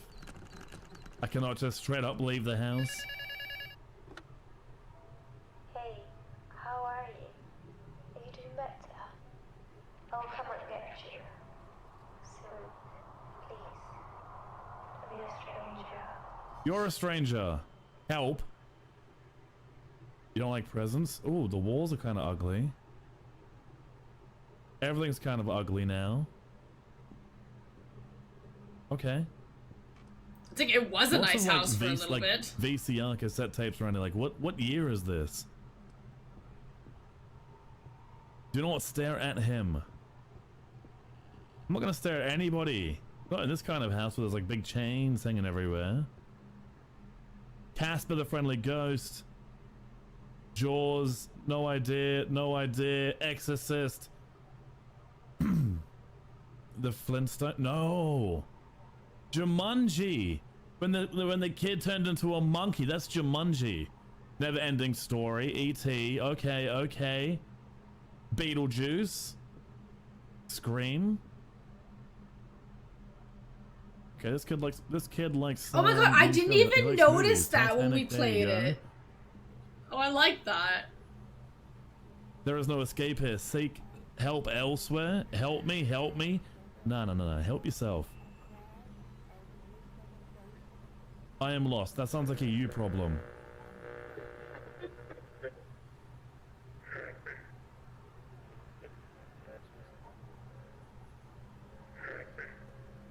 Help. Alright, what's down this doorway? No one's home. Oh, rude. Rude. You wanna fight? Let's fight. 1v1. Please don't hurt me.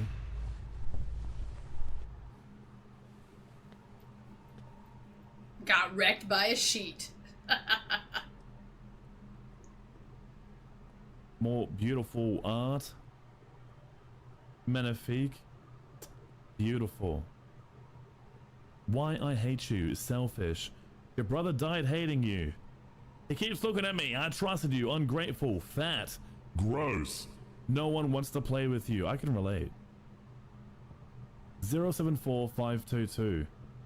074522. 610-074-522.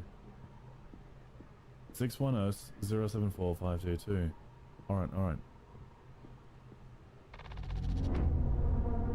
Then you get there, you go like, oh, I forgot the number, go back again. Which is like my issue. I can't remember those things if my life depended on it.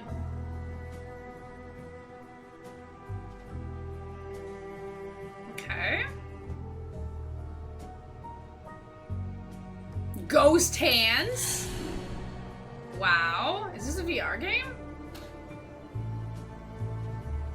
This is totally a VR game, eh? Staff's not joining us for dinner. I guess our host wants us to fend for ourselves.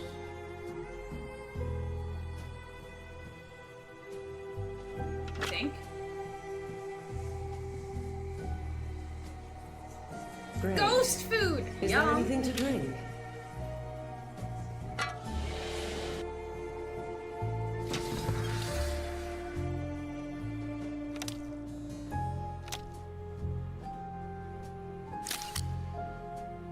Fail.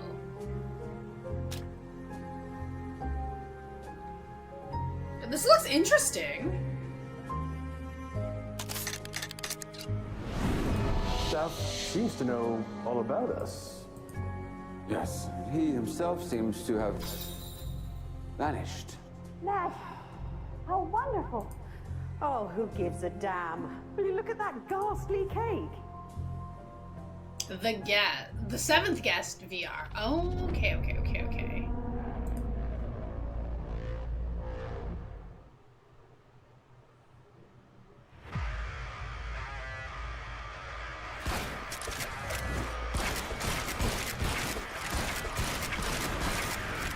this one's more action-based.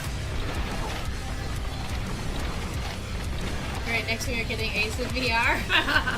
Maybe one day, but definitely not anytime soon. I don't own one, it's too expensive. And imagine me doing VR in this tiny little office. My god, I'd end up like stepping on Loki.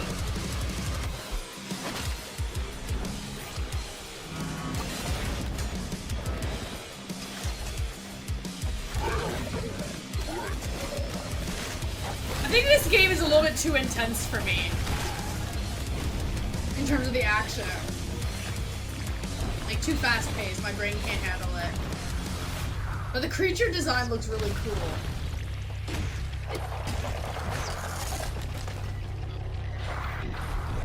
Because, like, just watching this, it's making me dizzy.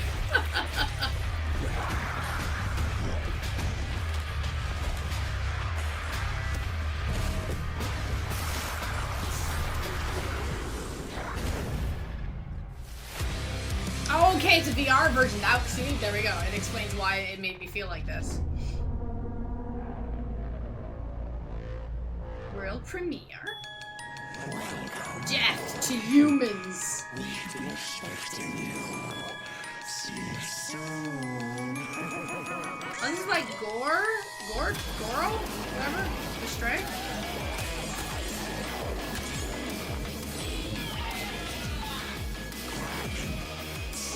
Tony Hawk, kitty.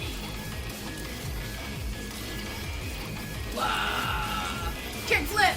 Let's go! Let's go, kitty! Look at him go! Boom! Yeah, I definitely can't play this. Wow. Oh my god! Oh, that is disturbing.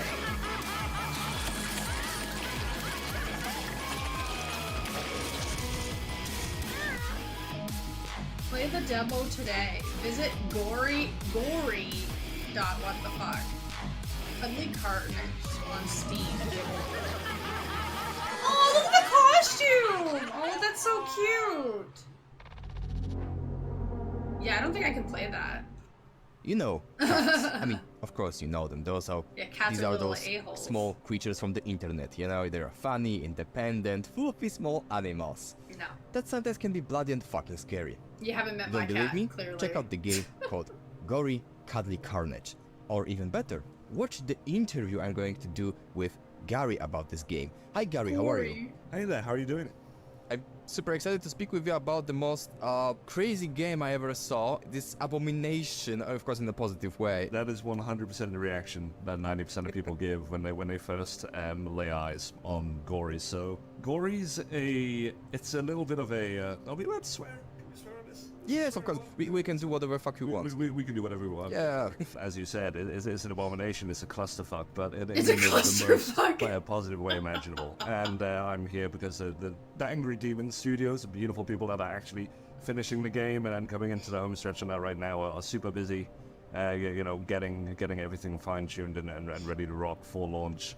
And when we first met the demons, when they first pitched their game to us, we had very much the same reaction that you and I'd imagine everybody that has either seen the trailer or played the demo or seen this particular interview, and kind of went, "Wow, what the hell is that?" Like, seriously, Gory Cuddly Carnage is basically a fast-paced, very brutal cat and slash action adventure where you play a cat called Gory with a hoverboard called Frank, who is absolutely murderous and foul-mouthed. Oh, the hoverboard has a name and it destruction, talks.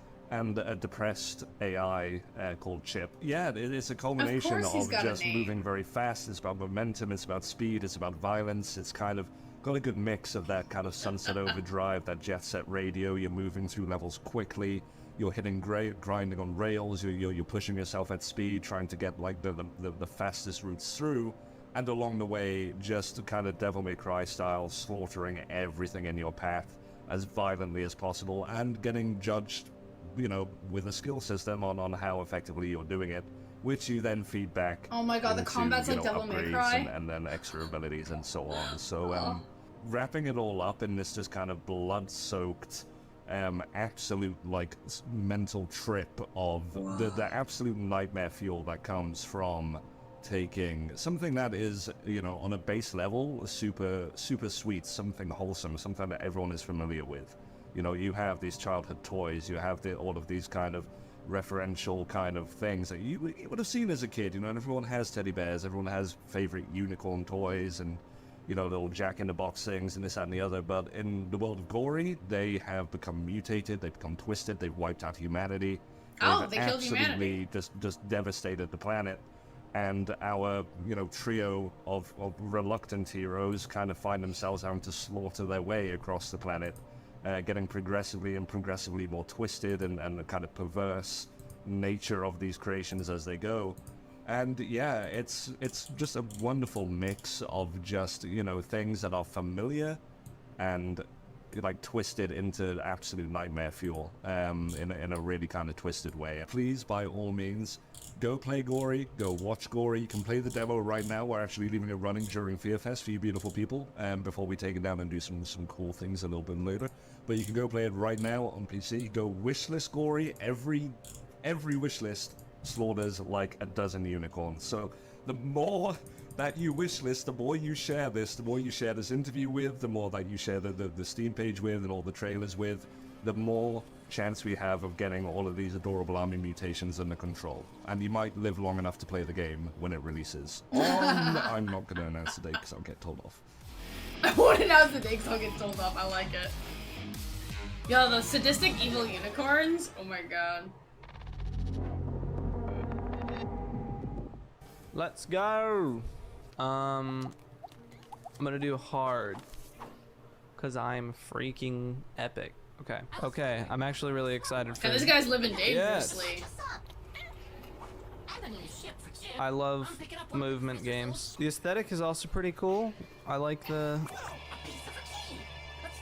neon sort of stylized look. Now, I'm interested to see where combat begins, because I believe there is some. The unicorn. The cutest companion. I wouldn't say that. It looks a little horrific. Oh my god! This is a sort of a Galaxy Quest moment. Okay, so here's how you fight. Let's freaking go. I'm never That's looking awesome. at unicorns the same way. It's like My Little Pony gone rabid. I've played enough Roblox obbies at age 12 to do this. Oh, rails, let's go. The colors are so nice in this game.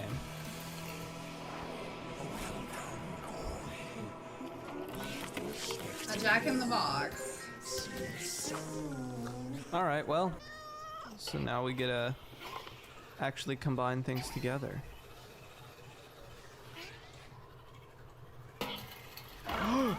That actually scared the hell out of me. I do remember kind of looking at this and be like, this doesn't necessarily look like a horror game, more just like, oh god! Well, and just as I was saying that, yeah, The slicey corn. that's awesome. That's a lot of fun. Okay, this is fun. You know We the actually sad get an part is upgrade. I don't know, I'm surprised, like, this game has mechanics, what the hell? watching this, and it's making me like sick Oh, because shit. of how like actiony and spinny I everything thought that is. was gonna give me more But yet, freaking boost. I want to play This it feels like a because boss it looks room for sure. ridiculously For sure. Yep. disturbing. But if just watching the gameplay makes me want to upchuck, God, playing it's gonna be so much worse. The right hand man. The right hand man. Oh shit! A rat! Fuck! Okay, the right hand has a freaking laser hands. I love the way that feels, just snapping to bad guys. Okay, I need to fucking kill you, motherfucker. E? What does E do? Oh! Oh! I could have done a cool move this whole time. Did I get him? I won. Maybe it wants me to go up this.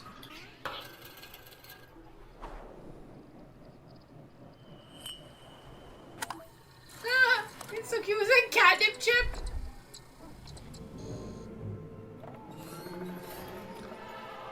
Uh-oh. Oh, is he here finally?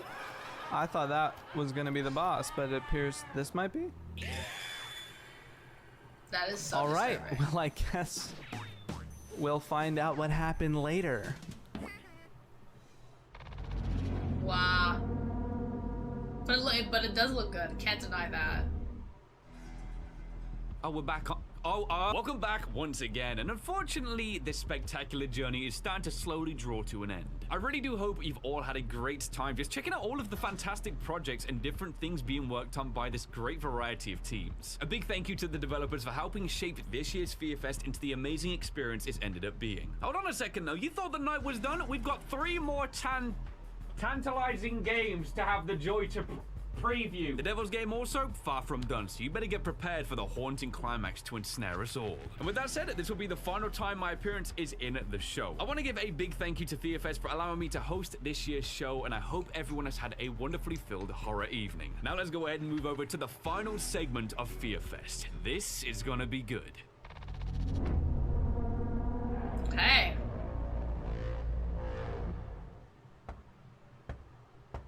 Oh, there it is. My mother used to say, Was it the Island Tide Hotel? You better ask, who is it for? Is it an angel? That would be nice. Oh my. Or is it the devil? Better think twice. That's the devil? I'm here for Eleanor. For Alison newfound fatherhood. Hey, I came, didn't I? As we've just met, I'm gonna ask you.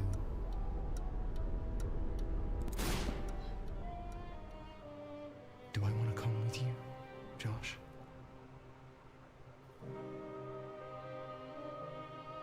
Well, mistakes were made. That's the face when you know that you done screwed up.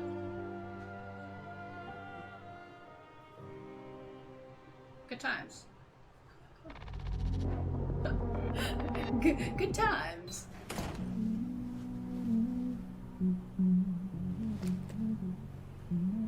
Oh my god. Where's I thought that was someone's grandma, but now is she a detective? Ooh. Oh my god. Oh. Leslie. I'm afraid not.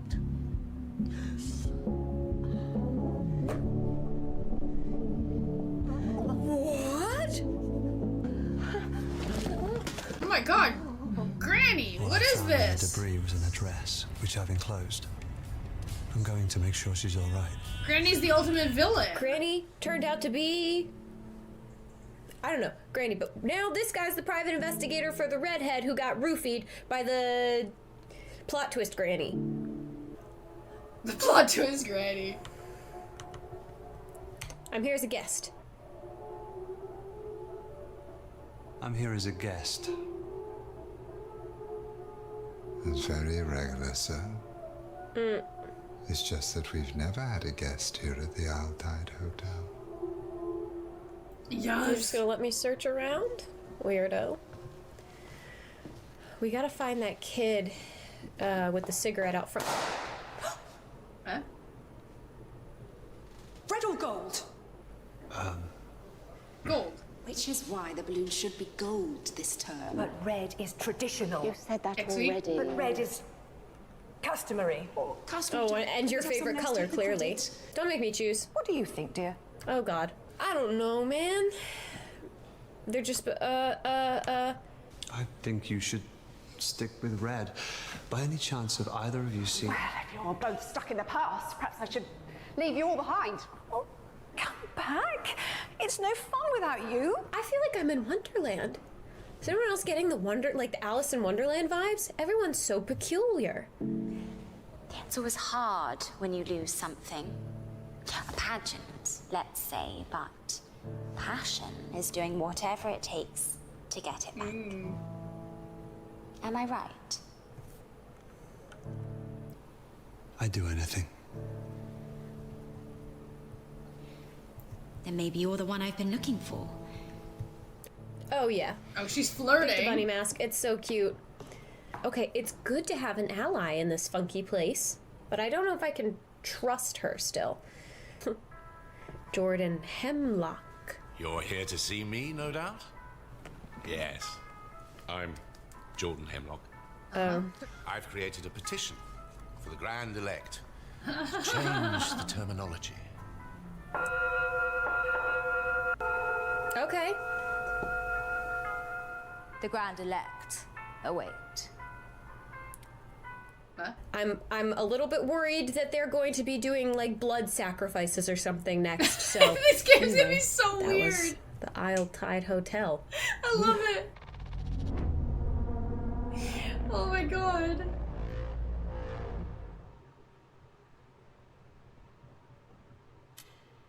I had the most vivid dream. Yeah, this is after Dream. Right? Yeah, they don't. No other. They don't disappoint. Would you describe this dream to me? I can feel my body as if I were awake. I can see my fingers casting shadows. I can smell the damp and moldy air. I could see and feel all the little details a dream should blur. That dream. Take a deep breath. Would it help you to focus if you closed your eyes? Yeah. Close your eyes. I can try. And listen. And now, please, tell me more about your dream. Oh my.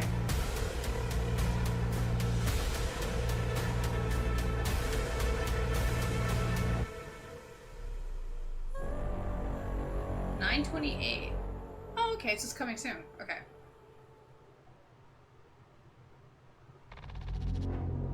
Cool. And now, let me take you to the dreamland. But I guess it may not be a pleasant dream. I would even say it may be a nightmare. I'm happy I can welcome in my virtual studio Jesse, the developer behind the game called After Dream. Hi Jesse, how are you? Hi Lucas, I'm fine. How are you? I'm super excited to speak with you about your game because, like I said, your game is about dreaming, and the world of dreams is a very thankful setting for game developers, especially horror developers. The dream is often the narrative tool, and I want to ask you, a man who's making the game about dreaming, what makes dream such great theme for game developers? Well, that's a good question. Yeah, I chose Dream as a theme for my game because it offers a certain freedom. I like to keep my game somewhat abstract, so having the game taking place in a dream, you know, definitely helps with the game design. You know, that way I don't get too many limitations of what I can do. That definitely helps. Oh, and dreams can be quite uncanny and spooky as well, so there's that. So I think it's a fine setting for a game. So it's about freedom, about not any limitations. You can do pretty much anything you want in your story, yeah? Yeah, I think it's easier to develop games, you know, when I don't have too many boundaries. I can, you know, take the story wherever I want. So yeah, it's really helpful. And like I said, I think it's a nice theme for a game as well. So it works for both narrative and game design. Maybe if you guys like this kind of games, perhaps, you know, go to Steam and add After Dream to your Steam wishlists. That would be really helpful. So, thank you. I think I have it wishlisted.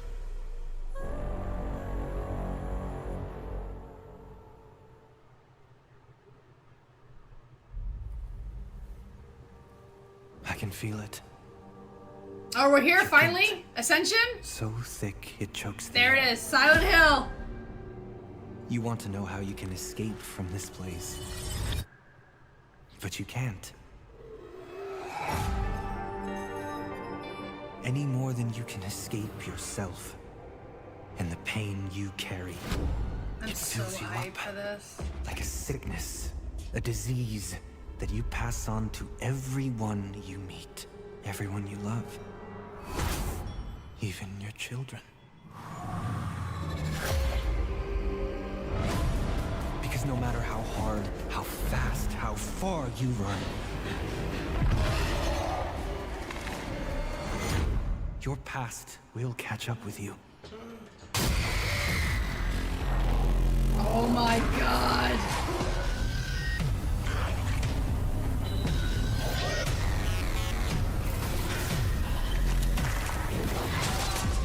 Their fates are in your hands. So I I think our first playthrough is gonna be a kill everyone playthrough, right? Because we're gonna like screw up completely.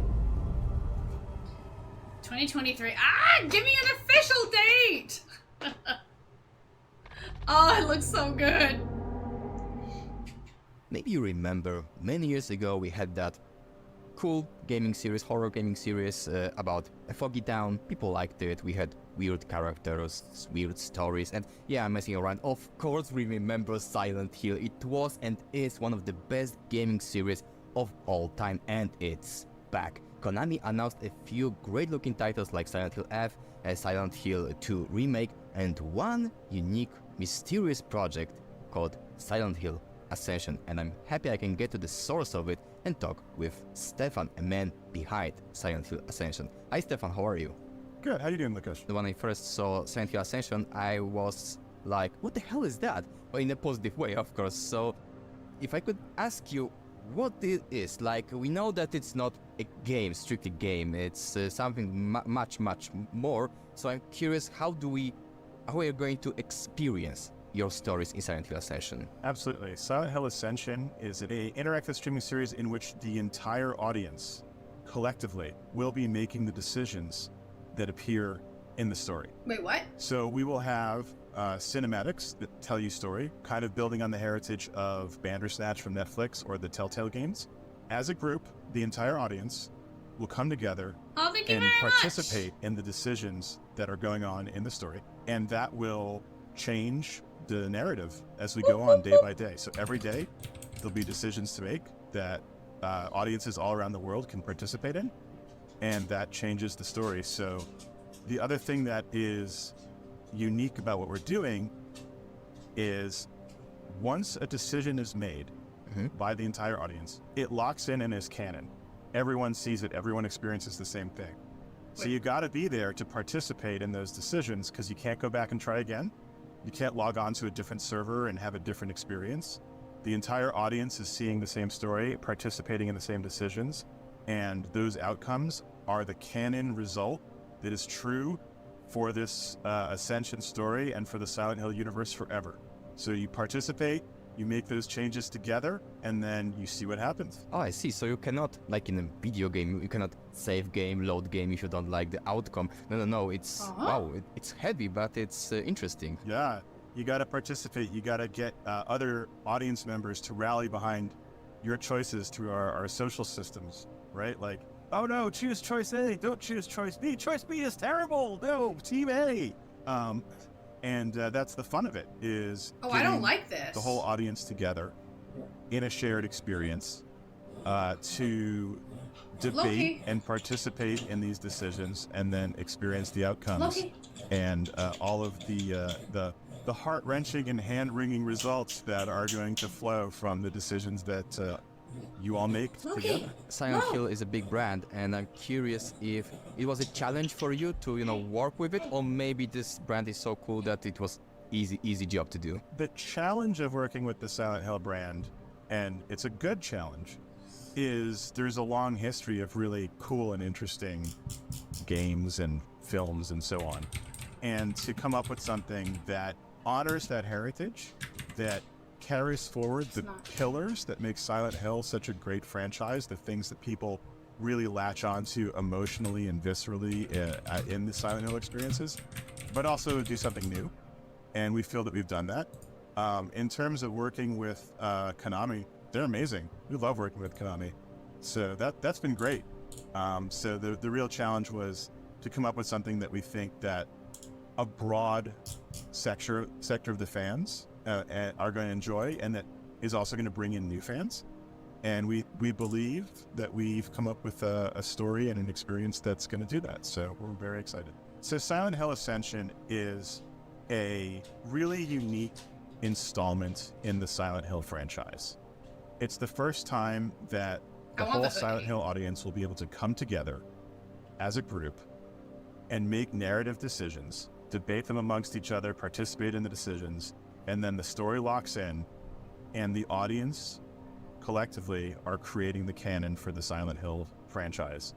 It's not a single player, your unique experience, but the whole audience together is building the canonical Silent Hill Ascension story together by participating in these decisions, and that's pretty cool. We're very excited to bring something So like it makes that it sound to like the it's Silent literally Hill like fan a base. one and done deal. Once the story's done, that's it. You can't replay it.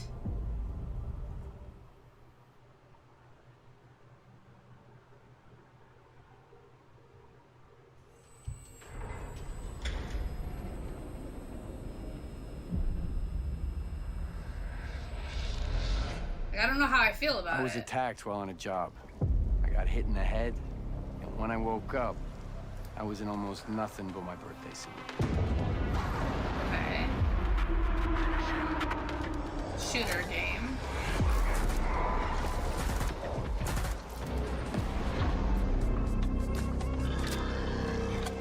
Creatures.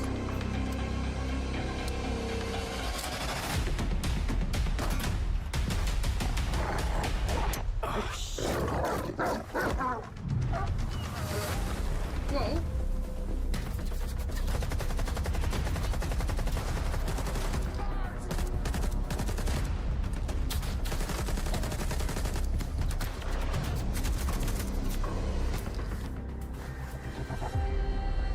Here's your bolt. Where the hell would I need a bolt? Take a look around. Crap. Oh dear.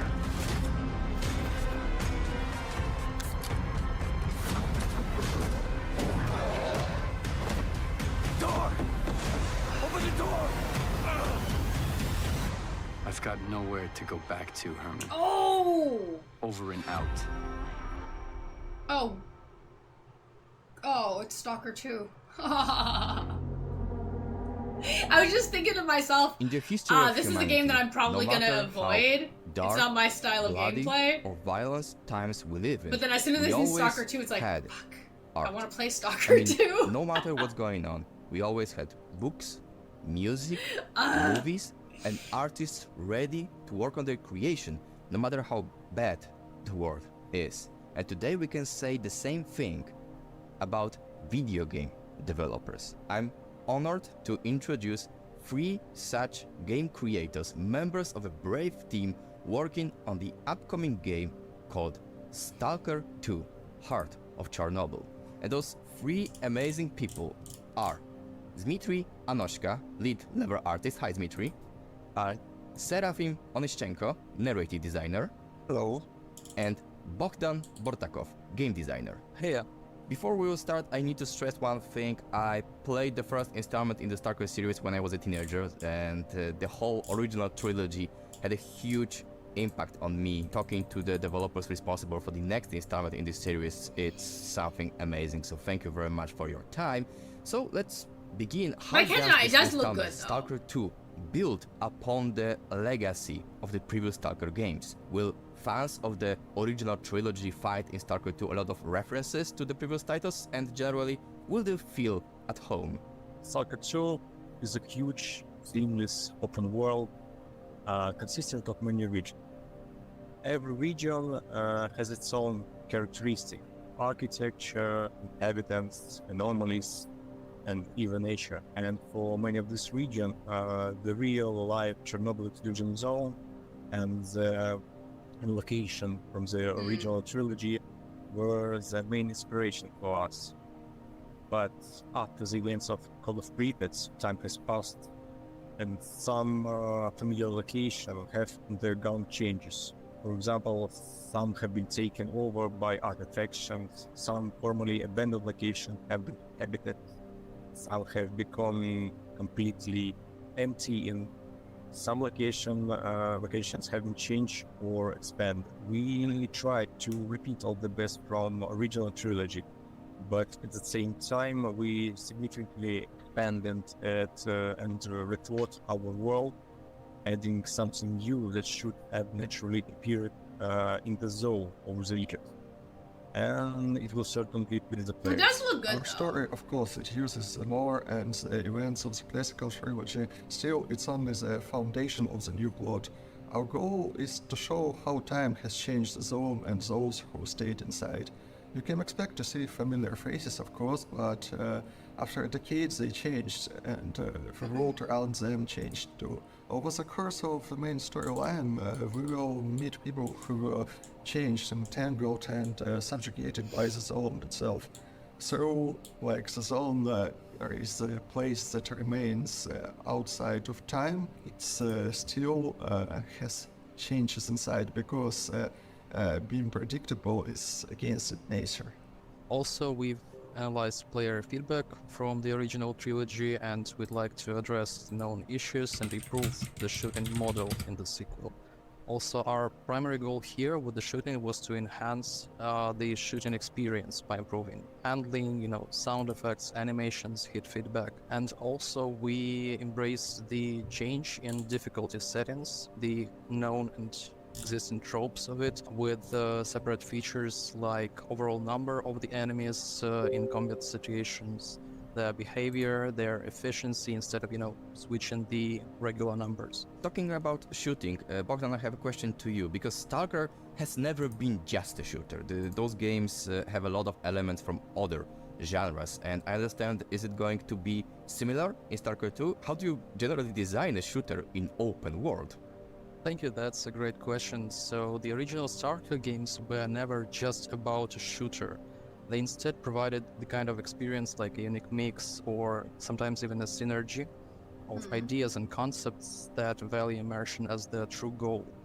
The role that the players signed up for was always different and unique. You could be scavenger, you could be adventurer, you could be just cold-blooded killer, and folks of all kinds are welcome in the zone. Being a loner, you could decide the fates of others. Aim for the money first, but help those in need.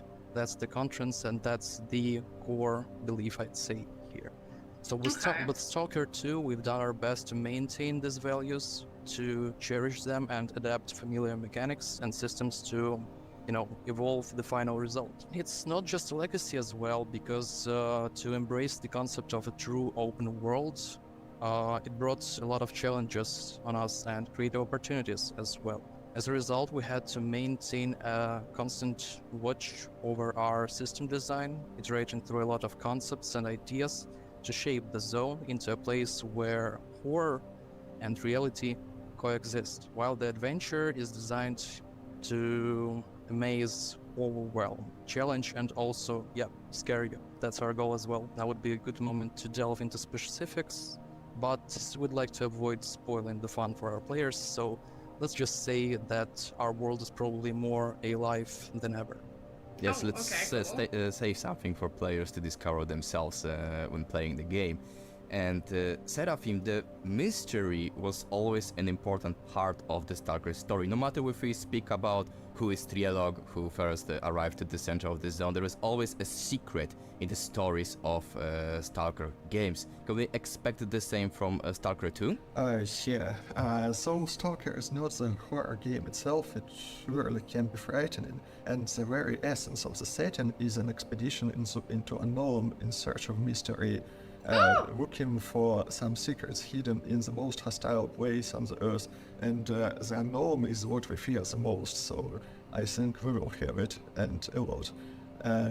Because even the hostile emptiness of the zone itself creates suspense, and traveling through the devastated territory of ecological disaster, you can never relax, you always are waiting for some sort of a threat, an unknown one.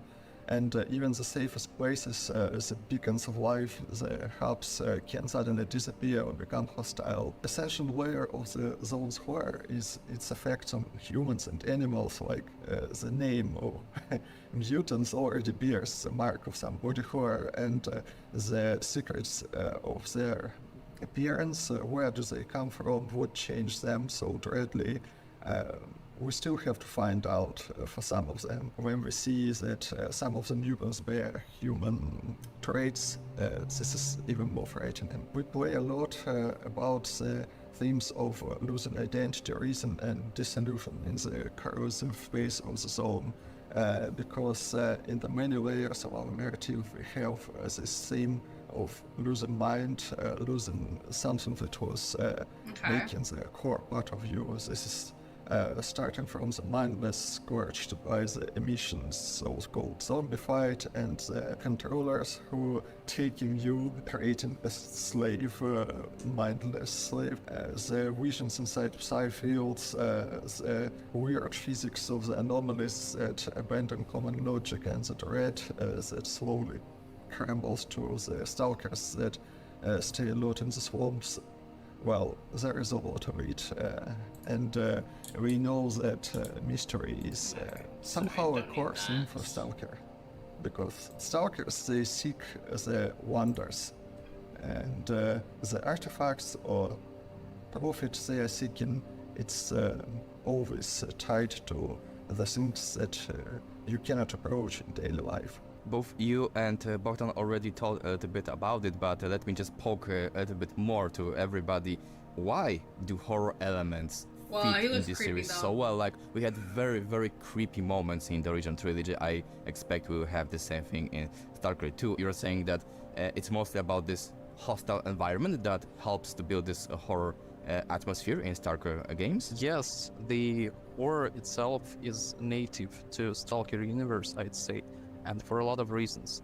First of all, we have unique foundation coming from the actual historical events and the place that I believe everyone should be able to see one day. And traveling to Chernobyl exclusion area is always a unique experience for everyone. We have a solid foundation coming from the previous games, and as the zone, as the concept is key to the universe, because Stalker can be imagined without the zone as we see. I wonder how all big the everything different is. Things here and there, they are just scattered throughout the game that may actually scare you. In addition to body horror, we can actually see the horrors of the mind, the famous C-conscious and their experiments. All of those things are just hard to imagine, but yet we present them. And as it comes, the horror of it is just imagining what happened here,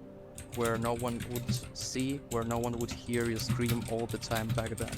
But in addition to what happened there, and the intellectual horror of imagining someone doing those things to you, there's an actual threat, because we're going for the immersion and we'd like our players to feel included in the zone, to feel that they're part of it.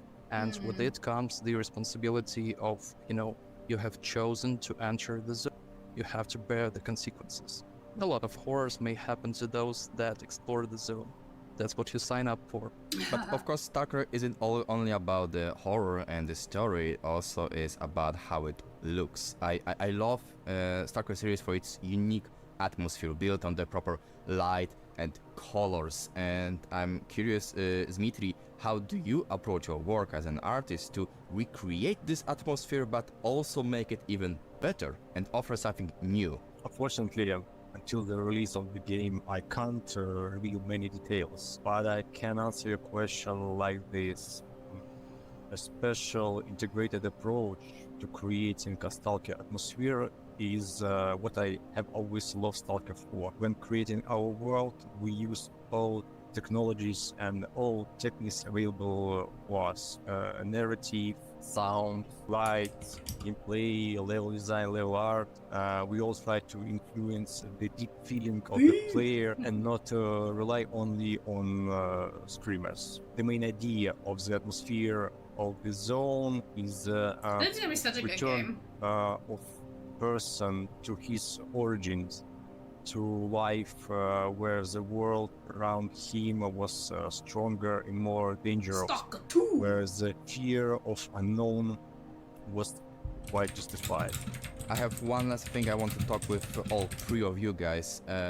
Russian invasion is a horrible event in the history of Ukraine and the whole Eastern Europe.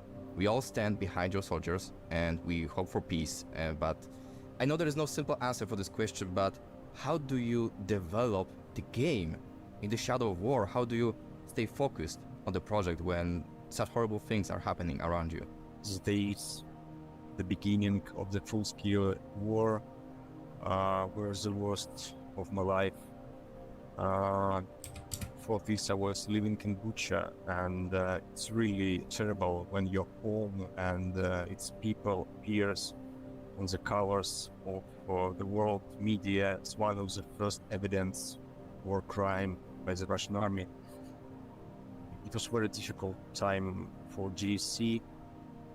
It's scary and painful when your really talented colleagues take up arms and go to a different country.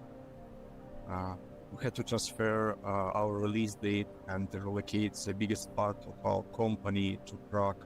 But we continue to do our job and continue to support and believe in Ukraine. And I want to thank Poland and other countries for supporting us. I can say, like, the war was near us for a long time. It's not started in 22, and I know that several of our colleagues had to leave their homes long before this year. But now the war is growing, it's threatening to consume even the safest places in this country. And as for me, I was on the train going to Kyiv, and I received news about the fourth Kyiv invasion, and it was something like a turning point of whole life, riding straight into the city that where there are reports about the rocket strikes. Now, after all those months, more or less, I can distract myself from fear of death, delving into work, and hardly there is a day without an air alert. You don't know if you are going to be one of those who will be in the news in the morning. And, well, still, at least I know there are teammates who can pick up my work in case it doesn't go too wrong. I would agree with Seraphim because it's only the trust in our colleagues, both in our Kyiv office, in Prague office, all across Ukraine, and even those who took up arms to defend our country, that sometimes keeps us going. Because, you know, we often start our days with horrible news, like those you would never expect. So something that was never supposed to happen has happened, and it's just this morning, and it's yet another day that you have to leave. Also, we spend a lot of our nights listening to the sounds of sirens and sometimes even explosions. I don't want to say that it's a daily occurrence here, but in fact, yeah, it does happen quite a lot of nights here.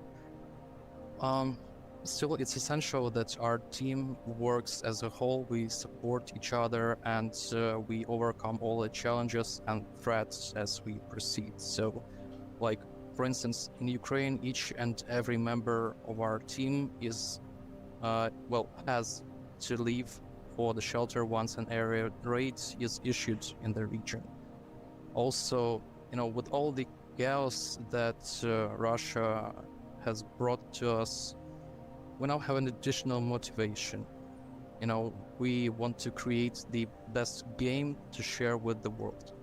That's our motto, I'd say here, because we want to create a true Ukrainian game from Ukrainian developers about the Ukrainian Chernobyl exclusion zone. Despite the relocation of a part of our team, despite the countless shellings and horrible events, we persist. We persist for our friends, for colleagues, for everyone who took up arms and protects the country, and in part for those, you know, future generations that will be able to play the game long after we win this war. That's what keeps us going. Guys, thank you very much for your time you had for this interview, and I admire your work, I admire your brave, and all I can say is that we are all waiting for Stalker 2. Please stay safe and provide us the best Stalker experience ever. And Slava Ukraini. Heroям слава. Heroям слава. Slava. Thank you. Thank you, Lucas. Thank you.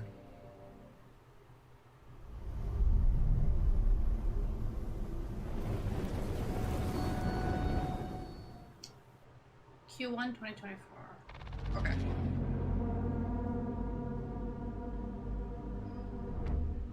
Previously on the Devil's Game. I'm going to become the creator of the scariest, the most demoralizing computer game. I'll show you, you stupid buffons. I'm the devil. We have to focus on something solid. Ghosts! Is it scary enough? Definitely. I feel like... The ghost thing is still funny. It's gonna be amazing. Yes, that's a touchpad. What was that?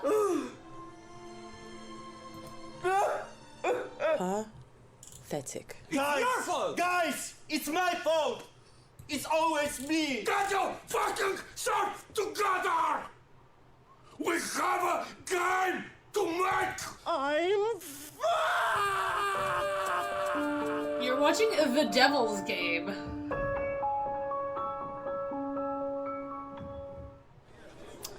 I didn't think we'd make it, but when we realized that It's a special little we were event thing that more Feardemic than just a creates team. each event. yeah, that Last year's story was We were hilarious. a family.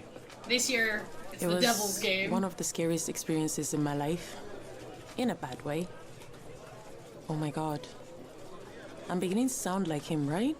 Don't I? It worked out. We delivered what he asked for, but I don't know if game dev is for me.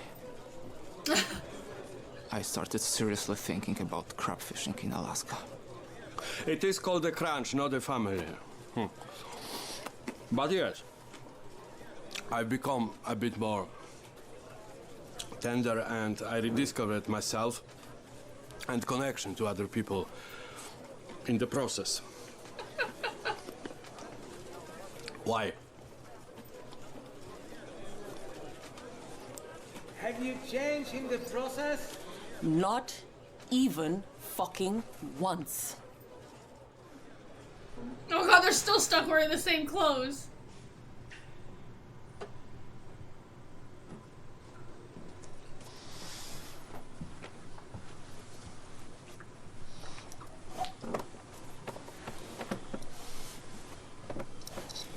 Oh no. You got organized and decided to stage a bloody coup after checking our financial liquidity. What? No. Should we? No. Why? Will our company collapse? Where did you get that idea? From you. Oh, well, it's nothing new here. Calm down. Nothing is gonna happen.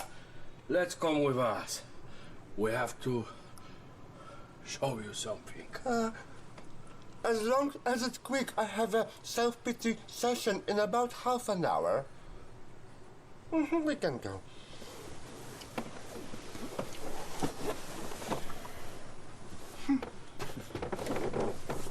Oh wait, my lucky bunny. Thank you. A self-pity session.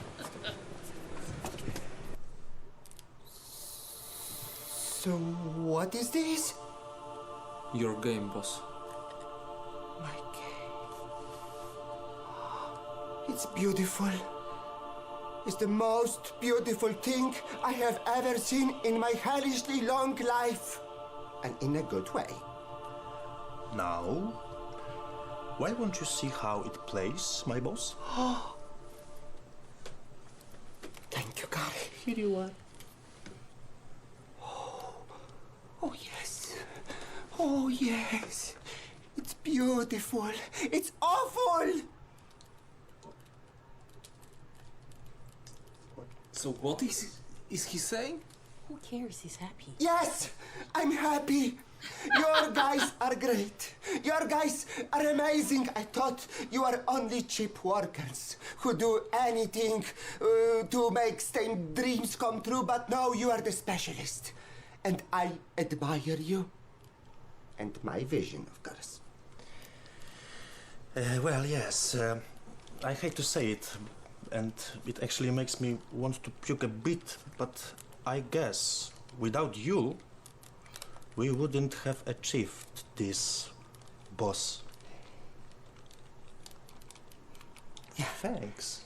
That's all good. But I have one little question. Yes? What about the multiplayer?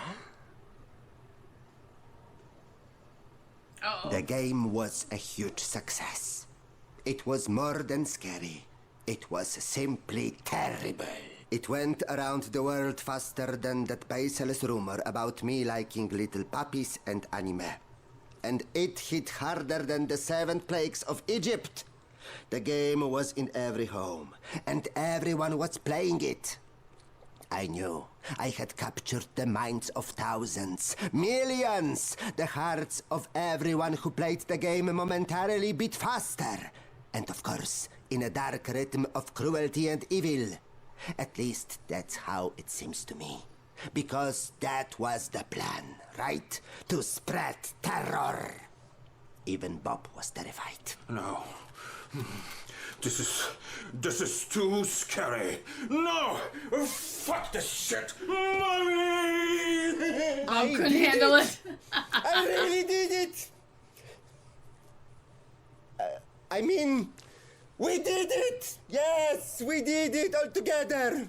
Yes! Yes.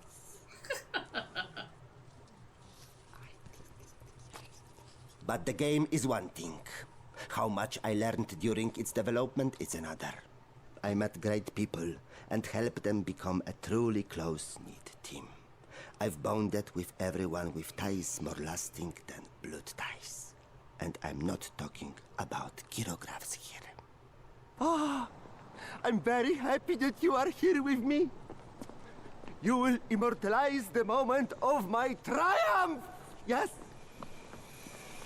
We are here now at the very scary Game Awards Gala!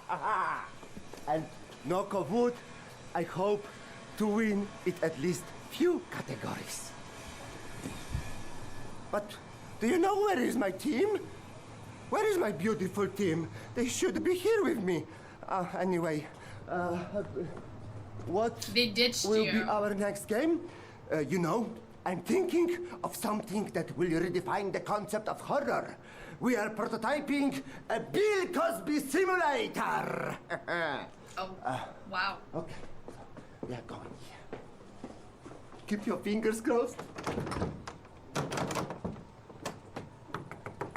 Hello, anybody?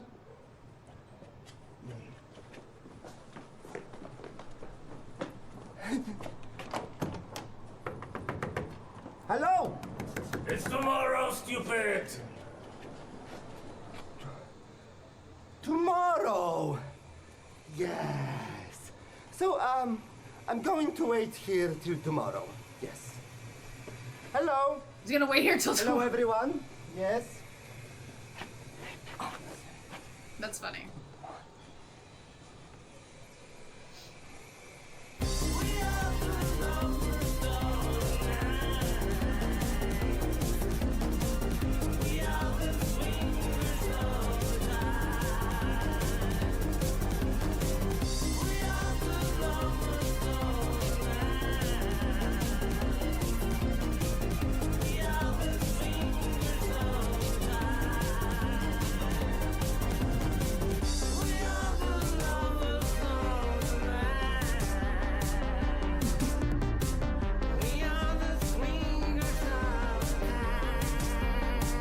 It doesn't matter what you create if you have no fun.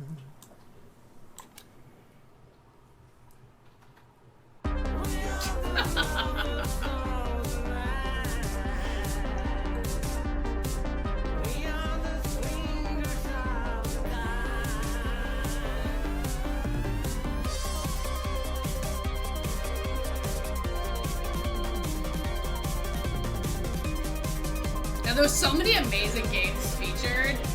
Like hell yes. Oop.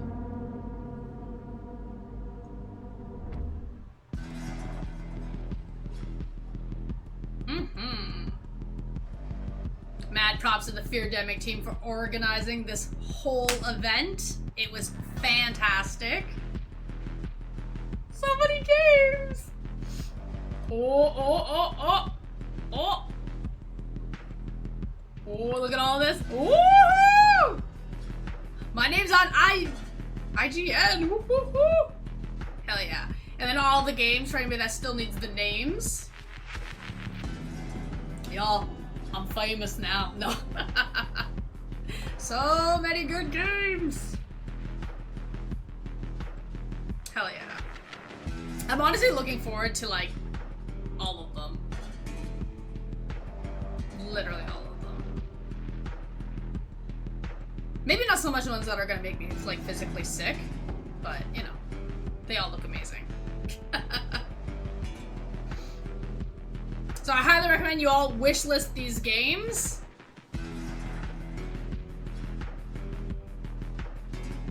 There's the Devil's Game, yes.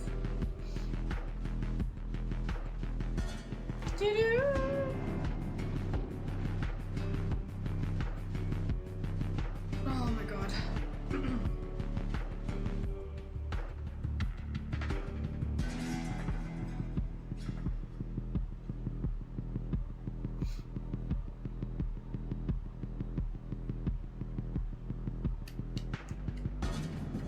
Heck yeah.